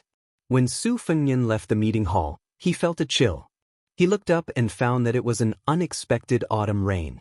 The large red lanterns hanging in the corridor emitted a soft yellow glow. He, Miss He and Su Ying in the red robe followed behind the young vassal king. On the way down the stairs to the second hall, Su Fengnian suddenly stopped. He waited until the two girls came to his side, one on the left and one on the right. He raised his hands high and put them on top of their heads to shelter them from the rain. Along the way, there was still a lot of people in the middle of the night. A counselor holding an oiled paper fan walked quickly from the back hall to the military office. After seeing this rare warm scene, he hesitated for a while and gave up the idea of giving the umbrella to the young king. On both sides of the corridor in front of the meeting hall, there were 6 departments: soldiers, officials, households, rights, punishment, and works. Now Yang Shenxing, the deputy provincial governor of Bailiang Road, was in charge of the military office. Li Gongda, the administrator, was on duty in the official office. Bai Yu, the governor of Liangzhou, was temporarily in charge of the household office.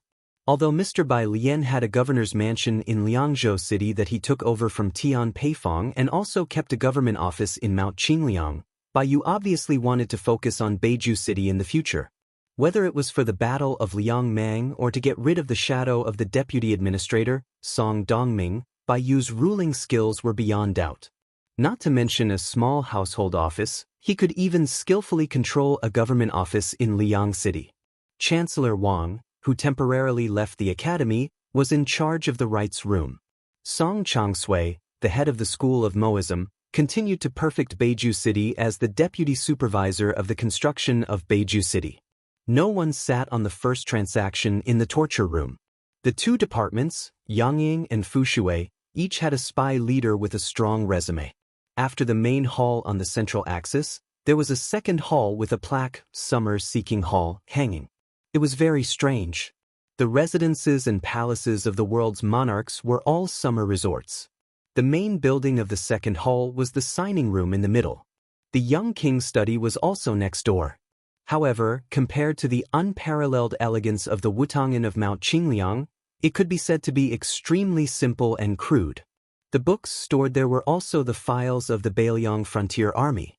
Apart from this, the Liangzhou Left and Right Cavalry Army, the Liuzhou Longxiang Army, the Iron Stupa, the White Feather Light Cavalry, and many other elite border armies outside the Liangzhou Pass also had their own barracks here.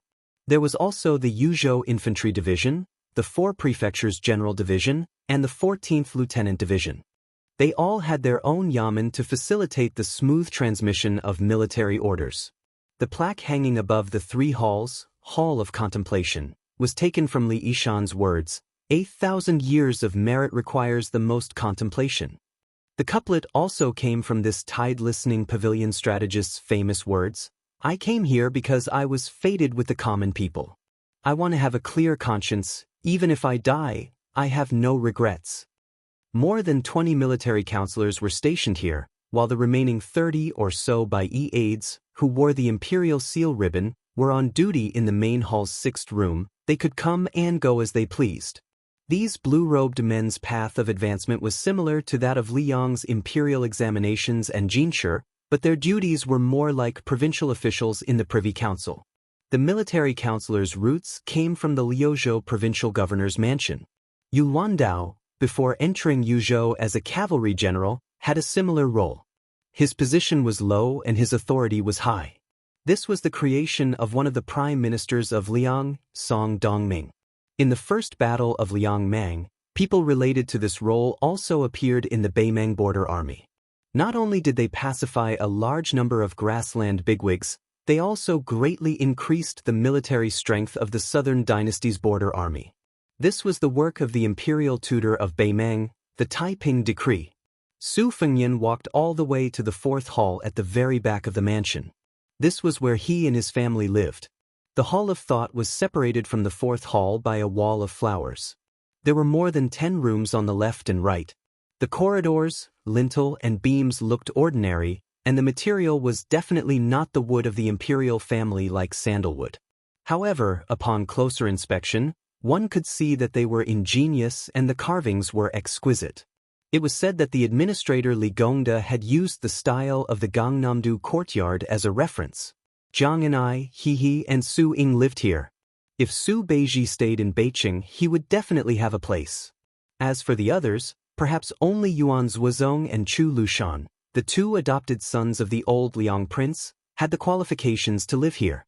This kind of thing had nothing to do with one's official rank or military merit. As a transport envoy, Su Beiji quickly went south to Lingzhou after hanging the horizontal board in Beiqing. In his words, when he was done with this, he would be busy for a while. At that time, the young king felt guilty and wanted to comfort him. However, just as he finished saying that he did not know whether to say it or not, Su Beiji, who was also the transport envoy and deputy Jidushi, bluntly said, "Then don't say it." This made the new king Liang, who had good intentions, feel sullen. However, he got used to it. When they arrived at the fourth hall courtyard, He went into the house and took a brand new oil paper fan. She pulled Su Ying, who was dressed in a red robe, and jumped onto the roof. The 2 of them huddled under a small umbrella and whispered. The night was quiet and the autumn rain was long. Su Fengyan saw that Jiang Ni's house was pitch black. He thought that she had already fallen asleep. Since he was not sleepy, he moved a chair to sit under the eaves. He leaned forward and reached out to catch the raindrops falling from the roof.